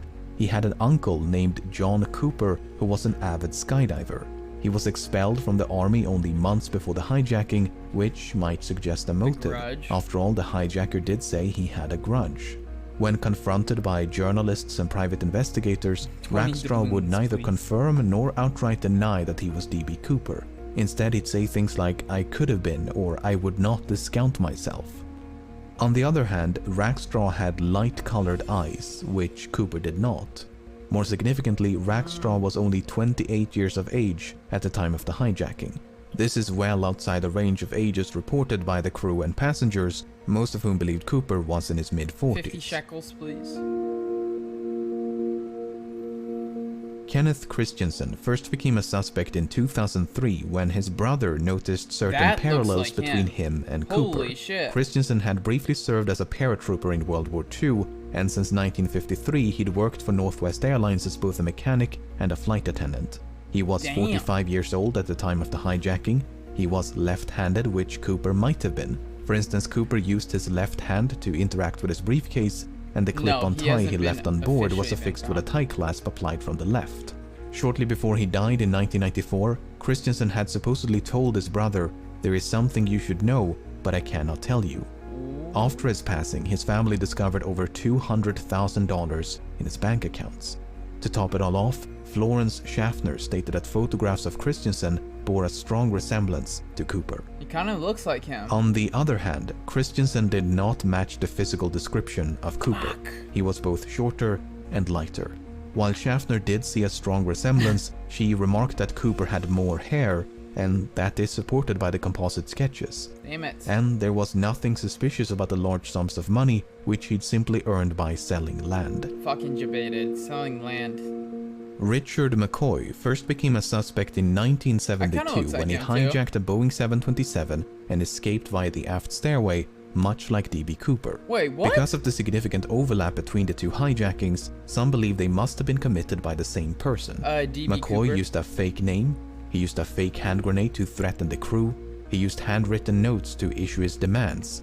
Both McCoy and Cooper used the phrase "no funny stuff" as a warning to the crew. McCoy demanded $500,000 in cash and 4 parachutes. McCoy also bailed out the back of the plane once they passed over his hometown in the state of Utah. Apart from the similar modus operandi, McCoy had also served in the Vietnam War as a demolitions expert and a helicopter pilot.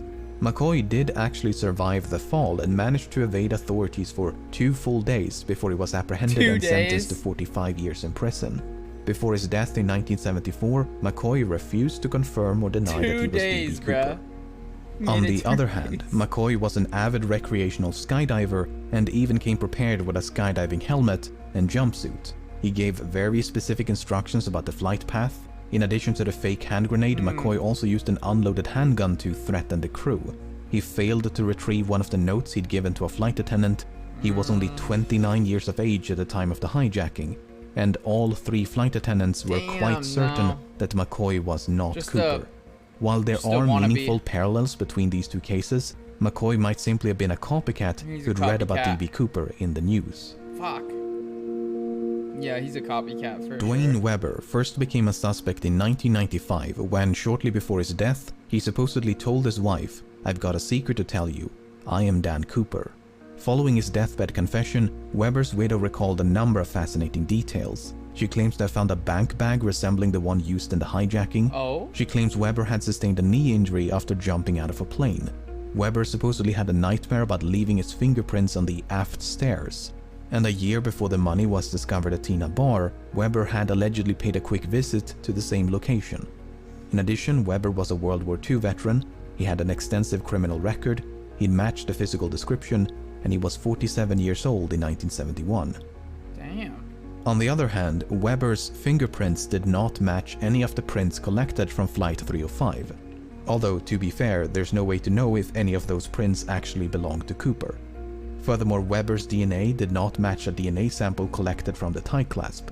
But once again, there's no way to know if the DNA on the tie clasp actually came from the hijacker and not someone else.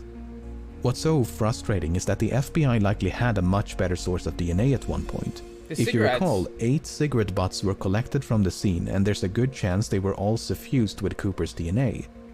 The problem is, that evidence was lost at some point, and has not turned up since. Bro, seriously? William Smith first became a suspect in 2018. Smith served in the Navy during World War II and likely had... Damn, he looks like, almost like the closest, I think. Smith first Dude, this guy became a looks suspect the in closest. 2018. Like, look at the ears. This guy looks really similar. Smith served in the Navy during World War II and likely had some experience with parachuting. He was 43 years old at the time of the hijacking. He had dark brown eyes. Yeah, it was probably just He some matched the dummy. physical description. He shared a certain likeness with the composite sketches, especially this speculative Smith. sketch of an older D.B. Cooper. Dude, a student that's named crazy. Ira Daniel Cooper, who was killed in World War II, attended the same high school as Smith. Smith worked as a yardmaster for a railroad company for most of his life, but in 1970 the company filed for bankruptcy.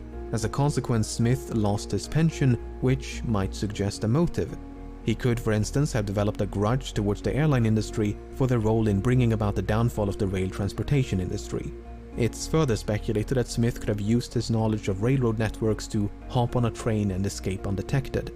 Oh. On the other hand, Smith spent his entire life in the northeastern United States. Given that the hijacking occurred on the other side of the country and was committed by someone who at least appeared to be familiar with the local terrain, Smith is not the most ideal candidate.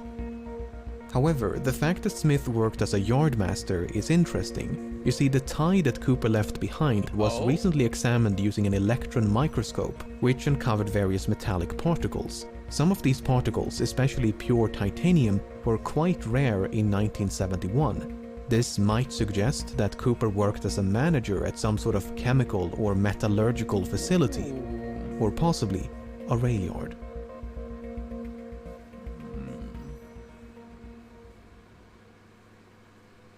If nothing else, I hope this limited selection of suspects illustrates just how difficult it is to be certain when you have so little evidence to work with. I think it's between these two guys. I think it's definitely between these two. This guy admitted it on his deathbed, and like his wife or widow talked about him like having nightmares about it, and she found like a money bag, and this guy just kind of resembles him, especially the yard work stuff on the tie clasp.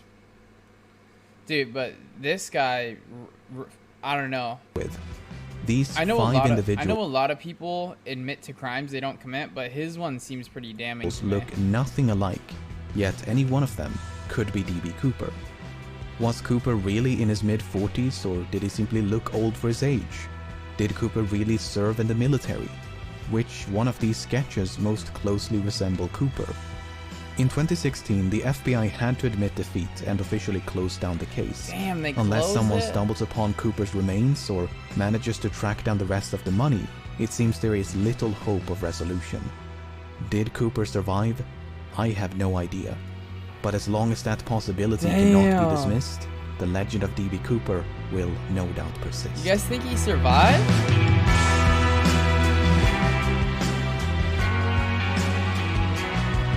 Dude, I feel like I really want to say he survived. Just cause like, oh man. We'll watch one more. Let's watch one more. Oh, this is a good one. I really want to say he survived, but it's hard to tell. Just let me know. I've heard of the Battle of Los Angeles. In the early hours of February the 25th, This will be the last one. If I don't have an FTO major by cities then, along the Pacific coast of the United States were I'll go blacked live again out later due once to I get concerns of an incoming enemy attack. an As FTO. powerful searchlights scoured the heavens, the roaring streets of Los Angeles fell silent. Suddenly, the silence was broken by the deafening sound of explosions. The army had opened fire, and the city was under attack. The Battle of blackout Los Angeles is persisted until crazy. dawn, and the troubled masses now demanded an explanation. But no one seemed to know exactly what had transpired. Nothing but shrapnel had fallen from the sky, and witness accounts were hopelessly at variance. As the war raged on across the Pacific, this frantic episode soon faded from public consciousness. Years later, the story resurfaced under the banner of conspiracy. The true nature of the affair had supposedly been covered up by the government, and the Battle of Los Angeles has since become— Look, guys, you see the arrow and the circle?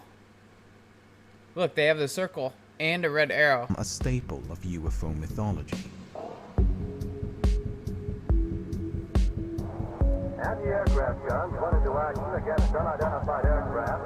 The Battle of Los Angeles is like infamous in like UFO history stuff. It's such a wild story. It's a crazy fucking story. Like LA, they're just fucking shooting off artillery cannons On in the the morning sky. of December the 7th, right above 1941, LA. the Imperial Japanese Navy launched a surprise attack Could on you the imagine American that? naval base at Pearl Harbor. The devastating attack sent shockwaves throughout the country, and in response, the United States formally declared war on Japan the following day. A state of war has existed between the United States and the Japanese Empire. As the war Yay, progressed, war. Japanese submarines Fucking patrolled clapping. the Pacific coast and occasionally sunk a ship within sight of a major coastal city. Alerts and blackouts became routine as fear of a Japanese invasion quickly enveloped the That'd be entire such a western scary time. seaboard. Dude, could you imagine being around during that time?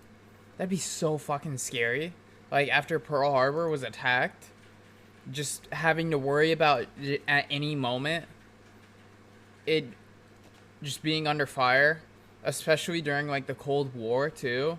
Oh my god, that'd be such a fucking scary Less than time. 3 months after the attack on Pearl Harbor, Japan Habibi, attacked the 54 US more mainland. sprays, more As the sun war. was setting on February the 23rd in 1942, They really a started Japanese clapping when we submarine said war. surfaced a few kilometers northwest of Santa Barbara. After taking aim at Elwood oil field, gunners manned the large deck cannon and opened fire. The shelling lasted for 20 minutes, and more than a dozen exploding shells came raining down on the docks and nearby installations. Although the damage was minimal and without casualties, the attack had a significant impact on public fears, and the threat of a Japanese invasion now seemed imminent. Yeah, fuck yeah, Due to that'd be so concerns scary. that the bombardment of Elwood had been a diversion intended to draw attention away from more significant targets, the military maintained a state of readiness that lasted well into the following day. On the evening of February the 24th, Naval Intelligence issued a warning that an attack could be expected within the next 10 hours. As such, the Southern California coast was put on yellow alert. After There you 3 can see hours, the Lomeno sitting in situation the bottom somewhat right. relaxed when the alert reverted back to white, but tensions remained high, as repeat attacks could come at any time. At 1:44 a.m. on February the 25th, 3 separate radar stations picked up an unidentified flying object approaching the city of Los Angeles. By 2 a.m., the target was roughly 200 kilometers offshore, and a few minutes later, anti-aircraft batteries were put on green alert and gunners prepared for the city to be raided. Holy Some fuck. 25 minutes later, the UFO had been tracked within 5 kilometers of the city, and so Holy the alarm shit. was sounded, and Los Angeles was blacked out. That'd be so Even though the fucking scary. UFO soon vanished from the radar scopes and never reappeared, visual sightings of enemy airplanes now flooded the information center. At 3:07, the artillery units were given the order to open fire, and from this point onwards, the skies above Los Angeles erupted like a volcano. Oh, that'd be so scary. 3 a.m. in the middle of LA? The firing became sporadic as a great variety of targets were sighted all over the city. They ranged from a lone enemy fighter to an entire fleet of up to 200 high-altitude bombers. Meanwhile, equally competent witnesses failed to see anything at all. Diverging estimations of altitude and speed only confused the situation further. Some thought the planes resembled birds, while others insisted they had seen balloons or even a blimp. The unidentified object, which some sources thought might be a blimp, moved slowly down the Pacific coast from Santa Monica and disappeared south of Long Beach. Army officials declined to comment on the possibility that the object might have been a blimp. Although the blackout persisted until dawn, the barrage itself concluded shortly after 4 a.m., by which time more than 1,400 rounds of anti-aircraft artillery had been expended. The evening newspapers struggled to make sense of the situation. Initial reports They were indicated that mag multiple dumping enemy this guy. planes had been shot down across southwestern Los Angeles. A police officer had allegedly seen 2 planes fall from the cone of the searchlights. However, investigations by the local police found nothing but shrapnel, and the Western Defense Command announced that no bombs had been dropped and no planes had been shot down. The confusion was only compounded by the lack of agreement between military officials. The Secretary of Navy, Franklin Knox, speaking at a press conference in Washington, claimed the incident had been a false alarm and that no planes had been present, further adding that the barrage had been provoked by nothing more than nervousness and overexcitement. Meanwhile, the Secretary of War, Henry Stimson, assessed that up to 15 unidentified planes had in fact flown over the city. Given the lack of an actual strike, the planes were thought to have been part of a Japanese reconnaissance mission, or perhaps a group of commercial planes flown by enemy agents who sought to spread fear and chaos. While the military insisted that every effort was being made to ascertain the facts, this was as close to an explanation as the American people were going to get. It might have been something, it may have been nothing. No one seemed to know, and speculation abounded.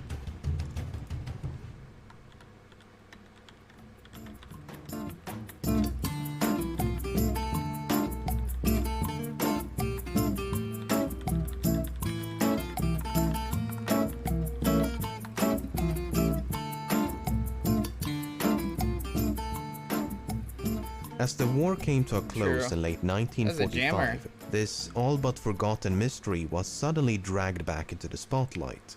Declassified documents revealed the Army had conducted an investigation shortly after the blackout had been lifted, and testimonies provided by military personnel and civilians alike have disclosed a number of interesting details. For instance, the barrage had supposedly commenced after a red flare attached to a balloon was spotted above Santa Monica. A number of batteries had then opened fire upon an assortment of aloft vessels, including balloons, airships, and airplanes. One unit even reported setting a plane on fire. Bro, they were just shooting at everything in the sky. Yeah, we shot down a balloon, a couple planes, a bird. We shot down a kite. Shit, I think we got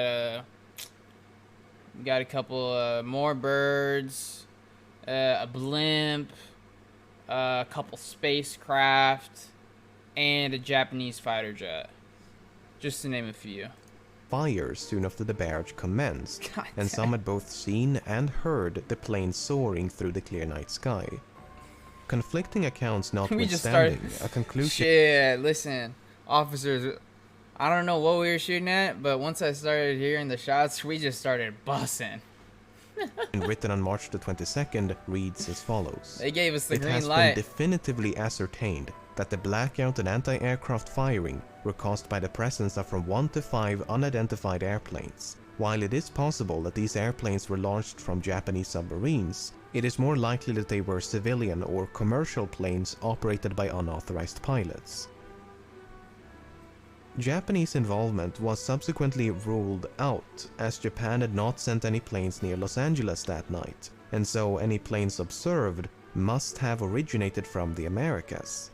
But that seemed unlikely, given that a thorough search with help from the FBI had turned up nothing. As such, the Battle of Los Angeles was once again ripe for speculation, and by 1948, another theory had gained support. That's a photo, by the way. In 1948, a former Army Air Force major and college professor by the name of William Goss extensively researched the incident on behalf of the US Air Force. Goss was given full access to all relevant military records, and he came to the conclusion that weather balloons had been responsible. And there is a lot of evidence to support that theory. As previously mentioned, the barrage had supposedly been provoked by a balloon carrying a red flare. At least 3 officers testified that they had identified a target as a weather balloon, and one of them chose not to fire after learning that the weather balloon had indeed been released by one of the regiments. His testimony was corroborated by a general who claims that 2 meteorological balloons had been released near Hollywood that night. Furthermore, a balloon may account for the slow movement. According to some, the UFO required nearly 30 minutes to cover a distance of some 40 kilometers. Army officials declined to comment on the possibility that the object might have been a blimp. However, it required nearly 30 minutes to travel some 25 miles, far slower than an airplane. In fact, artillery units were criticized by the investigation for failing to take the slow rate of travel into consideration. On the other hand, the balloon theory does raise a few valid questions. For one thing, why did the army open fire on a harmless balloon? Yeah, what? Well, one possible explanation comes from a former army colonel by the name of John Murphy, who participated in the investigation. In 1949, Murphy wrote an article in which he claims that when the regional controller in San Francisco received word of a balloon over Los Angeles, he misconstrued its description as that of a large enemy Zeppelin. As such, he gave the order to open fire despite having no authorization to do so. This is somewhat supported by the Army investigation, which states that responsibility for opening fire should rest with the anti-aircraft commander, not the controller. You got just some random dude, hey, open fire, let her rip. The commander's next to him like, bro, that's my job, what are you doing? He's like, nah, let's fucking light this bitch up. However, there is one major point of contention that persists to this day.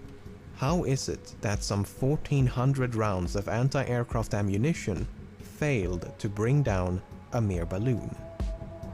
You got that hacker aim, bro. The lack of a satisfying answer to this question, along with the relative ambiguity of many others, seems to have given conspiracy theorists just enough wiggle room to suggest that something extraordinary must have occurred.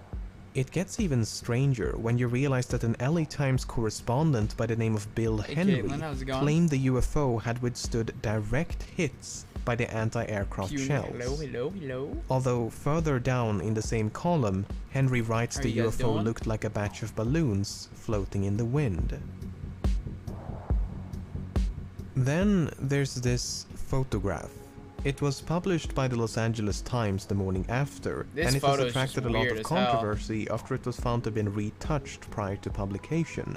This is the image initially published on February the 26th, while this is the unpublished original.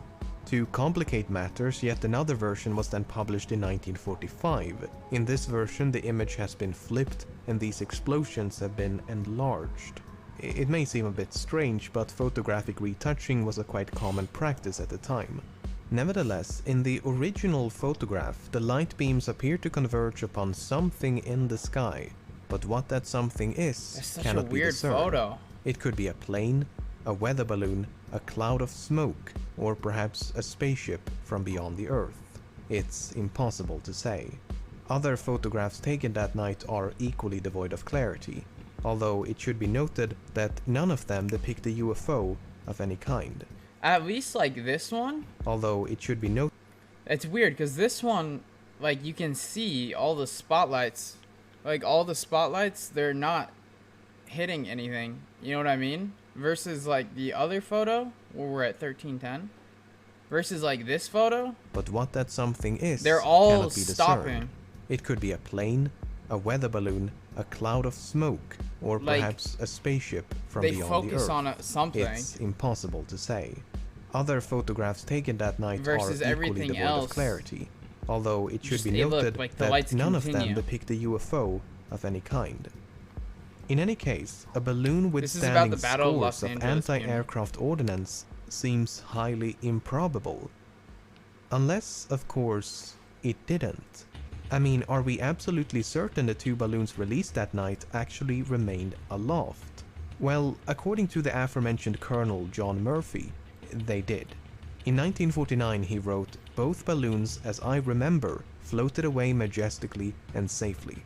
But in complete contradiction to that statement, an unnamed air raid warden claims the firing was concentrated on a big bag that looked something like a balloon. The bag had then been torn to shreds by the gunfire and slowly fallen towards the ground.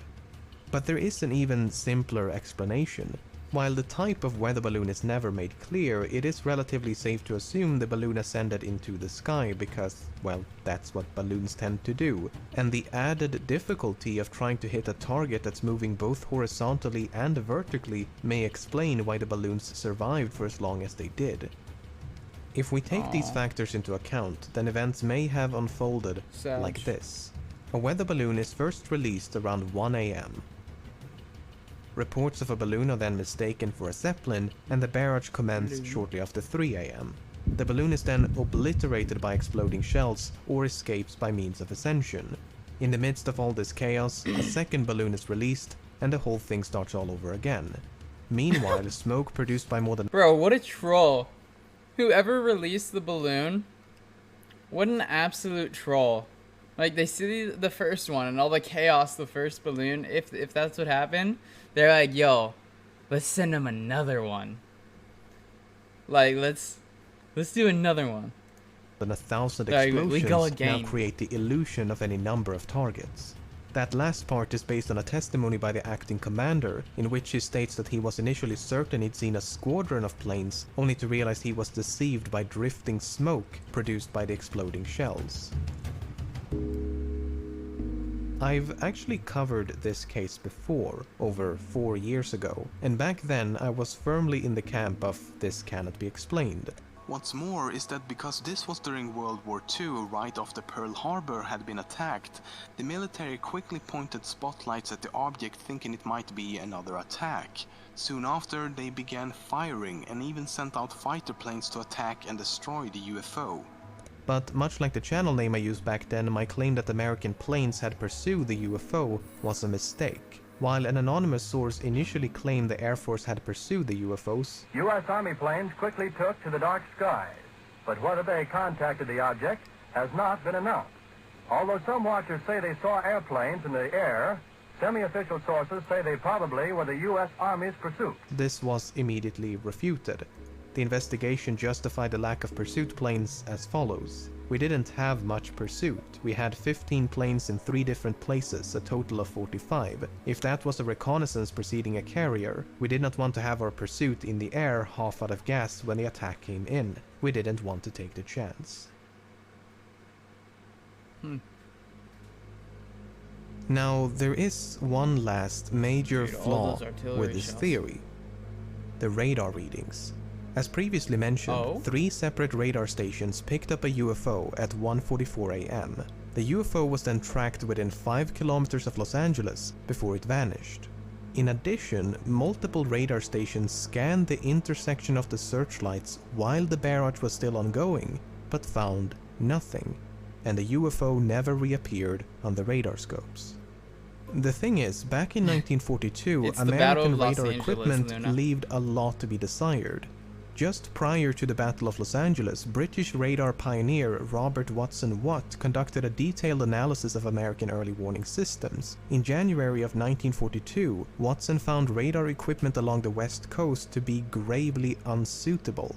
He described it as being in grave danger of plotting false tracks. Furthermore, radar personnel lacked sufficient training to properly operate the stations. A complementary analysis by the Army completed in early February confirmed Watson's findings and described the conditions of the Western Defense Command as entirely inadequate.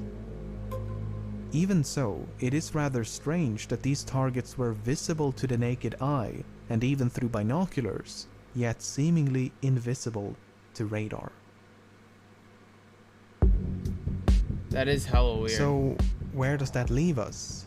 Well, I'm afraid there's no definitive conclusion to this story.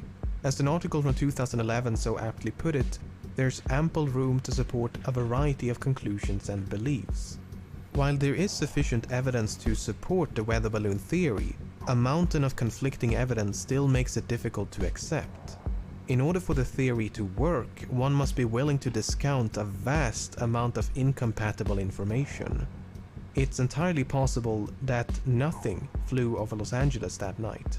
The barrage may have been provoked by nothing more than wartime anxiety, amplified by the submarine shelling from the night before. As Secretary Knox put it, a false alarm. As most witnesses have long since passed away, and no additional information has been uncovered for decades, Dude, that's this nuts. more than 75-year-old mystery may never be truly resolved. Dude, if it was just a false alarm and there was nothing up there and they just started lighting up the fucking sky like 4th of July, then goddamn, someone should be fired. But that photo to me is still wild as Balloon is hell, first boy. released Let me around see it. 1 a.m. This cannot. This is the original photo. Where is it? That's the original photo. In the original Like, the one thing that's just so weird about this story, right? You see the spotlights all converge on one spot, and the light gets softer through it. Like, some of the light goes through it, but it looks like there's an object blocking the rest of the light to go past it. Versus the photo right here. Where is it? Like, look at that. Like, that's clear as hell. Like, compare that to that. It's so weird. Could be a weather balloon, though, but I don't know. That's just... Like, look at the differences in those two photos, though. Like, they're hugely different. Yeah. Like, you can see these all, like, don't focus on anything. Versus that photo, they all center on one object. And they don't go, like, look how bright the light is. And then it just gets dim. Like, the light goes around it. It's really weird. Really fucking weird. Okay, let's see. I have to do a deal. I gotta trade my mats really quick. Are you guys enjoying these so far, though?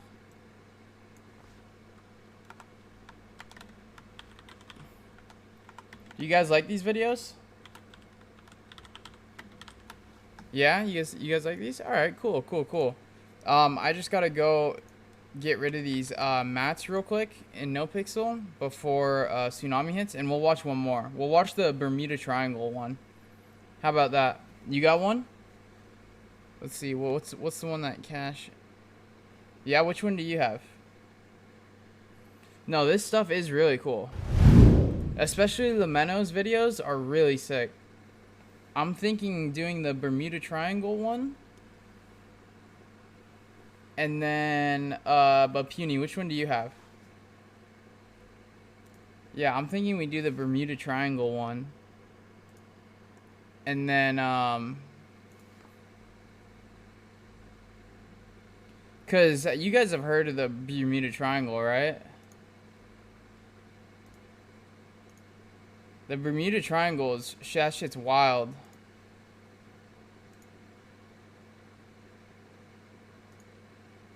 about 2 guys in Brazil that died trying to... Wait, is that the lead masks one? Wait, is that the one where they had these lead masks? Yeah, Ray's hair looks great. I tweeted at it. Dude, Puny, that one's crazy. That one's so weird. That one's really weird.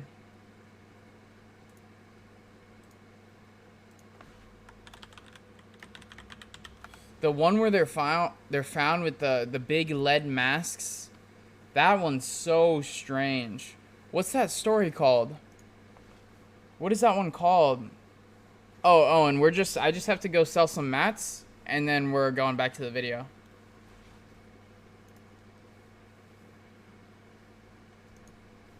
And then we're going back to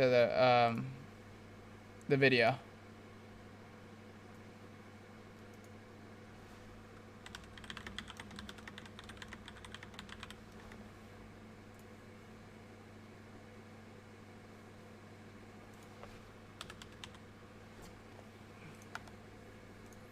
So, like, I just gotta go hand over these mats, and then we're gonna finish it. Also, do the one where a plane disappeared in 1956 but appears in 10 years later. God damn. Let me see that one. Who's this by? Bedtime Stories. The Lead Masks of Vietnam Hill. You know what's also really good is the BuzzFeed Unsolved. Like, a lot of BuzzFeed's videos are, like, meh. But the BuzzFeed Unsolved videos are actually really cool.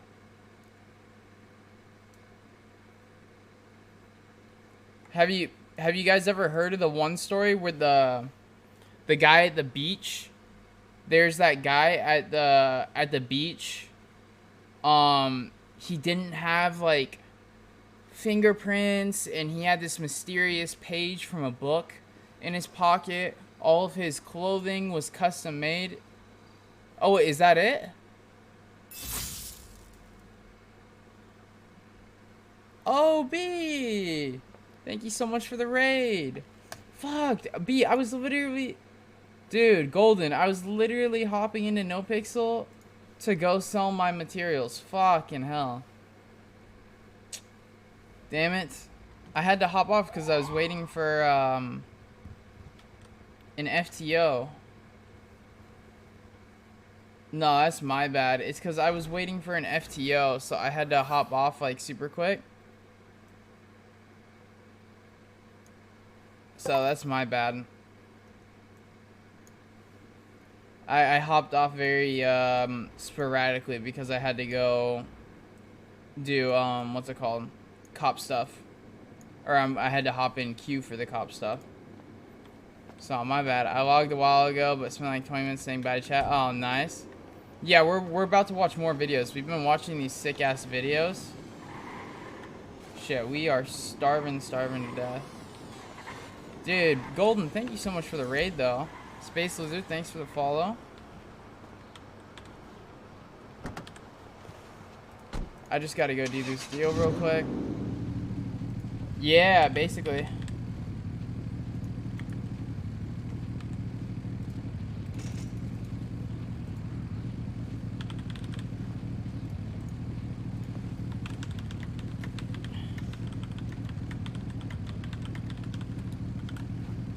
Yeah, it's actually like the last one we just watched was about the Battle of Los Angeles, and then the one before that we watched was DB Cooper.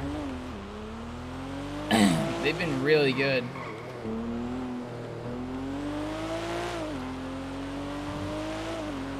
So we're gonna watch another one. We're gonna watch another one after this. Yeah, pretty jammers the music right now. Because I was listening to the Big Iron and it's just auto played the rest of the music.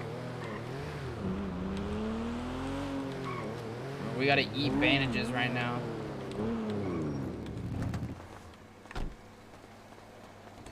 Please tell me I have money. Fuck.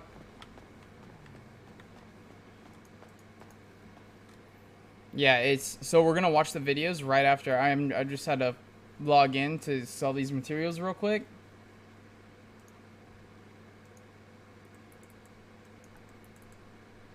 fuck? Well, if it isn't LaFleur. What's going on, man? What's going on? Driving my BMW, painting it That's red. alright. What did I tell you about It's painting good. it red, What is that? It's not the color. What did I tell you I about remember, using them trust me. rims? Them I red remember. rims. No, those are the other rims. I made You sure don't remember I checked told with you not to paint that shit red? You don't remember that No, shit, man, you Flair? told me not to do blue. No, it was Trust red. me, man. I'm traumatized from that moment, man. It was I red. very That's your much gang know now. leader. Trust me, man. I remember not to. Nah, I'm fucking with you, Flair. All gonna be my hands are going. Good, man. How you doing? Problems? How have you been? I'm digging the fucking dude, bro. Flair, why did you say the other day? Why did you say the other day that? Continue, sorry. Yo, why are you ignoring Mario? No, I'm about to pass out. No, why are you changing the topic? Why are you changing the topic? I'm about Why are to you pass changing the out. topic? That shoe hurt a lot. Go get some bandages then. I have Wait, to go eat get some bandages. bandages because I'm starving too. What the? Hey!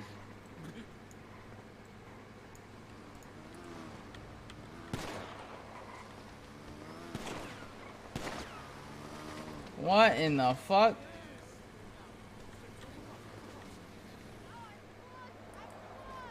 What the fuck?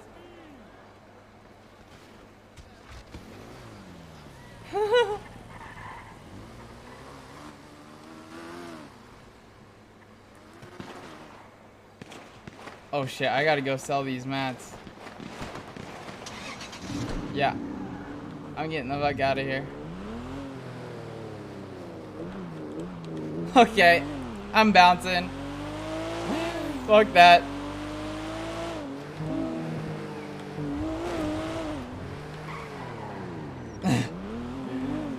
Oh my god.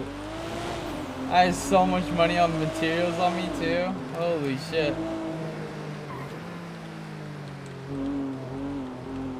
Hell no, bruh.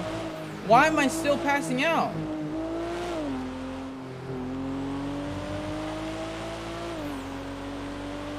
Eat the bandages, eat the bandages. Eat them.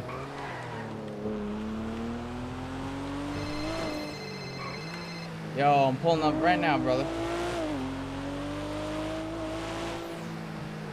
Yo, yo. Can't hear ya, but I'm pulling in right now. There we are. I'm up here. Whew. Oh, I've heard of that one too. Yo. Do you happen to have any food, man? Yeah. Oh, thank God. I've been eating bandages on my way here. I think I have food. Give me one moment. Yeah, no worries.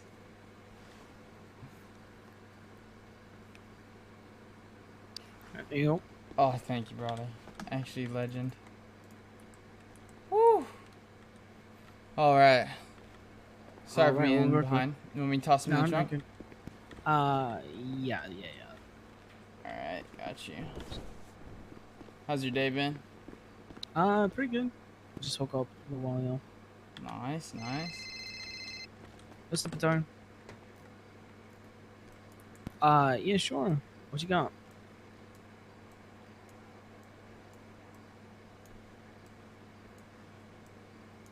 Okay. Okay, you think we have enough time? Oh, shit, oh, fine, okay. Alright, there you Okay. go. Alright. I mean, I'll take it all, to be honest. Yep. Dude, I'm excited to watch these videos.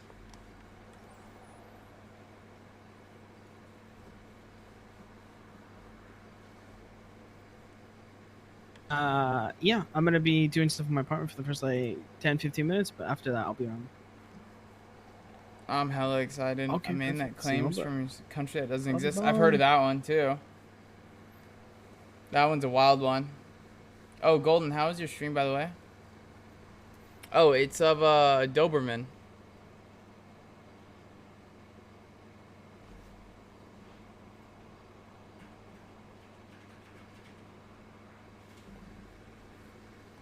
Alright, I'm calculating 11,640, yeah? Yep.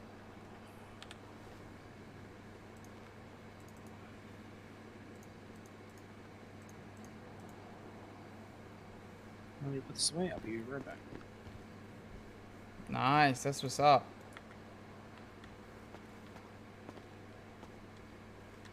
Yeah, I still have my whole, yeah, let me see. I have my whole sleeve done.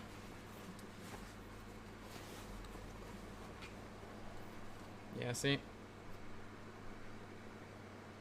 And then I have my chest right here done. So, like all the way down. Got it all. I wanna hop in? Yeah, yeah. One day we'll get our ATM back. Oh, what happened to that? It's one of the shitty ATMs that falls apart. It only lasts a month, then falls apart, and then we gotta wait another month for another one, so. Yeah, I'm fully yadded on my left-hand side. I see, I got you.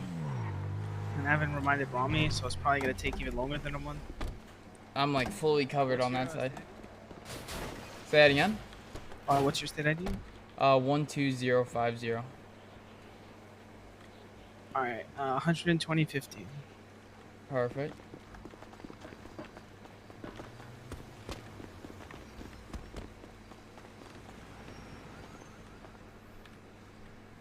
Alright, that's just added to you 120.50. It looks like I owe you 104.760. 120.50. Appreciate it, brother. They're great videos. Yeah, of course, I appreciate you. This makes my life a lot easier when people bring large quantities, you know? Yeah, I got you. I always make sure that it's always at minimum 100. Yeah. Alright. Good to go. You need me to drop you anywhere? No, I'm straight, brother. It's probably just gonna sleep back there anyways. I just wanted to make sure I could get these to you. Ugh. Oh, actually, before I forget, do you guys still have any AMG GT63 scratches? Yeah, I got one. How much did you guys want for them? How much do you want for yours? Well, someone was actually just about to buy it for 150. Wait, really? Yeah. I had an Wait, offer who? for 200, but What the fuck? yeah, but it was a homie who wanted to buy it, so. Okay. Yeah, I need one. Somebody at the gallery is like, their birthday's in 2 days, and they want to give them a car, and that's the car that they want, so. Yeah. Trying to track a VIN down. So if you know anybody, I'm down to pay like 100K for it. Okay. Right, yeah, I think I have a friend who has another one too, so I'll let him know. Yeah, ASAP, please. I got you. Email me or whatever, or have them call me. Yeah, sounds good, brother. I'll be on the lookout for it. Okay, hell yeah, appreciate you. Yeah, take it easy, my man. Be safe. Back to the fucking alien stuff. Have a good one, brother. Femboys are my life. Yo, thanks for the follow.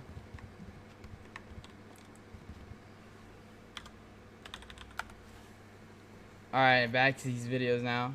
Alright, so the Bermuda Triangle one was the next one, right?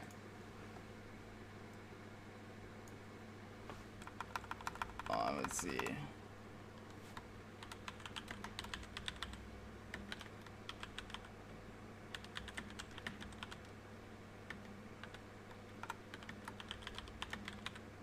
Let me see.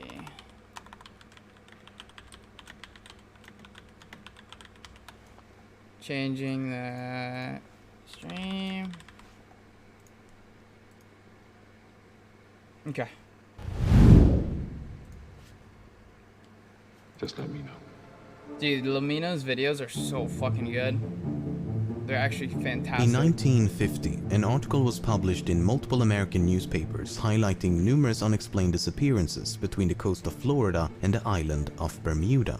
The article details 5 separate incidents over the previous half-decade in which 1 boat, 9 planes and some 135 civilians and crewmen vanished without a trace. It was the first time this particular region of the ocean was suspected of being abnormally prone to nautical vanishments. But as the author failed to provide a cause for this alleged abnormality, a provocative mystery was born.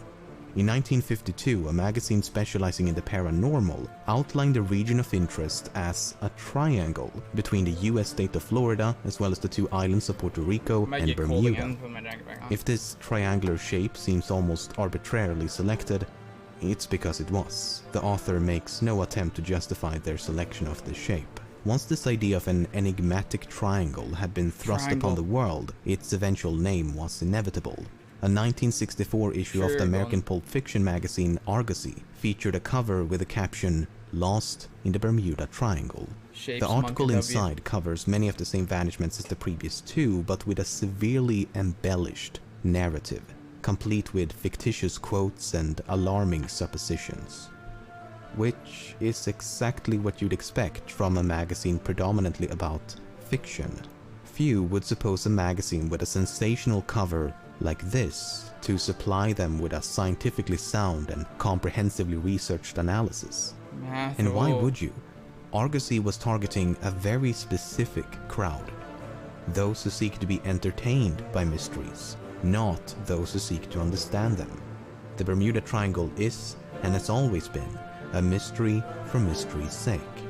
The very definition of a legend. Dun dun dun dun. Ooh, that was a cool intro. That was a cool intro. Dun dun dun dun.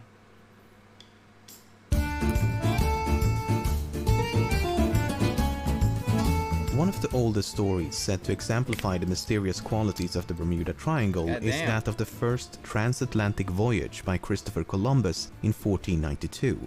Three events are said to be of note. The crew observed a fireball of some kind, their compasses inexplicably malfunctioned, and a strange light seemed to be suspended above the ocean surface. The fireball was more precisely described as a marvelous branch of fire that fell from the sky into the sea. While invoking aliens and UFOs would certainly be more exciting, there's really no need, as a meteor would be more than qualified to account for that description. In fact, shooting stars are the most common in September due to the orbit and tilt of the Earth, and this sighting occurred on September the 15th. On September the 17th, the crew noticed their compasses misaligned with the North Star. This was certainly alarming at the time, but we've since learned that this is due to an effect known as magnetic declination. In short, the needle in a compass aligns with magnetic north, while the North Star aligns with true north. Heard of this. More importantly, however, neither of these two events occurred anywhere near the Bermuda Triangle, but in the middle of the North Atlantic, a fact that many seem to conveniently disregard. However, the strange light was indeed sighted within the confines of the triangle. Columbus described the light as a small wax candle that rose and lifted up, but he also believed it to be an indication of land and never described it as inexplicable. In fact, mere hours after observing the light, a crewman first caught sight of the American continent, supporting Columbus's suspicion that the light emanated from a nearby landmass, perhaps a torch or bonfire by the indigenous population. As should be evident by now, this is all very mysterious, as long as you refrain from looking beneath the surface. 447-149, Jack! Tell me something. What the hell is happening here? It's flight number 19. 19 what? It's that training mission from the Naval Air Station at Fort Lauderdale. Is that from Indiana Jones? Rates like these anymore. No one. These planes were reported missing in 1945. Flight 19, featured here in Close Encounters of the Third Kind, is possibly the most famous disappearance connected to the Bermuda Triangle. Some would argue it is the catalyst for the entire phenomenon. The story goes like this. On the 5th of December 1945, a squadron of 5 planes departed a naval air station in Fort Lauderdale, Florida. It was a routine navigation exercise that should not have posed a problem for these 14 experienced pilots and crewmen. Some 2 hours into the exercise, the squadron was supposed to be heading back when the pilot of the leading plane reported that he'd become disoriented as both his compasses were malfunctioning. Multiple stations maintained sporadic contact with Flight 19, attempting to determine their current location with little to no success. Communications between the 5 planes were also intercepted, and they could be heard arguing over directions and bearings. As the minutes passed, the signal between the towers and Flight 19 gradually weakened, and it became increasingly difficult to maintain a stable line of communication. Roughly 4 hours after takeoff, Navy personnel was able to approximate the flight's current location at some 200 kilometers north of their intended flight path. A flying boat with designation ST-49 was consequently dispatched to this location, but after a routine transmission, it inexplicably disappeared. 5 hours after takeoff, a final transmission was intercepted. It was simply a failed attempt by one plane to contact another, and Flight 19 was never seen or heard from again. It sure sounds mysterious, but I suspect the devil is not in the ocean, but in the details. The 5 planes were piloted by 4 students and 1 flight instructor named Charles Taylor. Upon departure, one of the students assumed the role of flight leader, while Taylor merely acted as a supervisor. After turning north towards the island of Grand Bahama, Taylor believed the student to be guiding them in the wrong direction, so he assumed command of the flight. As you read the radio logs and testimonies by Navy personnel, it becomes evident that Taylor confused the islands in the Bahamas for the islands in the Florida Keys. He was heard saying, "Both my compasses are out and I'm trying to find Fort Lauderdale, Florida. I am over land, but it's broken. I'm sure I'm in the Keys, but I don't know how far down and I don't know how to get to Fort Lauderdale."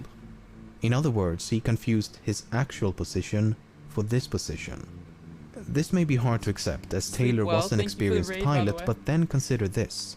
Taylor had previously been stationed as a flight instructor at the Naval Air Station in Miami, and training exercises launched from Miami took place over the Florida Keys. Prior to that, he'd been stationed at Key West in the Florida Keys. So it's entirely possible that Flight 19 was Taylor's first time flying this route over the Bahamas. Something that further supports this theory is that Taylor initially identified himself as MT-28, standing for Miami Torpedo Bomber 28. His correct ID was FT-28 for Fort Lauderdale.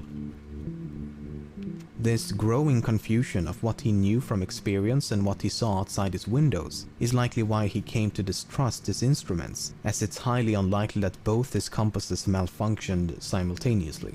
As Taylor thought he was in the Keys, he continued flying north in an attempt to reach land, but this had the opposite effect of taking them further out to sea. He was also disincentivized from turning west, as from Taylor's perspective, that would have taken them into the Gulf of Mexico. In reality, turning west would have saved their lives. Meanwhile, the weather was getting worse, the sun was setting, visibility was poor, and the sea grew increasingly violent. The logs reveal how truly desperate the situation became. At one point, Taylor informed his students, "Flying close formation, and when one plane drops to 10 gallons of gas, all planes will land together," suggesting that even in the event of a crash, they would remain as a group. It's a He later wormhole. continued, "I suggest we fly due east until we run out of gas. We have a better chance of being picked up close to shore." At this point, they're flying away from the coast, out towards the open ocean. Some of the last discernible messages reads, "Have to land on water unless landfall. We may have to ditch any minute." That's pretty eerie, not gonna lie. Then there's the flying boat ST-49. ST-49 was initially scheduled for a night navigation exercise when, upon getting a fix on the location of Flight 19, it was diverted into a search and rescue mission. After a routine departure transmission, it was never heard from again. But it was likely seen again. 23 minutes after ST-49 took off, a ship reported seeing a plane catch fire and explode upon impact with the ocean. Holy the shit. resulting inferno continued for several minutes, with flames rising some 30 meters above the ocean surface. Once the ship reached the location of the sight to explosion, see. it found debris and a pool of oil, but no survivors. Yet another ship equipped with radar observed as a plane vanished from the screen at the exact same time the explosion was sighted. While an explosion is certainly surprising given that pre-flight checks revealed nothing of note, the plane had went aground due to a malfunctioning engine the day before. What exactly went aground entails is not elaborated upon, but it did warrant inspection of the plane's hull. Some Navy personnel immediately Inspection of the presumed plane's the hull, reported huh? explosion was linked to the missing ST-49. Despite a systematic and week-long search involving tens of ships and hundreds of planes, nothing and no one was ever found. Though multiple planes and ships did report sightings of flares and various debris. All available evidence suggests that Flight 19 crashed into the ocean once they ran out of fuel, while ST-49 combusted and exploded, possibly due to a malfunctioning engine. the 6 planes and all 27 airmen aboard sank into the ocean, leaving no trace behind. But not every incident can be so thoroughly explained.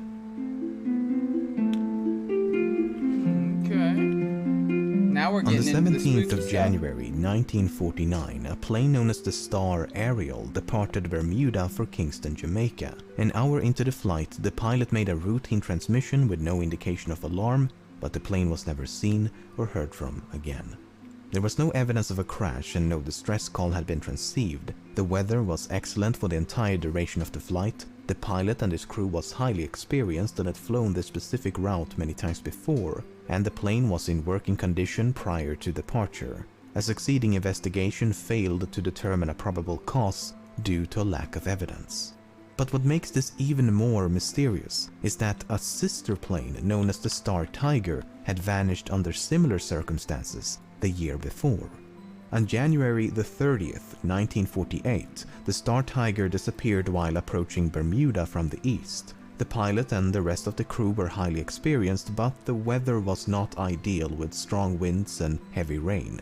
The strong winds had blown the plane off course just an hour before their last transmission, and they were never seen or heard from again. The succeeding investigation concluded, "In closing this report, it may truly be said that no more baffling problem has ever been presented for investigation. What happened in this case will never be known, and the fate of Star Tiger must remain an unsolved mystery."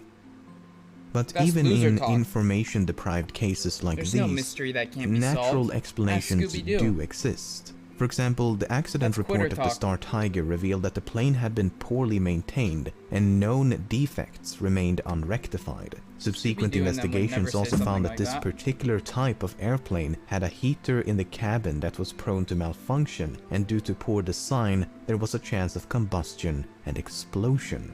2 pilots experienced with this type of aircraft believed this was a real possibility, and one of them stated, "My theory is that hydraulic vapor escaped from a leak which got onto a hot heater and caused an explosion." God damn, can you imagine that shit?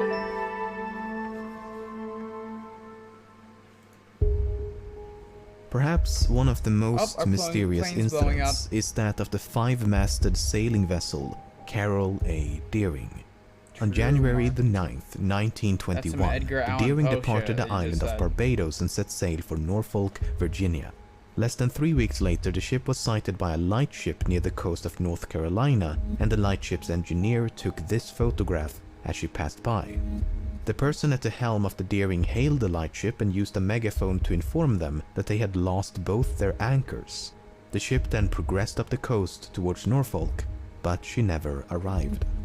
2 days after the sighting by the lightship keepers, the Deering was located by the Coast Guard. The ship had run aground in an area known as the... How do you lose your anchors? Aren't they quite literally, like, attached? Like, isn't it supposed to, like, stop you? How do you lose an anchor? It's literally chained to your boat. You know what I'm saying? How does that happen?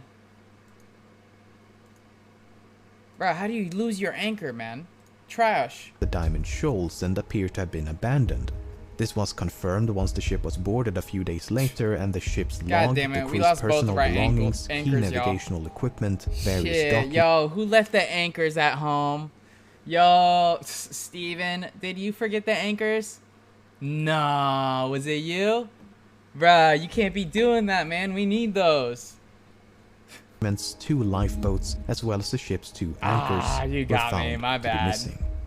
Furthermore, the steering wheel and other equipment also appeared to have been intentionally destroyed with a sledgehammer. They don't have an There was anchorman no to do sign that? of the 11 crewmen, and they have never been seen or heard from since.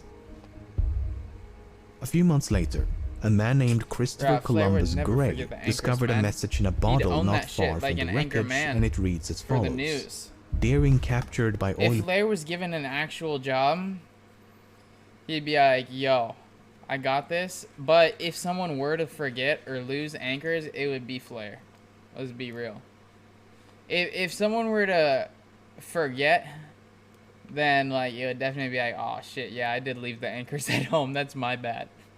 burning ship, something like a chaser, Yo, what's taking up, off Dino? everything, handcuffing crew hiding all over ship, no chance of escape. Finder, please notify headquarters of Deering. Whoa, hold on. What, hold on, what's happening? And it reads as follows. What's happening? Deering captured by oil-burning ship, something like a chaser, taking off everything, handcuffing crew hiding all over ship, no chance of escape. Finder, please notify headquarters What? of Deering. What the fuck is this? Is he speaking in haikus? Deering captured by oil-burning ship. Okay. Something like a chaser. Taking off everything, handcuffing... huh? Taking off everything and handcuffing the crew? Hey, yo? Crew hiding all over the ship? Message was perceived to be genuine, and thus it was presumed that the crew of the Carol A. Deering had fallen victim to piracy. Oh, but then, a few months after that, handwriting experts proved that Gray himself had written the message and that the entire thing was a hoax. But Gray may not have been too far off, as there is evidence it was a hoax? What? He faked that shit? Proved that Gray himself had written the message and that the entire thing was a hoax. Son of a but bitch. Gray may Gray, not have been too far off, as there is evidence to suggest that a mutiny took place. The U.S. State Department issued a statement at the time in which they wrote, there is... That's like the social experiments before social experiments were a thing. That's what he was doing. He was like, gotcha. Every suspicion of foul play. First of all, the person who hailed the lightship was not the captain. He was described by the lightship keeper as a red-headed man with a Scandinavian accent. So, me without a soul.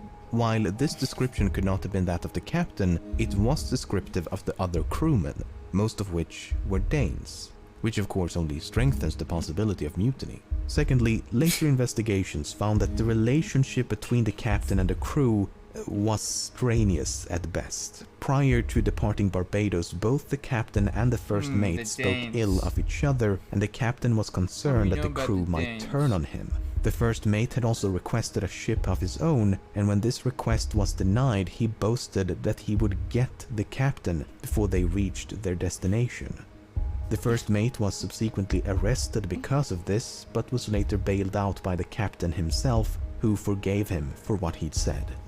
So, there's plenty of evidence to suspect a mutiny. Nevertheless, this cannot fully explain why the ship was subsequently abandoned or why the crew disappeared so completely. But it gets even stranger. Soon after the Deering had passed the lightship, yet another vessel appeared. It was a large steamship painted black, roughly sailing in the wake of the Deering. When the lightship hailed the vessel, not only was the hail ignored, but the crewmen unfurled a canvas to cover the ship's nameplate before speeding away. Some have speculated that this could have been the American steamship SS Hewitt that vanished around the same time, but unless further evidence can be unraveled, there is no way to know. So perhaps Gray was unintentionally correct. Perhaps the mysterious vessel was indeed a pirate ship chasing down the Deering.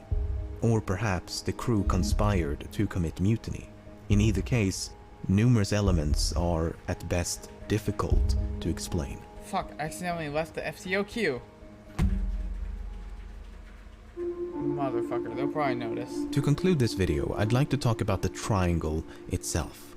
If the Bermuda Triangle was anything but a legend, why is it not marked on publicly available maps and nautical charts? If the US Coast Guard is so concerned with the safety of others, don't you think they have a responsibility to warn the populace about this abnormally dangerous region of the ocean? Yet they and every other relevant authority willfully allow hundreds of ships and planes to sail and fly through the region every single day without as much as a warning.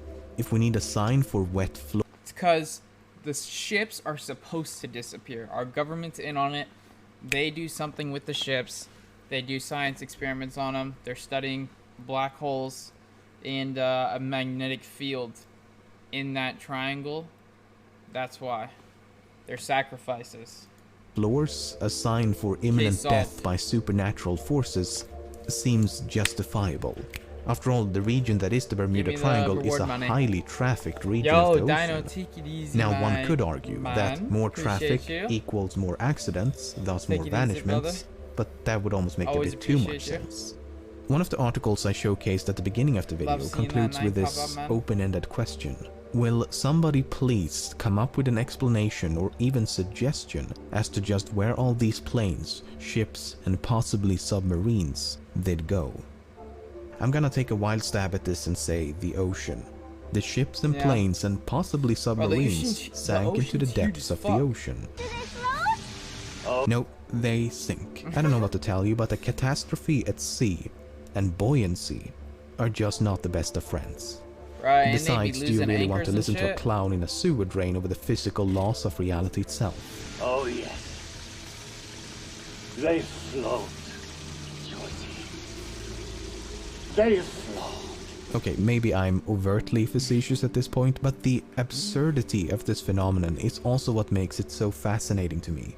Despite my best efforts, I've been totally unsuccessful in my attempts to understand what exactly constitutes as a Bermuda Triangle disappearance. How does one know when to attribute a missing craft to the Bermuda Triangle? It sounds like, and it truly should be, an easy question to answer, but it is anything but. In some cases, such as in the case of Flight 19, the incident occurred within the general confines of the triangle, but Flight 19... If it happens anywhere here, if there's any disappearances around this zone, entire zone, that's the Bermuda Triangle at work. That's what it is. That's how crazy this event is. It's just this whole side of the water is cursed. It's just cursed waters. Is an exception. Most vanishments occur when the route of a plane or ship simply overlapped the triangle. In 1963, a ship known as the SS Marine Sulphur Queen departed a harbor in Beaumont, Texas, heading for Norfolk, Virginia. Her last known location was here, but then she just vanished, as if sinking into some inexplicable abyss. Her disappearance is blamed on the powers of the triangle, despite the fact that the ship is just as likely to have disappeared in the Gulf of Mexico. In fact, the Coast Guard believes she disappeared just before reaching the Florida Keys, but what do they know? In 1954, a plane disappeared while traveling between the US state of Maryland and the Azores. It is you gotta show me what that is after. Said to be a victim of the Bermuda Triangle despite being outside its boundaries. What? It's even more. Bro, that's so far off. What the hell? I was right. Bro, what the fuck? That's supposed to be the triangle? Embarrassing in the case of the aforementioned Carol A. Deering. Dude, they're trying to get clout. They're trying to get free clout from a missing plane. They're like, oh yeah, shit, we lost our plane too. But you know what it was? It was the triangle. It wasn't us being poor at navigation. It was the fucking triangle. I'm telling you. Please don't fire me over this. It was the triangle. Yeah, I fell asleep at my desk, not watching the navigation system. But, dude, the fucking triangle's like right down the street. Safely traversed the entire Bermuda Triangle, only to go all hocus pocus once she had cleared it. Proponents will often justify these inclusions by invoking arguments of adjacent regions. In other words, disappearances in close proximity of the triangle should be considered part of the triangle. Okay, but how far do these adjacent regions extend? Is the Gulf of Mexico an adjacent region? Yes. The Caribbean Sea? The coast of Brazil? Yes. The coast of Nova Scotia? The entire North Atlantic, perhaps? Exactly. Now if that's the case, why even bother with a triangle to begin with? I've compiled a list of some 40 disappearances said to be connected to the Bermuda Triangle, and if they are all to be included, I think we need a bigger Hold on, I see it. Look. It's almost like a... Okay, so here's one corner, and then another corner is right, let's say here, and the final corner is Bing, all the way to the Netherlands. So that's the triangle right there. Bing, bang, boom. Triangle. If anything, the true mystery behind the Bermuda Triangle is why people so adamantly insist upon it being mysterious. As far as I can tell, there is nothing uniquely conspicuous about this location as compared to the rest of the ocean. Ships and planes vanishing without a trace is unfortunately quite common and certainly not limited to a corner of the North Atlantic Ocean. The amount of vanishments in a given area is largely dependent on factors such as the amount of traffic, the frequency of adverse meteorological phenomena, and the presence of powerful oceanic currents. The Bermuda Triangle ticks all three boxes. There's a ton of traffic, it is frequently invaded by hurricanes and storms, and it is intersected by the Gulf Stream. But I have to say the most crucial flaw of this alleged enigma is the variation. The fundamental aspect of the Bermuda Triangle is that these incidents can somehow be correlated, yet each disappearance could not be more different. Some vanishment. Whoever can quote what movie that was, what movie that quote I just said was from, gets major props. I thought hurricane season was over. If anyone can name what that's from, you get mad props. Occur during a storm, some when the sky is clear, some when the sea is turbulent, some when the sea is calm, some during the day, some during the night. Probable causes include mechanical failure, explosions, human error, sabotage, fuel starvation, inexperience, piracy, mutiny, etc. Some ships and planes are brand new, some are many decades old, some are extremely large, some are tiny. Bodies, debris and wreckage can at times be recovered, other times it cannot. A distress signal is sometimes transceived, sometimes it is not. It involves every type of vessel and every type of aircraft. They can be traveling at any speed, in any direction, at any altitude, with any number of passengers for any amount of time, for any reason. Whatever this mysterious force is, it is certainly not selective about what, when, or how it strikes.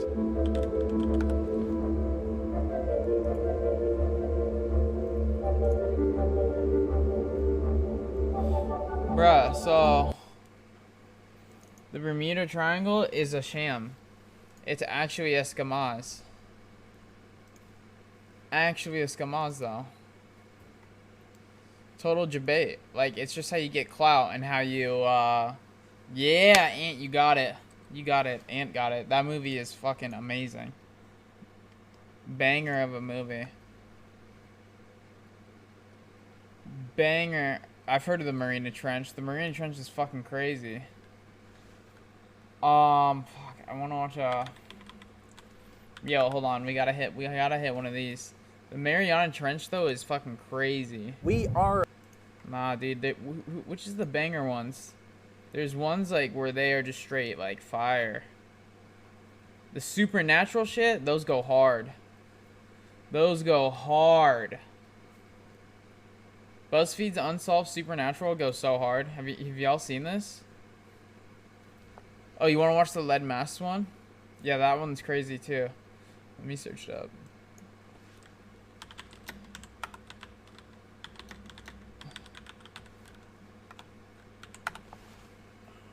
But those go hard, bro. Oh, I think I've seen it on this guy's channel, maybe. Let's scope this out. This one's fucking crazy too. Like, I've never watched the video on it, but I have only like read about it or something, or heard it, like I've heard it mentioned. You know what I mean? It's probably popped up in one of those like During August of 1966, the dead bodies of two men were found on a hillside in Brazil. There's no TOS. It's chilling. No toes. Much of what was discovered at the scene would leave authorities baffled and has never been fully understood. What we are left with is a 50-year-old mystery known as the Lead Masks of Vintame Hill. Oh, fuck that game. If I ever get like my VR properly set up, I will play Phasma in VR for you guys. If I ever can figure out how to set it up properly with stream, because I've tried to a couple times and it's just fucking wonky. But I'll spend some time to actually set it up, and I will literally piss myself, bro. Fuck that. I don't understand how people can play scary games in VR. Like, I'll do haunted houses and shit. You know what I'm saying? Like, with no fear. But, like, video games in VR, that shit just hits so different. Fuck that, man. And you can't, like, look away, too. That shit's just fucking in your face. Oh my god, fuck that in VR. That shit's trash. One channel that I love, and their scientific realm channel is Joe Scott's channel. I'll check it out. Holy shit. I'm ready.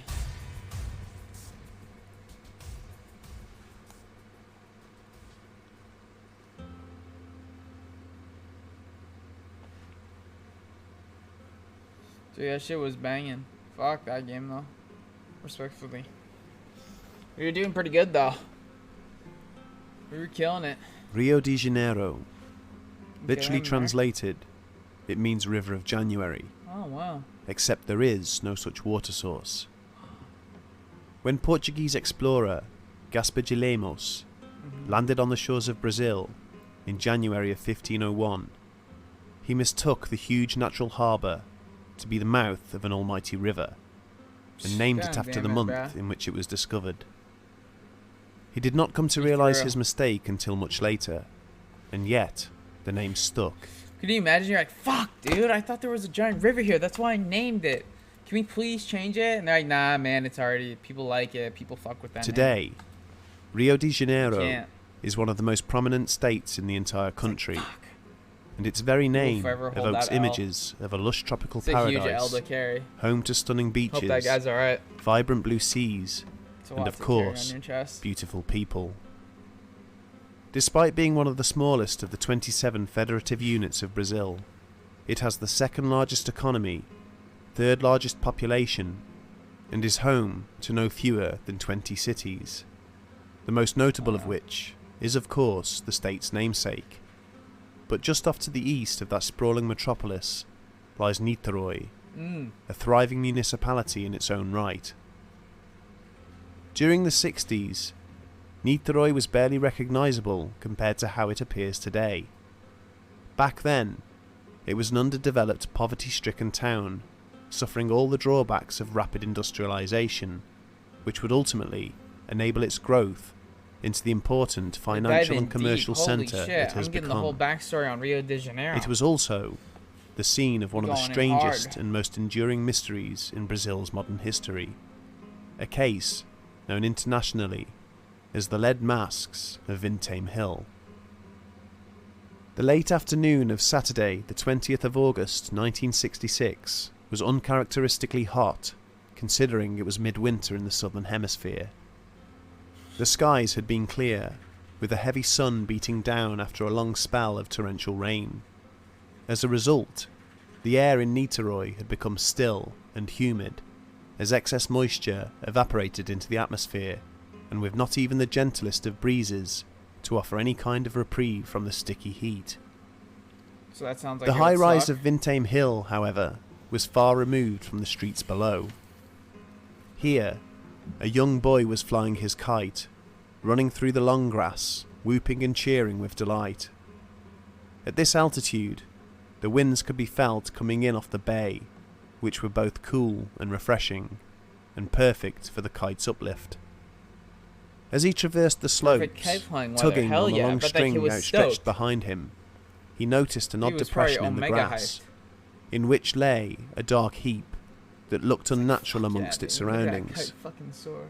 He decided to investigate, and as he began to approach, he could make out various items of clothing.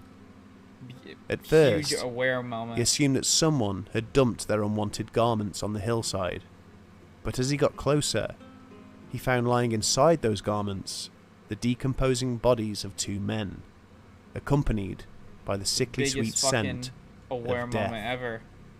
Yeah, woo, Alarmed at fucking his love my discovery, kite. This he is rushed back sick. home and told his parents, who wasted no time in notifying the local police station. Unfortunately, I hate as it my was kite. now early evening, and due Kid to the fucking fading hates light kites and now. difficult terrain, authorities were not able to reach the bodies until the following day. Early on the morning of the 21st of Kite August, flying will never be the several same. police officers and firemen arrived on the hillside, where they were greeted by an odd scene to say the least. The two bodies were found lying next to each other in a small depression and were partially covered by the long grass. They were dressed in formal suits, each wearing a They were raincoat, dripped out. and next to them lay an empty water bottle and a package containing 2 wet towels. However, the strangest thing about them, and the very attribute that gave this case its name, Cold. was that both men were wearing small lead masks over their eyes. which appeared to have been crudely cut from sheet metal. Yes. In the pockets of the men's raincoats, police also found a number of receipts and a notebook which contained what was believed to be a list of alphanumerical codes and a set of instructions. Hold. Instructions? These instructions read, Okay. 1630, be at the specified location. 1830, ingest capsules. After the effect, Yeah, after you protect take the metals, await capsules, then signal you put mask. the mask on, and then you go into. Suffice to say, has to be perfect authorities type were flying mystified by weather, these too. findings, And then you but go were on soon top of able the to hill. identify the bodies as those of Common Manuel method. Pereira de Cruz and Miguel Jose Viana, Familiar. two electrical technicians from Campos dos Goitacazes, a small town 170 miles be northeast lethal of the method, city of Rio de Janeiro. There were no signs of violence or of a struggle, and the men carried very little on them in the way of money or valuables. Shortly after they were discovered, the bodies were sent to the local coroner's office for autopsy, but due to the fact that the coroner was busy with other cases at the time, they were not examined until a number of weeks later. Homie was fucking By that working stage, overtime. however, their internal organs had decomposed to the point where it was impossible to determine how exactly the two men had died. Bruh, fumbled? Authorities instead concentrated their efforts on trying to understand you the have one movements job. and intentions of De Cruz and Viana, and they hoped that this would shed some light on. That's like, damn, bro. Sorry, boss. My work rotted away. I can't turn this report in. Like, it dissolved. My bad. It's like his homework just expired. On how and why they had lost fuck? their lives. Police spoke to a number of witnesses You got in one job, Niterói man. who claimed to have seen the two men in the days leading up to their bodies deaths, does this guy and have from to these analyze? accounts, they were able to Come on, piece homie. together a timeline of events. It is believed that De Cruz and Viana travelled by bus from Campos Forgot to to turn the fridge Niterói on. the 17th of August, carrying enough cash to purchase a used car. This information was ascertained from their business account, which showed a single withdrawal of a large sum of money. What they intended to do with this money is anyone's guess, but it is widely assumed that they were interested in purchasing electronic parts for their business. Their business? What's their business? Following this, they arrived in Niterói at 2:30 p.m. that afternoon, and the receipts found on their bodies indicated that they had purchased their raincoats from a local shop. Fresh Soon grip? after, they walked to a bar 50 further up cents. the street, where one of them ordered a bottle of water. The waitress there stated that both men seemed agitated, particularly Viana, whom she noticed glancing nervously around the establishment, checking his watch every few minutes. The last time they were seen alive, they were riding in the back of a jeep driven by two other men, heading to an unknown location, although authorities speculated that their intended destination would have been the foot of Vintame Hill. Interesting. What happened from that point onward Social is a experiment complete gone and wrong? utter Prank mystery, gone wrong? and for the last 50 years or so, that has remained the case. But the questions surrounding their deaths are still as prevalent today as they were all those years ago. Why had they travelled to Niterói? Who were they supposed to meet? Why had they donned those lead masks? And to what did those codes and instructions in the notebook pertain? As with any bizarre or unexplained death, there inevitably comes with it a torrent of speculation, especially from those Seems within like the they were Fortean trying community. to use. Seems like they were trying to use method 14 of communicating with other beings. I'm familiar with that method. I've tried 1 through 8, but 14 I've heard is a very dangerous one to do, very risky. And it was no different It's with black this magic. case.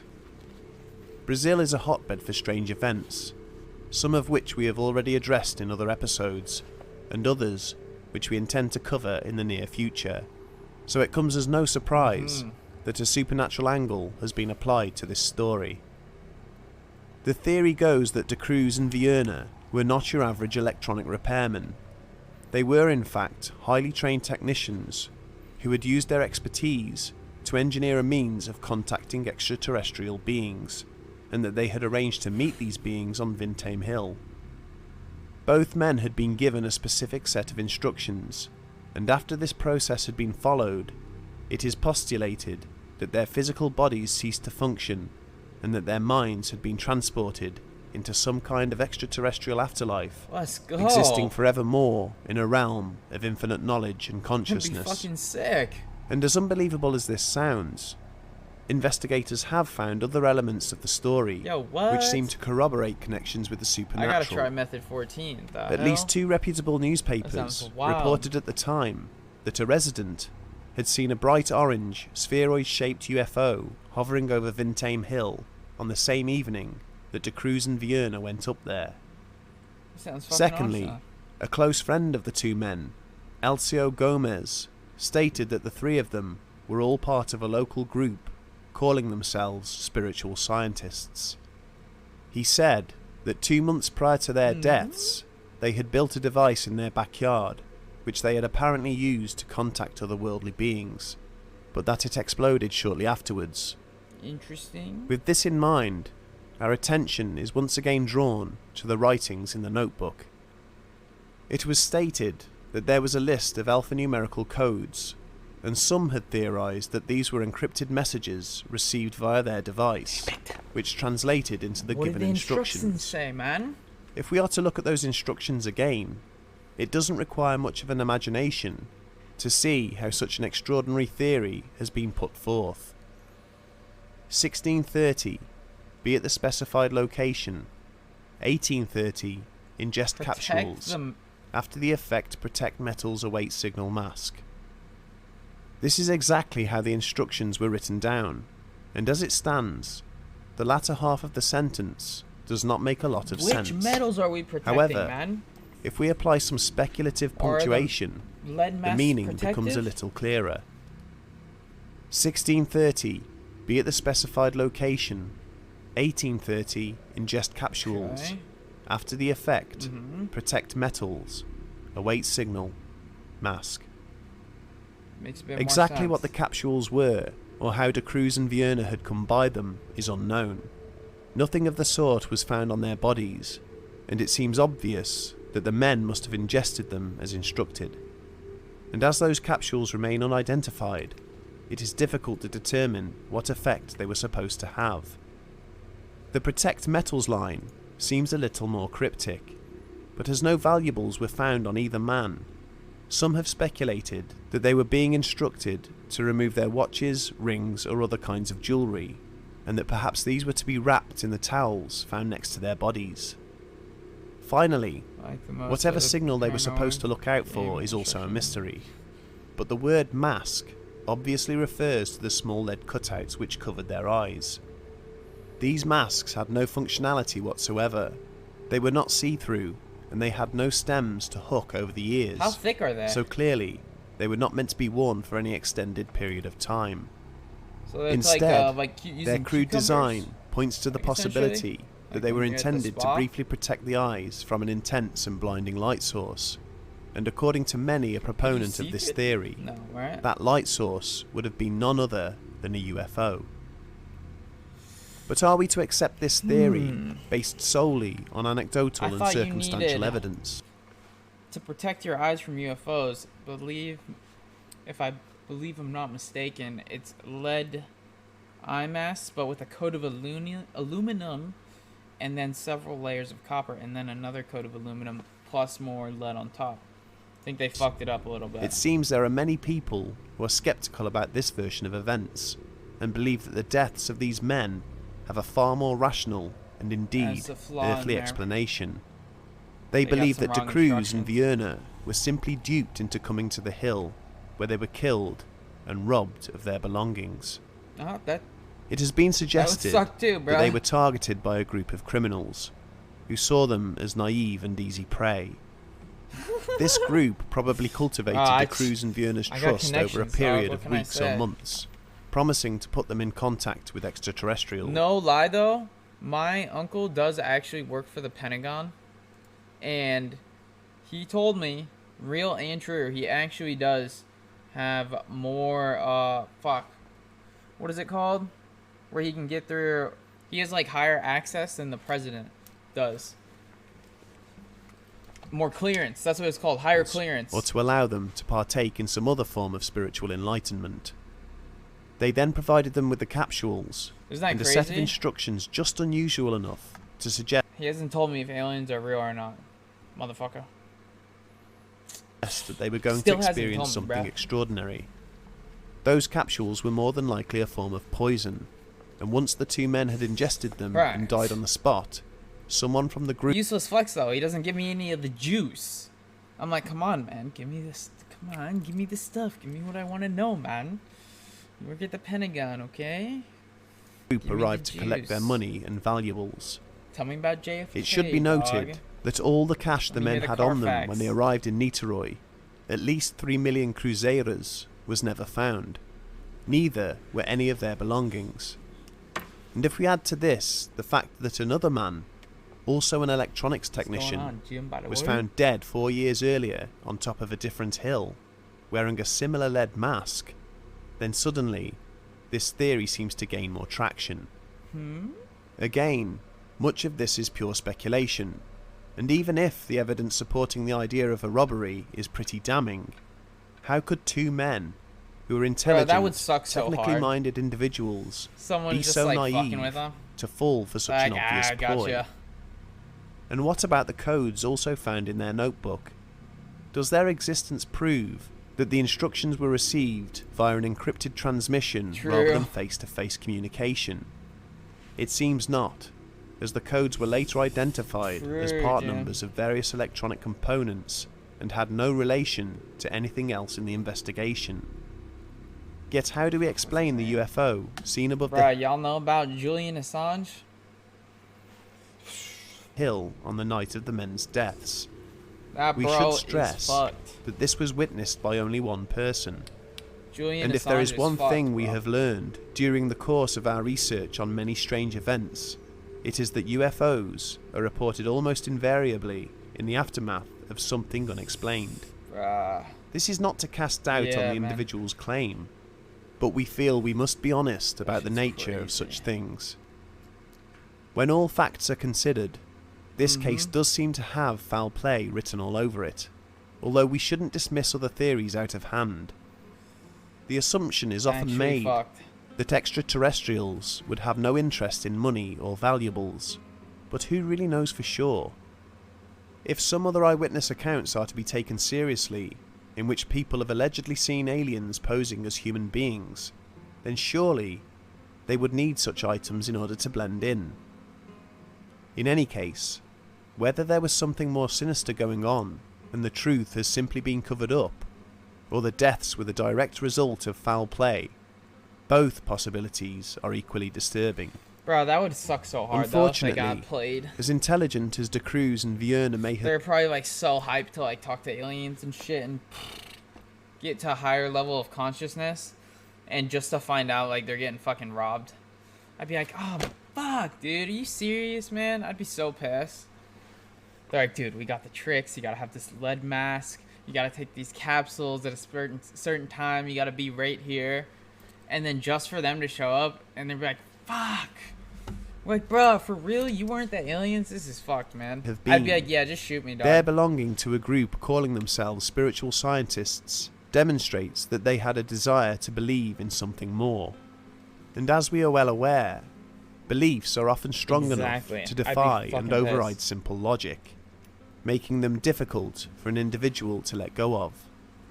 They were It ready, could man. be that they were so enamored with the idea of a higher intelligence and a never-ending pursuit of knowledge that they allowed themselves to suspend all cynicism and critical thought, which otherwise might have saved them. If the idea of robbery is to be accepted, then it is truly sad Bro, that that two would innocent fucking men suck. lost their lives over something as trivial as money. Gone from this world, their physical bodies may be, but their spirits will forever rest on the slopes where they died, overlooking the city of Niteroi, as a cool, lonely breeze rolls in off the bay of the January River and silently whispers through the long grass of Vintame Hill. Oh. I got a good one.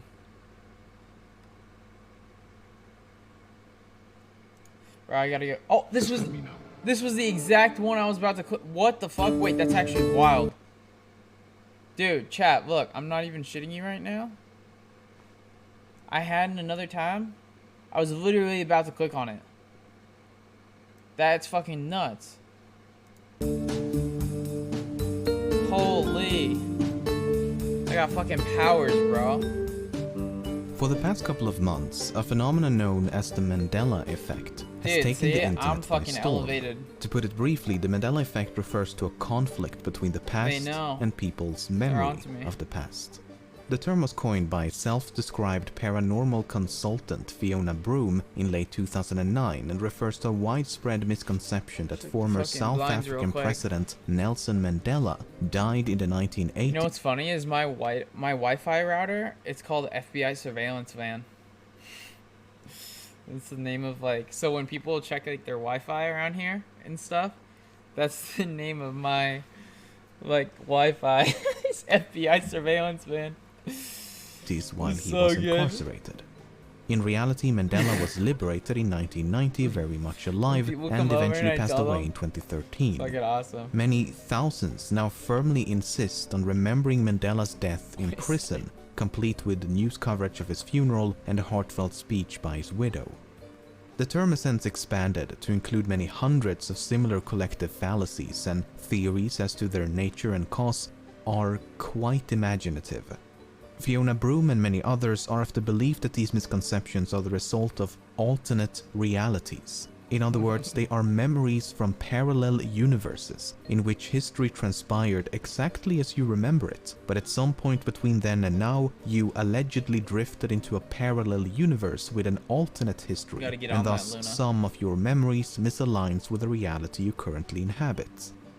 And naturally, many dismiss the Matrix, isn't it? Like from the Matrix when there's like a glitch? No, it's when it's when like the bad people show up, right? Mandela effect as mere misremembrance and point towards the mountains of research on the unreliability and limits of human memory. For example, the misinformation effect is when a pre-existing memory is retroactively replaced or corrupted by misinformation. Inaccurate eyewitness accounts are prime examples of this. In short, opponents of the Mandela effect posits that the human brain is capable of falsifying memories so convincingly that you may come to believe them to be true, while proponents argue that the memories are true and that it is it's just the brain coping. Reality it's like, nah, bro, I swear. That has been altered. Their main argument is that false memories alone cannot account for the sheer number of unrelated people misaccounting the same event or fact. How is it that thousands of individuals who's never met, spoken, or even known of each other's existence came to develop the exact same anomalous memory? JP and you know we're Flair's mentors. In the 1979 James Bond film Moonraker, there's a short sequence in which the villain named Jaws and his love interest Dolly have a heartfelt moment. The character Jaws is known as such as his teeth are made out of metal, and as they both smile upon one another, many viewers recall how Dolly wore braces as if to complement his metal teeth. In reality, Dolly is totally braceless throughout the film. Sure. Proponents claim this is a clear example of how history has been altered, either through paranormal means or by retroactive tampering of the movie. Many have since tracked down various articles, comments, videos, etc. that do in fact describe Dolly as having braces, which they claim to be residue from this alternate reality that they remember. For example, a Finnish commercial from 2006 is alluding to this scene, and the actress portraying Dolly is indeed wearing braces. Another example is a website from 2004 that describes Dolly as a short blonde girl with pigtails, glasses, and braces. On the other hand, this could merely be examples of the misconception's extensiveness. After all, this delusion has likely been around for decades, and the author of a Usenet post from 1999 expressed the exact same confusion. I did some digging of my own, and it didn't take long until I found this. It's a wait, have you guys seen the videos of like people like trying to like block people with their like psychic powers, like the fake like different types of like kung fu and like stuff, and they get like rolled. That shit's so funny. Oh my god, here, I'll have to try and View find of it. Moonraker, published on the day of the film's theatrical release in the US, and in reference to Jaws and Dolly's relationship, the author writes, "It would be a relationship made in heaven if only she wore braces." So on the day of the movie's release, someone already thought braces would have been idiosyncratic of this character. Is it not more likely that because it would have been fitting for her to wear braces, many came to believe and by extension misremember that she actually did? Intruders advancing on command satellite. One of the most frequent examples of the Mandela too, effect is the Berenstain Bears. It's a children's book and animated TV series popular in the US and features a family of anthropomorphic bears. However, many remember the name as Berenstain and not Berenstain. I also find it to be the most simple to explain. First of all, I actually had to re-record this segment multiple times as I found myself pronouncing it Berenstain even when I should be saying Berenstain, and I've never even heard of the franchise before making this video. Secondly, in their autobiography, one of the creators of the Berenstain Bears mentioned how an elementary teacher did not believe Berenstain was a real surname, and instead called him Bernstein. Thirdly, the son of the creators has said that barely anyone pronounced it correctly when he was growing up, and he was most frequently called Berenstein or Bernstein. Fourthly, the cartoons use an ambiguous pronunciation at best. We are the Berenstain Bears. Yeah, I always heard it's Bernstein. Lives the Bernstein Bears. I like, The Bernstein Bears are fine. but that's like The obviously Berenstain just kind of like The Bernstein Bears. just not remembering in Fifthly, chat. surnames I'm with the just suffix mishearing "stein" are far more common than "stain." Swimming. "Mirror, mirror on the wall" is a quote commonly associated with the 1937 animated Magic, film yeah, the accent Snow White too, and the yeah. Seven Dwarfs. Magic mirror on the wall. Except that is not the correct quote. Magic mirror on the wall. Who is the fairest one of all? That, I think This that's would funny. be strange if it wasn't for the fact that this is an adaptation and the original source material reads "Mirror, mirror on the wall." Nearly everyone seems to have favored the original book. version, so naturally that is what most That's will adapt why. and remember. Mirror, mirror on the wall. Mirror, mirror Luna, you're about to like be like, Mirror, yo, wait, mirror what the on fuck? the wall. Mirror, mirror on the wall. Mirror, mirror. Yeah, they say they use it everywhere. Mirror on the wall. Mirror, mirror on the wall. Even That's official Disney material has opted to use the original version, perhaps for the sake of familiarity and preference, or, you know, alternate realities. Besides, Magic Mirror was in turn taken from another cartoon. Magic mirror in my hand, who's the fairest in the land?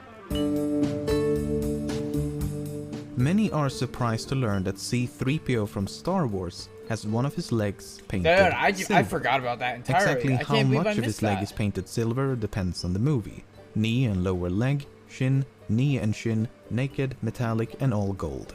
The thing is, his silver leg is never really in focus. It's often just off screen, in the background, too far away, or seen for a split second. When it is in view, the color variance is often barely noticeable. I skimmed through the movies, and in the vast majority of scenes featuring C-3PO, he truly is all gold, as the silver leg Bro, can't. okay, wait. Hold on, I found like one of them. I gotta show you guys. I found like one of them. I finally found something. It flows throughout the body. Bro, look. Without it, you don't function. And it's a radio wave. Look at what people try and pull off. It doesn't exist as far as science can tell. Dillman claims to have adapted this Look at technique this. to where he can knock a person out without having to touch them. Use chi energy out of this hand. Bruh. It's going to affect up on the head at the third eye. Oh. The snap couple. Back. Oh shit. Oh damn. Holy. There we go. All of Oh my these god, is he karate okay? techniques are made possible by manipulating chi. Holy shit, is that guy good? That's crazy. Damn. They gotta check on that homie. If he fucking rolled him. To be seen. When Literally asked about the Super Saiyan silver his leg, ass. the actor had this to say. He always had silver, and even the stills photographer, John Jay, came up to me one day and said, "Why are you wearing a silver leg karate. today?" Now, he was the stills photographer all the time, and he hadn't noticed. So if a Okay, photographer literally master. taking photos of the C-3PO suit can miss it, I find it difficult to argue that audiences cannot, especially when you factor in the supreme quality of VHS tapes. And this confusion is likely Yeah, as dude, old as you the just can't movies even themselves. You can't even tell with VHS Here's tapes a and Usenet shit. post from 1993 wherein the author tiredly looks gold. explains that yes, one of C-3PO's legs is indeed silver, indicating that it is frequently overlooked. Then again, I honestly don't remember a silver leg, and it does seem out of place. I guess I'm just dumb enough to place empirical evidence about the fallibility of my own memory. What? A lot of people remember the logo of the company Ford as looking like this. In reality, it looks like this. Proponents of the Mandela effect claim the loop on the F did not exist in the previous reality. To support this claim, we have spooky photographs like this one. It was taken around 1918, and the logo on the far left is mysteriously loopless, while the logo near the center ain't afraid to show them curves.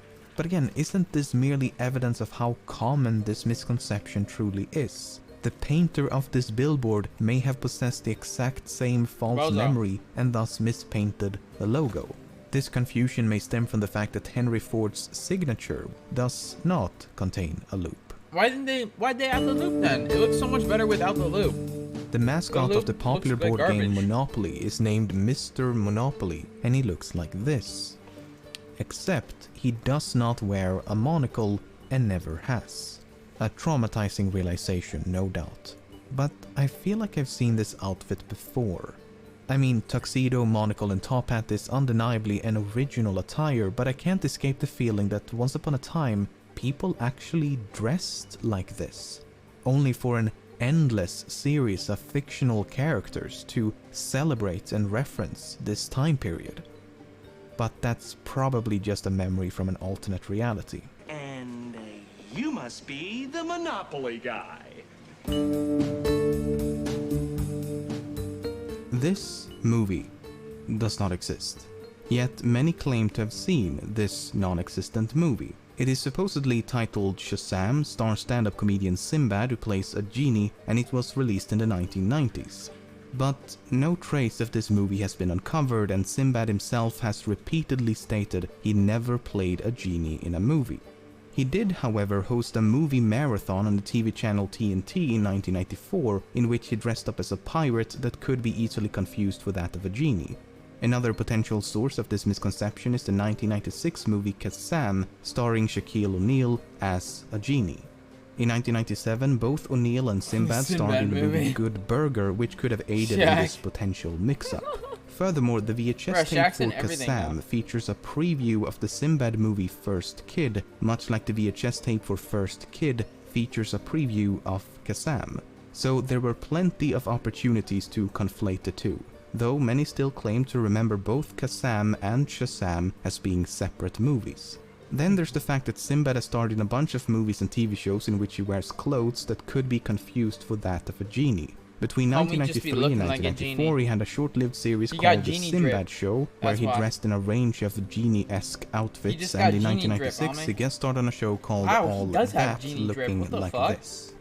Then there's the animated show Shazam, that's also about a magical genie. Not to mention that the name Sinbad is strongly associated with genies thanks to the story of Sinbad the Sailor and its numerous adaptations.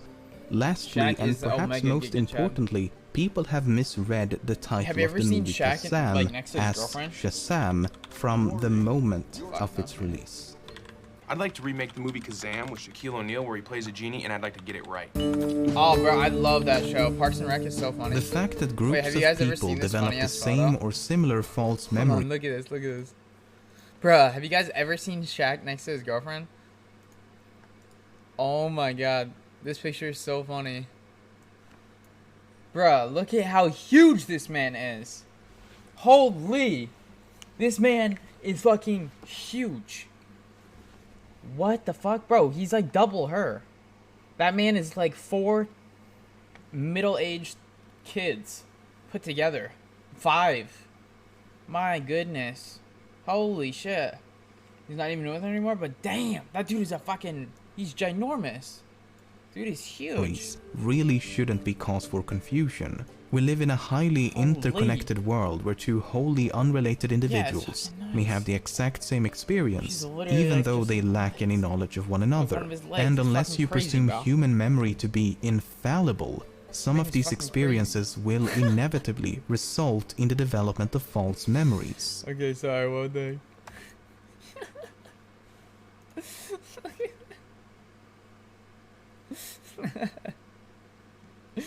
That's so good. From this, we can conclude that groups of people will occasionally develop the same or similar false memories as they share the same or similar experiences. And it doesn't necessarily have to be one singular event. A memory could become corrupted over the course of many months, years, or decades, which makes it all the more difficult to pinpoint exactly how, when, and by what your memory was influenced. Take the namesake of this phenomenon, the death of Nelson Mandela, as an example. Throughout the 1980s, news of Mandela's situation in prison and his worsening health headlined newspapers across the globe. He suffered from tuberculosis, and he himself feared he would die in prison like so many others before him. One American newspaper wrote, "Some have raised the possibility that he might die in jail." It is not clear how ill Mandela is at this point, but the idea that he could die is not far-fetched. The funerals of many other South Africans fighting for the same cause as Mandela was frequently broadcasted across the globe. A movement known as Free Mandela grew in popularity and held various demonstrations that received international news coverage. Forget about it. His wife Winnie Mandela often appeared on the news as well. Meanwhile, commemoration pieces like these were published and could easily be misconstrued for his death. Various conferences and events could also be misperceived. But then there's a South African book from 1991 containing this enigmatic passage. The chaos that erupted in the ranks of the ANC when Nelson Mandela died on the 23rd of July 1991 brought the January 29th, 1991 Inkatha ANC peace accord to nothing. So is this undeniable proof of a parallel universe? 100%. Not really. The book is merely a collection of poetry and fictional stories written by high school students as part of various assignments. Not exactly an historical account. Then again, if we're shifting between alternate realities, anything's possible, right? I think a paper titled False Memories and Confabulation put it very succinctly. The feeling of remembering is important to our well-being, but so is the feeling of not remembering that accompanies vague, inconsistent, or implausible recollections. Accurate memory is knowing when we do not remember, as well as knowing when we do. Fuck, I don't got either. I can't remember remembering sometimes. Fuck, dude, okay, I want to watch one more on this. This one's only 11 minutes, last one. This dude's videos are fucking cracked.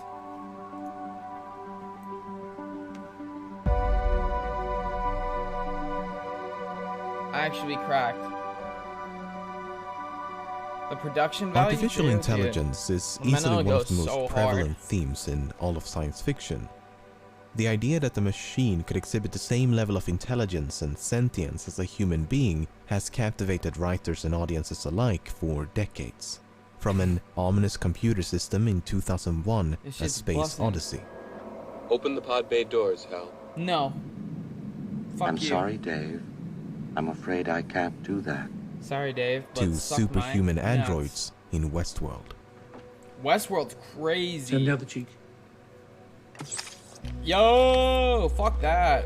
Oh my god, it's horrifying, bro. This captivating subgenre of science fiction has experienced a diverse range of depictions. But fiction has a habit of romanticizing certain aspects, such as the frequent inclusion of humanoid robots. Building a robot in pursuit of AI is a bit like constructing the chassis of a car before the internal combustion engine was even invented. That movie's but I crazy. guess anthropomorphism is just an easier solution than expecting audiences to get emotionally attached to a few lines of code. Unless you're Joaquin Phoenix, of course, but that dude can do anything.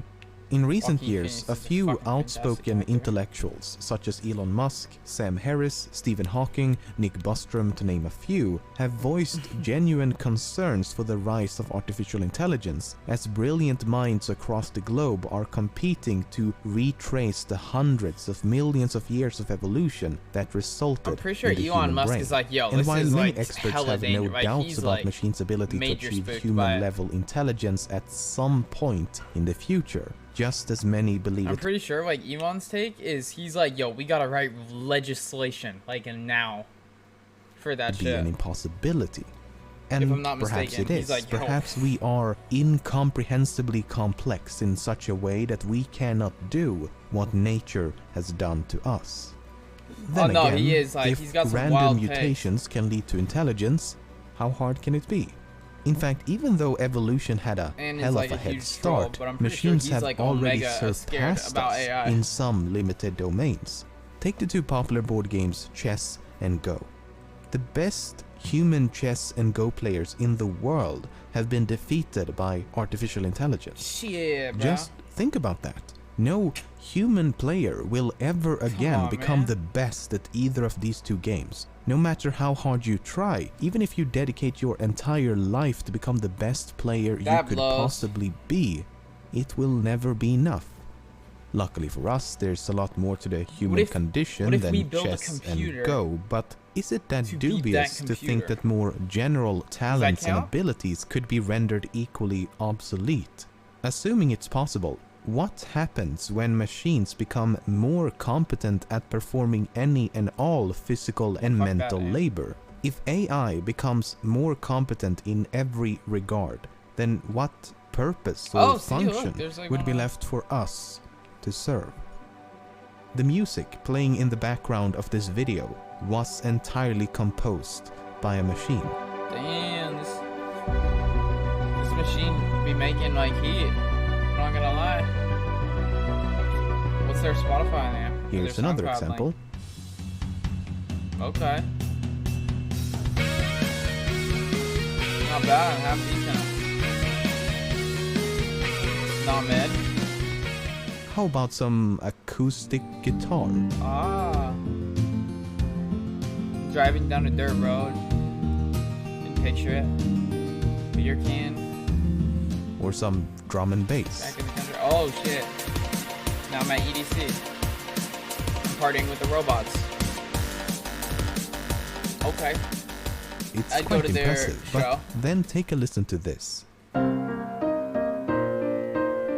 Oh my god, and there you go. Sag farming. Gotta add that one to the Sag farming playlist. That's hard. Oh, I fuck with the robots. As long as they got, you know, music like this, I fuck with them. This robot short signed? and simple composition may sound rather unimpressive in comparison, signed? but then consider this. This Who's their sound manager?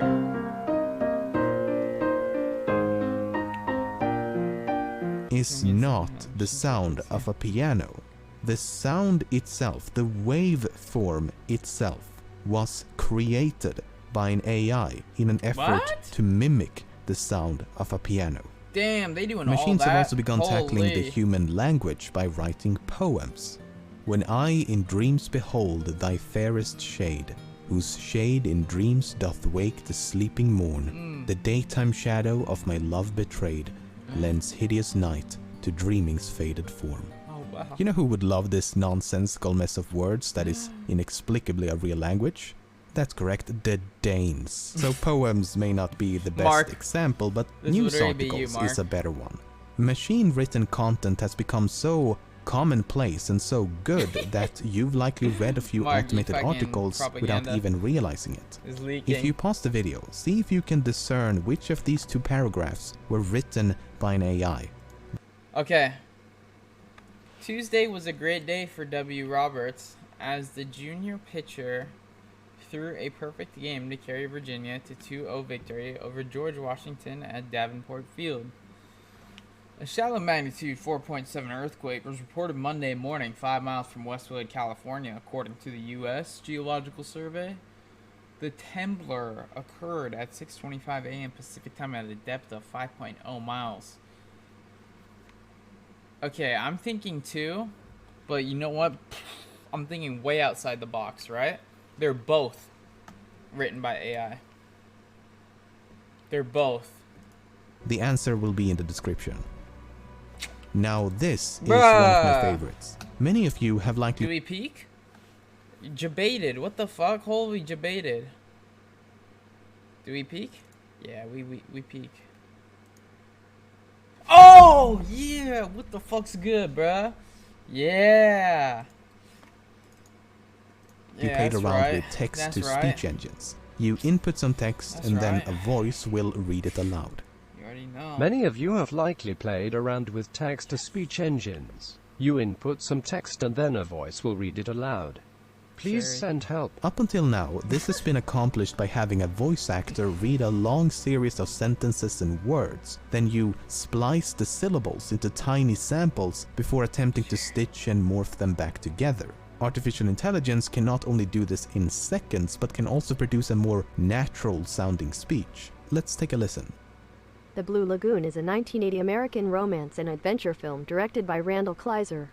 The Blue Lagoon is a 1980 American romance and adventure film directed by Randall Kleiser. Aspects of the Sublime in English Poetry and Painting, 1770 to 1850. Aspects of the Sublime in English Poetry and Painting, 1770 to 1850. It can also... So that's like from using actual voices and they just be making this shit. They're like, yeah, we can fucking... produce human-like gibberish.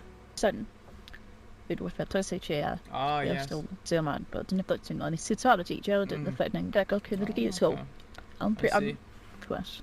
I see. Find the neck out. Interesting. Preferably, so again, they're playing the lot of phone. That's like, is it today? So, how does it work? Well, as you can imagine, it's complicated, and that's a severe understatement, but let's use an analogy.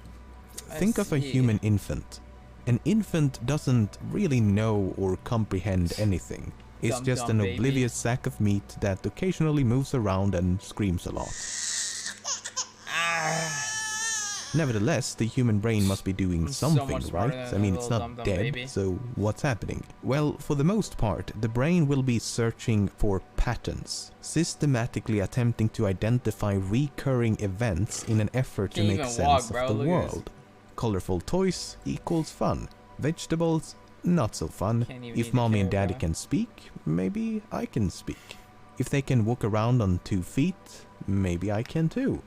A few years of this repetitive learning process and we can go from this to this, and even this, Thanks for hanging and out. unfortunately this. You don't want that. This is essentially what machine learning is all about. You create a simple mathematical model of the human brain and then you feed it a bunch of information. This artificial neural network will then attempt to make sense of this information by learning from past mistakes and imitation. The result is this natural evolution that no human could ever manually program. And appreciate you for hanging out. And there's really no reason why this system could not be scaled up to human levels and beyond. A limiting factor of the human brain is that it has to fit inside a cranium. An artificial brain could be the size of a building or larger still. An AI could also operate at the speed of light as well as improve upon itself. In essence, it could teach itself how to learn new things, and in doing so would eliminate the need for a human at the controls. I don't know about you, but the fact that this is even theoretically possible makes me a bit worried for the future. There is a genuine cause for concern, as lost in this idealistic quest for improvement is the function of humanity itself. If we render the species incompetent, what's to prevent artificial intelligence from recognizing that incompetence and taking control? Because how do we control something that is more intelligent than us? It would be like a colony of ants attempting to control even a single person. It just isn't believable. And elaborating upon that analogy, think about the way we treat ants. Most of us don't have some deep hatred for ants, but if they are ever in the way of something that we want to accomplish, we could not care less about their existence. And even if we did care, how would we explain to them that they need to move because we want to construct a building or something? That'd be so funny. To explain to someone down like on the ground whispering to the ants, hey, guys, listen, no hard feelings. We really just got to put a parking lot right here. Like, we'll give you guys like 5 days, but you guys really gotta clear out. We're so sorry. And like, tell your homies, like tell the other, like you got a couple ant hills. I see one like 5 feet from here. Can you just like spread word, please? Thank you. The millions of animals living in the jungle, the geopolitical and socio-economical reasons for why we continue to destroy their home. It's impossible. They simply lack the intelligence to understand. And that is what so many are concerned about, that we would lack the intelligence to keep up. Come on, man. So this concern for AI has nothing to do with malevolence. It's simply a fear of losing control. Then there's the issue of sentience and cognition, which are entirely different beasts altogether, but if we assume that super intelligence is possible, how long until that happens? It may be sooner than you think, as most estimations seem to land in between 3 to 6 decades. So within this century. But I mean, it's just estimations, so bro, I hope I get to see it. No one can predict the future. If it happens, I hope I get to see it. I seriously hope they're wrong though, because it'd be so much more convenient if we could just leave this impending doom of humanity to our children and just reap the benefits in the meantime. Yeah. Fuck them. Let them figure it out, bro. We let our grandkids figure it out, bro. Who cares? Let's make the AI. Because it'll be really sick for a while. And then it's like, yo, they gotta deal with it. It's like, yeah, shit, we out.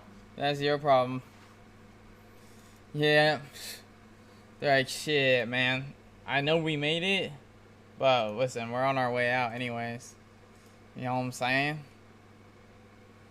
The sex bots are coming, man. The sex bots are coming, y'all. Well, our Dragonoff mans is doing some R.U.S.T. But I will stream next with Dare. I've been waiting in the FTO queue for a minute, and I accidentally left it too a while ago and tried to rejoin, but like it's been taking a while, so I gotta do this. I've been burning, but dude, Lameno's videos fucking crush. Them shits are slap, bro. But thank you for everyone hanging out. Thank you guys for who stayed from striking stream. Go show Aces some love, y'all. I appreciate you guys. Thanks for hanging out. We might just like start next stream with Cadet Dare. That'd actually be pretty cool. Oops, I don't know why I accidentally did that. But yeah, that would actually probably work. We should watch more videos too. That shit was bussin'. We'll have to check out more. Make sure you guys go give Aces some of that love. Alright, thanks for hanging out. And if you guys enjoyed today's stream, make sure you drop a follow. I will see you guys next time.